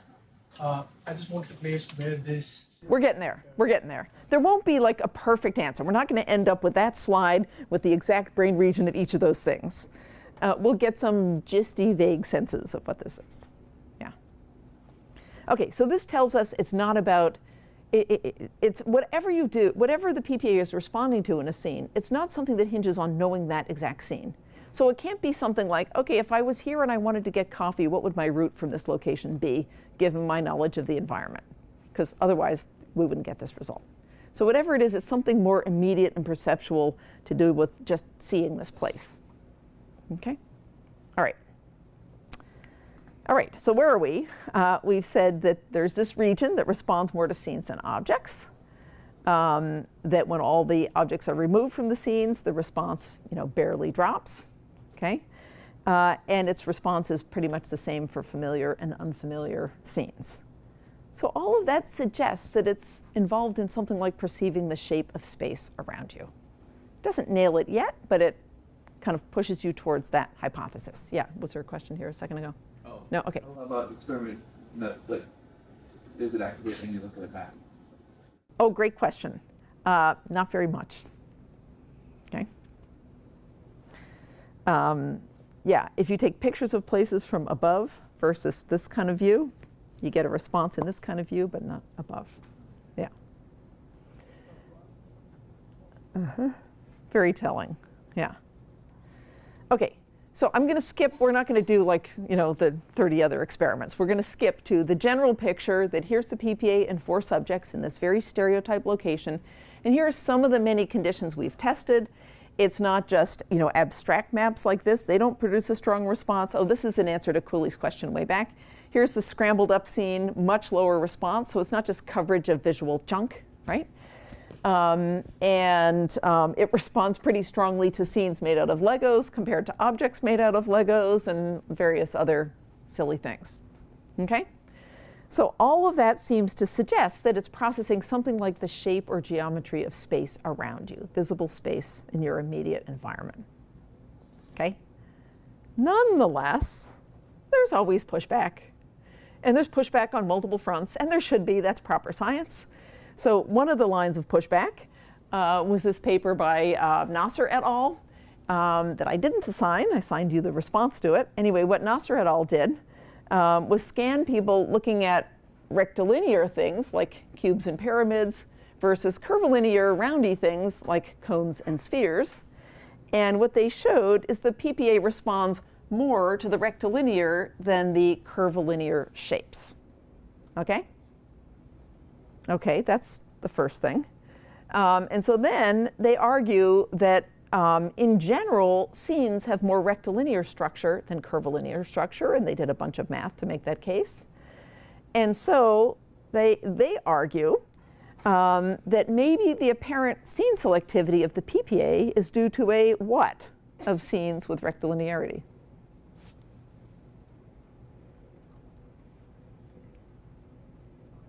Yeah. Confound? Yes, exactly. A confound. This is exactly what a confound is. Something else that co-varies with the manipulation you care about that gives you an alternative account. Namely, okay, it's not scene selectivity, it's just rectilinearity. I mean, that might be interesting to other people, but it would make it not very relevant to navigation and much less interesting to me, at least, right? Okay, so that's an important criticism. And so then the Bryan et al. Paper that you guys read starts from there and says, okay, let's take that seriously, let's find out. And so you guys should have read all of this, but just to remind you, they have a nice little 2x2 design. Remember we talked about 2x2 designs? Where they manipulate whether the image has a lot of rectilinear structure or less rectilinear structure, and whether the image is a place or a face, okay? And what they find in the PPA is the same response to these, and it's higher to the scenes than the faces, and rectilinearity didn't matter for the scenes. Okay, so evidently, even though it does matter with these abstract shapes, in actual scenes, it doesn't seem, and faces, it doesn't seem to be doing much. It's not accounting for this difference. Okay, everybody get that? Okay, let's talk about this graph. Are there main effects or interactions here? And what are those main effects or interactions?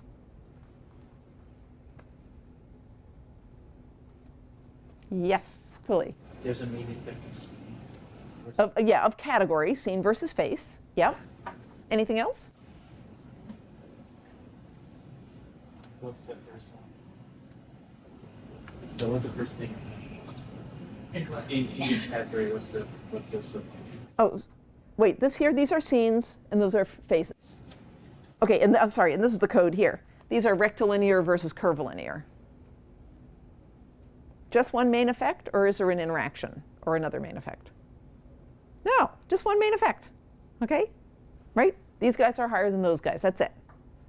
Okay, so that just tells you there's nothing else going on in these data other than scene selectivity, okay? Rectilinearity doesn't interact with or modify scene selectivity, and it doesn't have a separate effect, okay? Nonetheless, as we've been arguing with the whole Haxby rigmarole, does the fact that there's no main effect of rectilinearity in here mean that the PPA doesn't have information about rectilinearity? No, Josh, why? I mean, there's still a tiny amount that could be around. This is not the right experiment to sort of. That's right.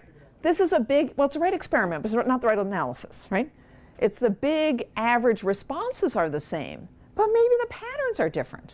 Okay, that wouldn't directly engage with this, but we want to know, is there information in there about rectilinearity? Okay, so how would we find out?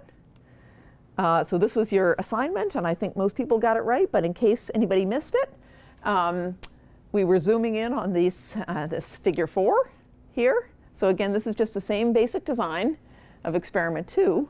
And now let's consider what's going on here. So you guys read the paper and you understood what was going on here. What's represented in that cell right there? What is the point of this diagram? What are they doing here, and what does that cell mean in that matrix? You can't understand the paper without knowing that. Is it Ali? No, sorry. What's your name? Chardon. I've only asked you like 6 times. Yeah, go ahead. So they want to see whether the activation patterns can better discriminate between rectilinearity of the same category of things or between categories of things with the same rectilinearity. So they, the first thing I said is to the left, and the second one is to the right, and they. Sorry, wait, here and here? No. The right side.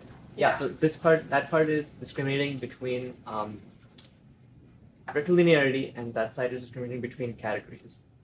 And they take the differences of, well, not the differences, they take the how well it can distinguish between each of those categories and plug them down there. Right, okay. That's exactly right. So this is how well it can discriminate, plotted down here, but based on an analysis that follows this scheme.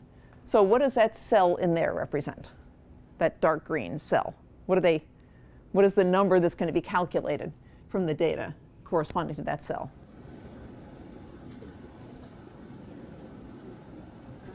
Similarities of same rectilinearity and same pattern. Exactly. So just as if you want to distinguish chairs from cars or something else, if you want to know, is there information about rectilinearity in there, you take these 2 cases, which are the same in rectilinearity, both high rectilinear, both low rectilinear, for run 1 and run 2, and that's the correlation between run and run 2 for those cells.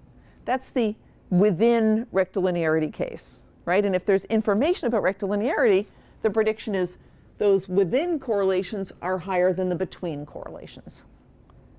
Just as we argued a bit back with, beaches and cities and everything else. Okay, same argument. This is just presenting the data in terms of run 1 and run 2, and which cells do we grab to do this computation. Okay? So each of the cells in there, for each of the cells, we're going to calculate an R value of how similar those patterns are. Okay? Pattern in, a pattern for rectilinear scenes in run 2, a pattern for rectilinear scenes in run 1. This cell is the correlation between those 2 patterns. How stable is that pattern across repeated measures? Okay. All right. So that's what that R value is.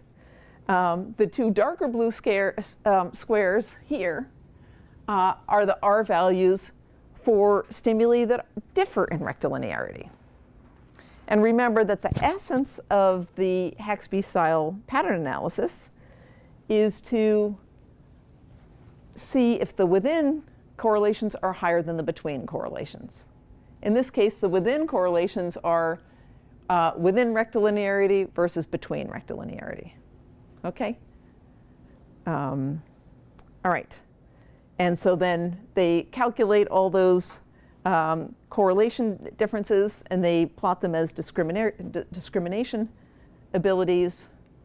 And so what this is showing us here is that actually the PPA doesn't have any information in its pattern of response about the rectilinearity of the scene.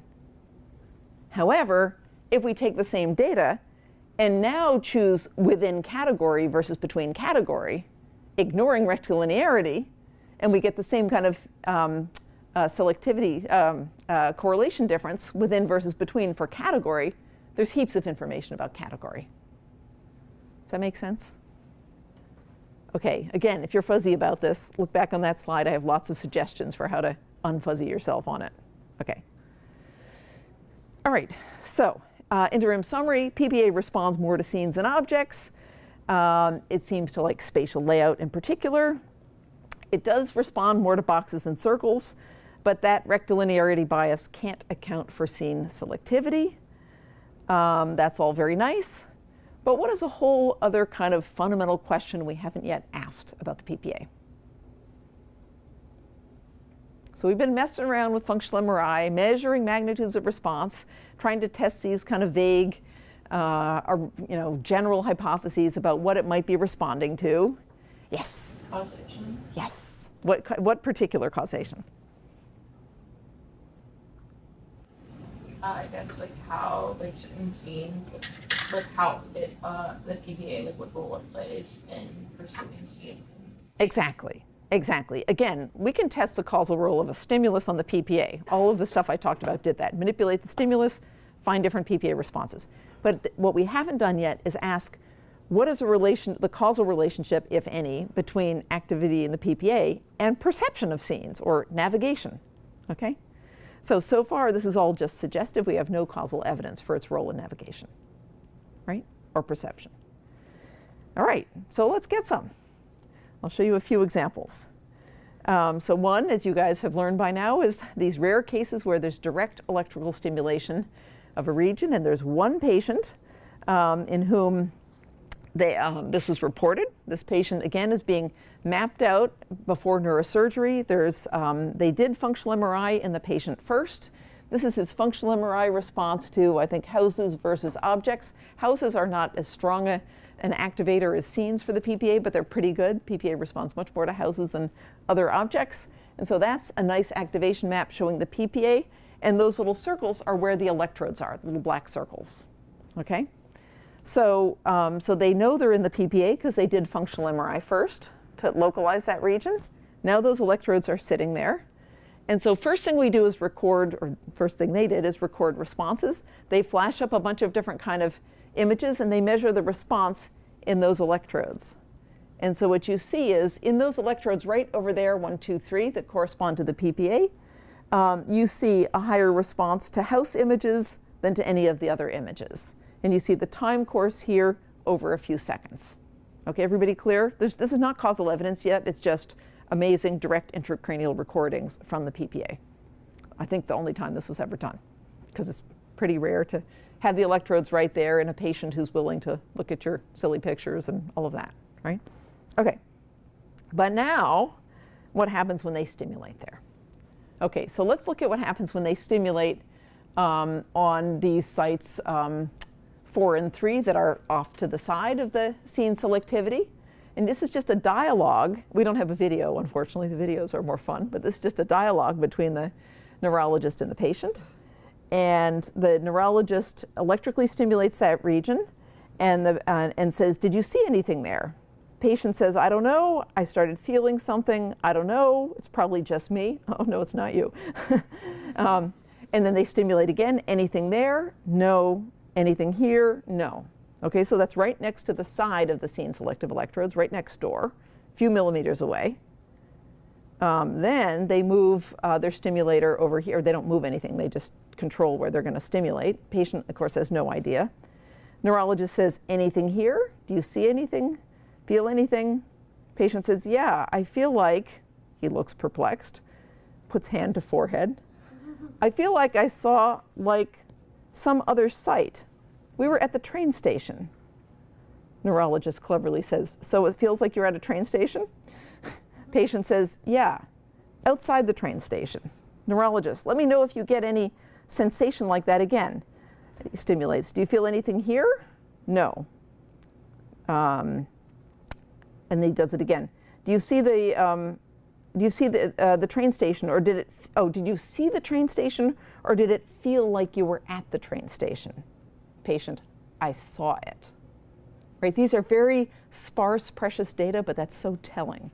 It's not that he knew he was at the train station abstractly, he saw it. Okay? So then they stimulate again right on those scene selective regions. Patient says, again, I saw almost like, I don't know, like I saw, it was very brief. Neurologist says, I'm going to show it to you one more time. Really what he means is I'm going to stimulate you in the same place one more time. See if you can describe it any further. I'm going to give you one last time. What do you think? I don't really know what to make of it. but I saw like another staircase. The rest I couldn't make out, but I saw a closet space, but not this one. He points to a closet door in the room. That one was stuffed, and it was blue. Have you seen it before? It's a neurologist. Have you seen it before at some point in your life, you think? Yeah, I mean when I saw the train station. Train station you've been at, yeah, et cetera, et cetera. So it's not a lot of data, but it's very compelling, right? What is the patient describing? Places that he's in that he sees, and then he describes this closet space and its colors. Interestingly, color regions are right next to scene regions, so that's kind of cool too, right? So it's causal evidence, it's sparse. Ideally, we'd like more in science, but it's pretty cool, yeah? And all this while the patient is just staring at a blank wall? You know, I actually forget in the paper. I got to go look that up. I forget exactly what the patient was doing. I think he's just in the room looking out. Usually they don't control it that much because it's done kind of for clinical reasons, and the patient is in their hospital bed and they're just stimulating. So he's probably just looking out at the space he's in. In fact, he must have been, because at one point he says a closet not like that one over there. So if he was staring at a blank thing, he was also looking out at his room. Okay, so yeah. So this may be a little bit off topic, but you said that the region for color perception is very close to this selectivity. Mm-hmm. Is there any relationship between like functional proximity and? That's a great question. Nobody in the field has an answer to this. People often make hay about the proximity of two regions, like, oh, there's some deep link because this thing is next to that thing.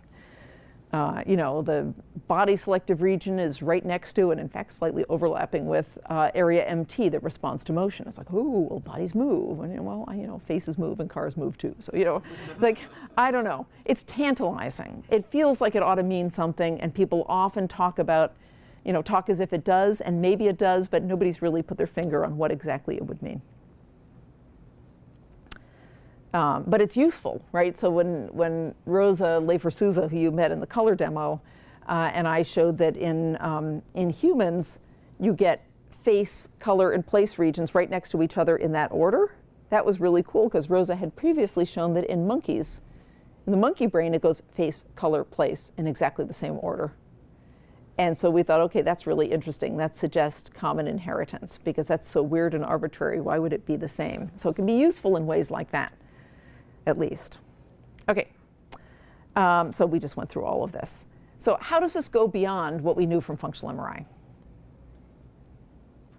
I'm insulting your intelligence. You know the answer to this. It goes beyond it because it tells you, it implies that there's a causal role of that region in place perception, some aspect of seeing a place. Okay, now all of this about the PPA, I just started in there because it's nice and concrete and easy to think about. But no complex mental process happens in just one brain region. Nothing is ever like that. And likewise, scene perception and navigation is part of a much broader set of regions. So if you do a contrast, scan people looking at scenes versus objects, you'll see not just the PPA in here. Again, this is a folded up brain, and this is the mathematically unfolded version, so you can see the whole cortex. Dark bits are the bits that used to be inside a sulcus until it was mathematically unfolded. So there's the PPA kind of hiding up in that sulcus, and when you unfold it, you see this nice, big, huge region, okay? But you also see all these other regions, okay? Now, there's a bunch of terminology, and don't panic. I don't think you should memorize everything about each region. You should know that there's multiple scene regions. You should know some of the kinds of ways you tease apart the functions and some of the functions that have been tested and how they're tested, but you don't need to memorize every last detail, okay? Because it's going to get a little hairy. Okay, so here's a second scene region right there called retrosplenial cortex, or RSC. And actually, Russell Epstein and I saw that activation in the very first experiments we did in the 1990s, but we really didn't know what we were doing back then. And we knew that this is right near the calcarine sulcus. Remind me, what happens in the calcarine sulcus? What functional region lives in the calcarine sulcus? It's just a weird little fact, but it's kind of an important one that we mentioned weeks ago. V1, primary visual cortex. That's where primary visual cortex lives. And remember, primary visual cortex has a map of retinotopic space with next door bits of primary visual cortex responding to next door bits of space. And in fact, that map has the center of gaze out here and the periphery out there. So when Russell and I first saw that activation, we had the same worry that Quilly mentioned a while back, and that is the scenes are sticking out. There's stuff everywhere, the objects, there isn't that much sticking out. And we thought, oh, that's just peripheral retinotopic cortex. But it's not. It's right next to there, and it's a totally different thing, and it turns out to be extremely interesting. You don't need to know all that. It's just silly little history. Okay, there's a third region up there that's on the outer surface out there that used to be called TOS and is now called OPA. I'm sorry about that. You don't need to remember this. Know that there are at least 3 regions. TOS/OPA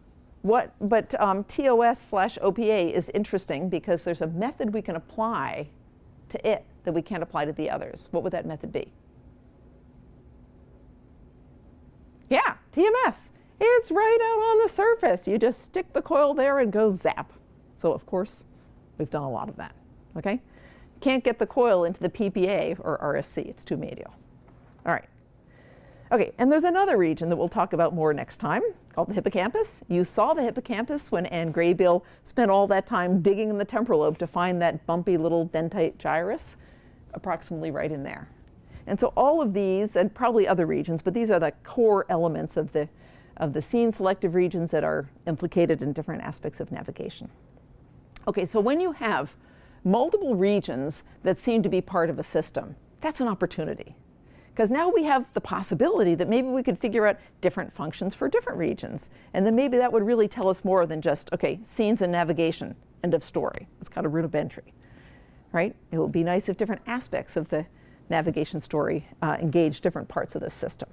Okay, so really what we want to know is how does each of these regions help us navigate and see scenes? And I'm not going to answer that fully. We're still at the field is still trying to understand all of this, but I'll give you a few tantalizing little snippets, okay? So let's take retrosplenial cortex right here. So, so this is first the response of the PPA right there and retrosplenial cortex, which is just behind it. This is just its mean response to a bunch of different kinds of stimuli, showing you that it likes landscapes and cityscapes, scenes, more than a bunch of other categories of objects, and that's true of both the PPA and RSC. Okay, no surprises here, they're both somewhat scene selective. Okay? But then in a whole bunch of other studies, summarized in this graph here, Russell Epstein and his colleagues had subjects engage in different tasks while they were looking at scenes. In some tasks, they had to say where they were. He's at UPenn, and he showed his subjects pictures of the UPenn campus, and they had to answer all kinds of questions about what part of campus they were, where they were on campus, and also about which way they were facing, given the view of the campus they were looking at. Okay? Then he also showed people familiar scenes and unfamiliar scenes, much like we did with our Tufts study, and he had object controls. And you can see the PPA doesn't care about any of that. Doesn't care really if they're familiar or unfamiliar, doesn't care what task you're doing on the scene. You're looking at a scene, it's just going. Okay, so we didn't really tease apart functions there. But RSC responds differently in these conditions. It's more, engaged in both the location task and the orientation task. It responds substantially more when you look at images of a familiar place than an unfamiliar place. So this is the first time we've seen that in the scene network. And so now think about all the things you can do when you're looking at a picture of a scene and you know that place. You have memories of having been there. You can think about, what you might do if you were there, how you would get from there to someplace else. All of those things are possible things that might be driving RSC. Another thing that might be driving RSC is that if you're looking at a picture of a familiar place, you orient yourself with respect to the broader environment that view is part of, right? So when I showed you that picture of the front of Stata, you immediately imagine, oh, like I'm out on Vassar Street facing that way, roughly northwest, I think, okay? If you look at a picture of a scene and you don't know that scene, it doesn't tell you anything about your broader heading in the broader world, okay? So all of those are things that the RSC, its function seems to depend on knowing that place. Okay. Perhaps the most telling case comes from a patient who had damage in retrosplenial cortex.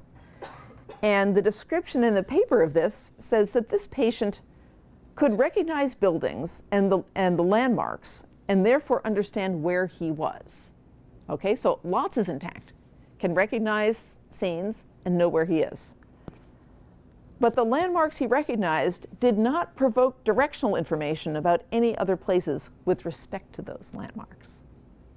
Okay, so this person can look at a picture and say, yeah, I know that place, that's the front of my house.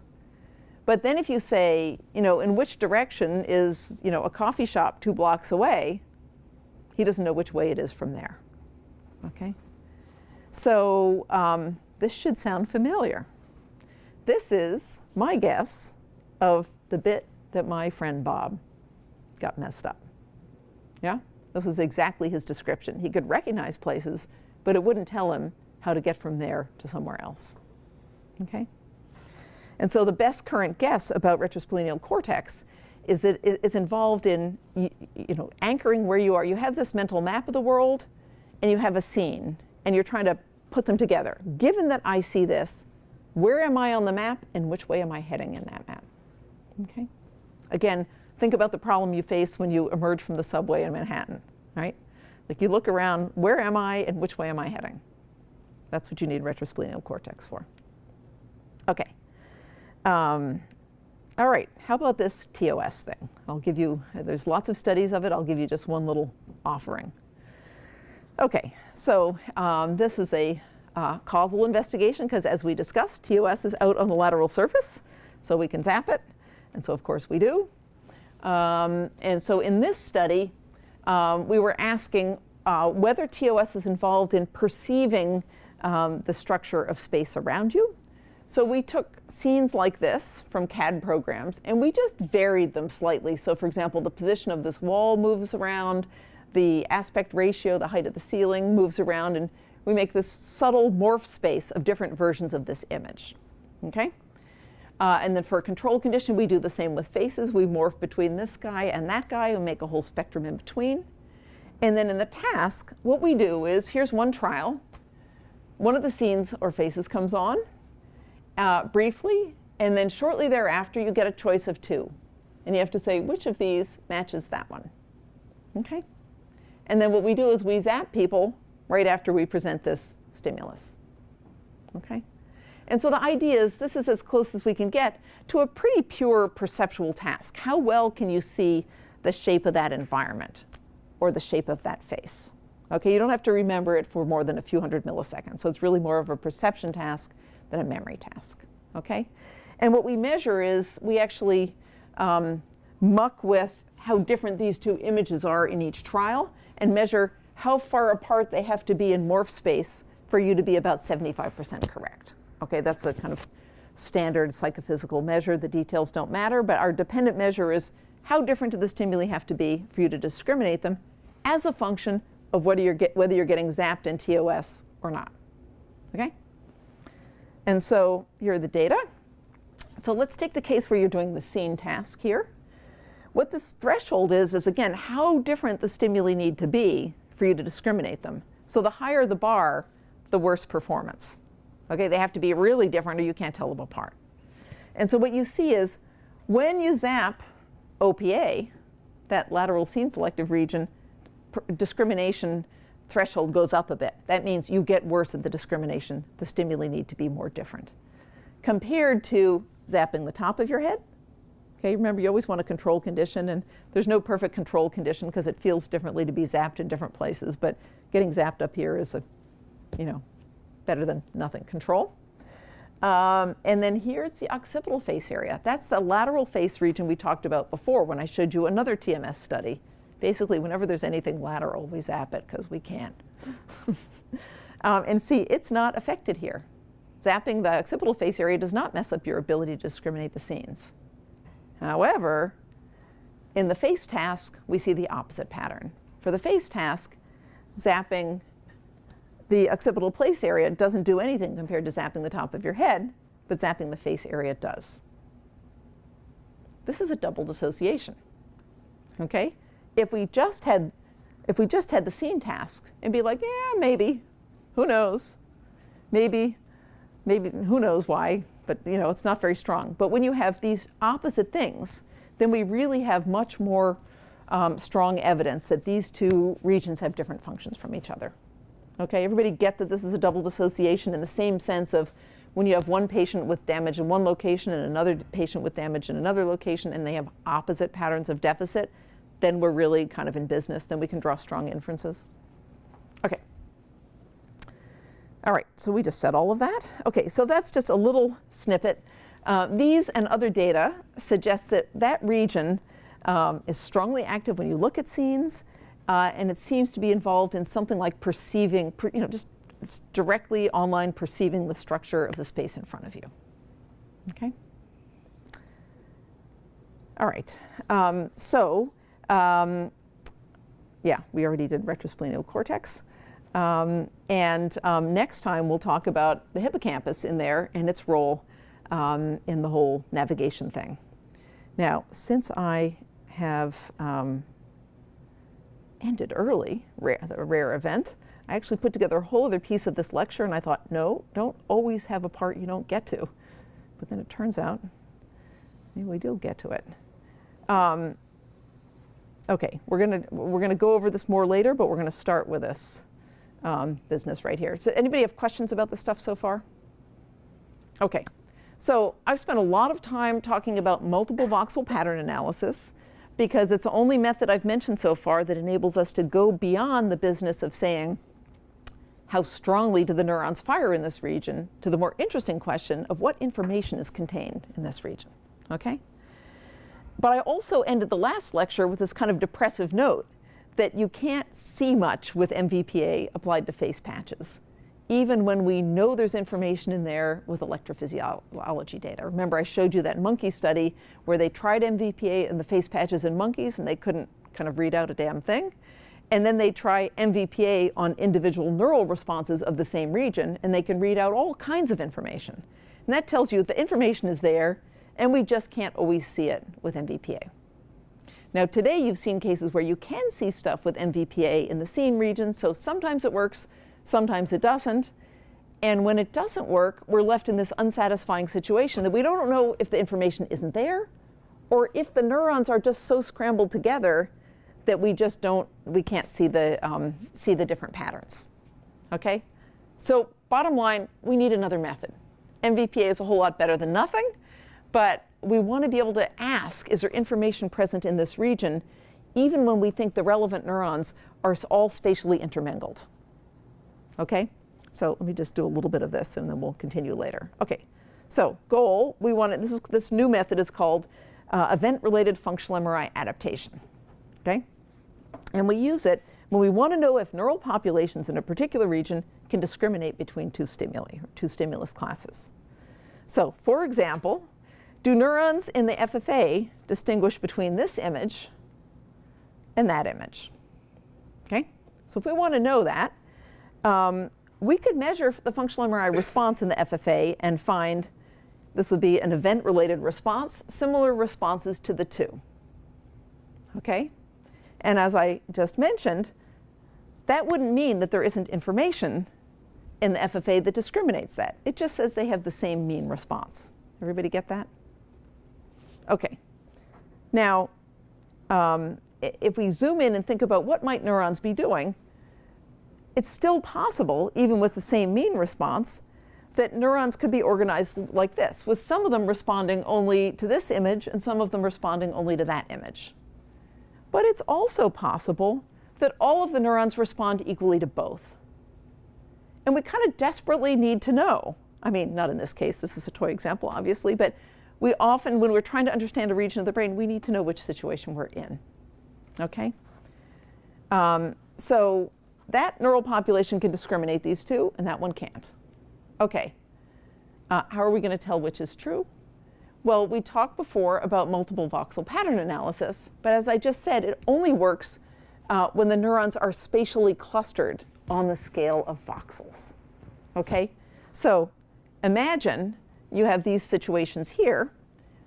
This is getting more and more of a toy example, but just to give you the idea. Suppose where those neural populations land with respect to voxels is like this. So if each of these is a voxel in the brain, a little, say, 2 by 2 by 3 millimeter chunk of brain that we're getting an MRI signal from, if you have the different neural populations spatially segregated enough that they mostly land in different voxels, then MVPA might work here. Is that intuitive? Do you guys all see that? Then we get a different pattern in these voxels for looking at those two different images. But even if we have this situation here, which is kind of informationally the same, if they're spatially scrambled so that they're in roughly equal proportion in each voxel, MVPA won't work. Does that make sense? And so that's when we need this other method called functional MRI adaptation. Make sense? Okay, I'm going to go 1 minute over probably. Okay, so the point of functional MRI adaptation is it can work even when there's no spatial clustering of the relevant neural populations on the scale of voxels. So let me go through it quickly and we'll come back to it later. So here's how it goes. The basic idea is any measure that's sensitive to the sameness versus difference between two stimuli can reveal what that system takes to be same or different. Okay? So, for example, if a brain region discriminates between two similar stimuli like these, then if we measure the functional MRI response in that region to same versus different trials, okay, so this would be a different trial. You present Trump and then the chimp back to back, that's one trial, compared to a same trial, chimp and then chimp. And of course, we counterbalance everything, so we also do chimp and then Trump in another different case, and then Trump and then Trump in another same case, right? If we find that the neural response is higher when the two stimuli are different than when they're the same, then we know that that region has neurons that respond differentially to the two. Okay, so remember, we started with a case where the mean response is the same to this image and this image, if you just measure them alone. But now we want to know, do we really have neurons that respond differentially? So we're using the fact that neurons are like people and muscles. If you keep doing the same thing to them, they get bored. Been there, done that. Okay? So you present this back to back, you get a lower response than if you present this and then this. Okay, that's called functional MRI adaptation. It's like that waterfall MT adaptation we talked about before, but just crammed into a fine time scale. Okay? And so then if you do that, you can ask what a region thinks is the same. Okay? So then we could ask, okay, what about these two images? Does it think those are the same? And if we find a response like that, what have we learned? So if these two respond like that, what have we learned about a region that shows? This is all fake data, obviously. But if we saw that, what have we learned? And then I'll let you go as soon as I get a nice answer to this. Yeah?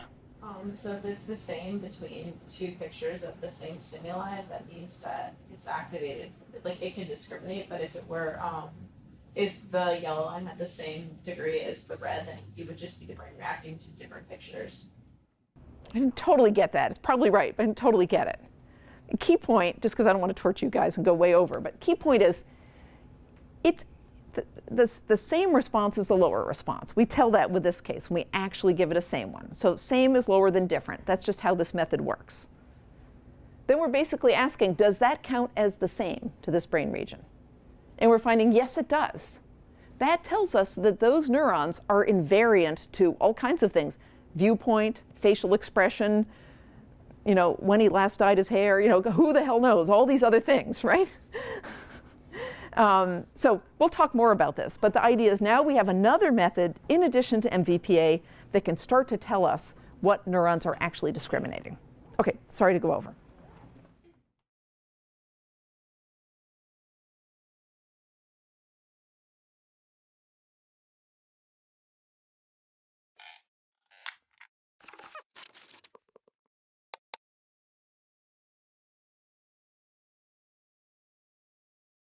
So we're talking about navigation, how you know where you are and how you can get from here to wherever else you want to go.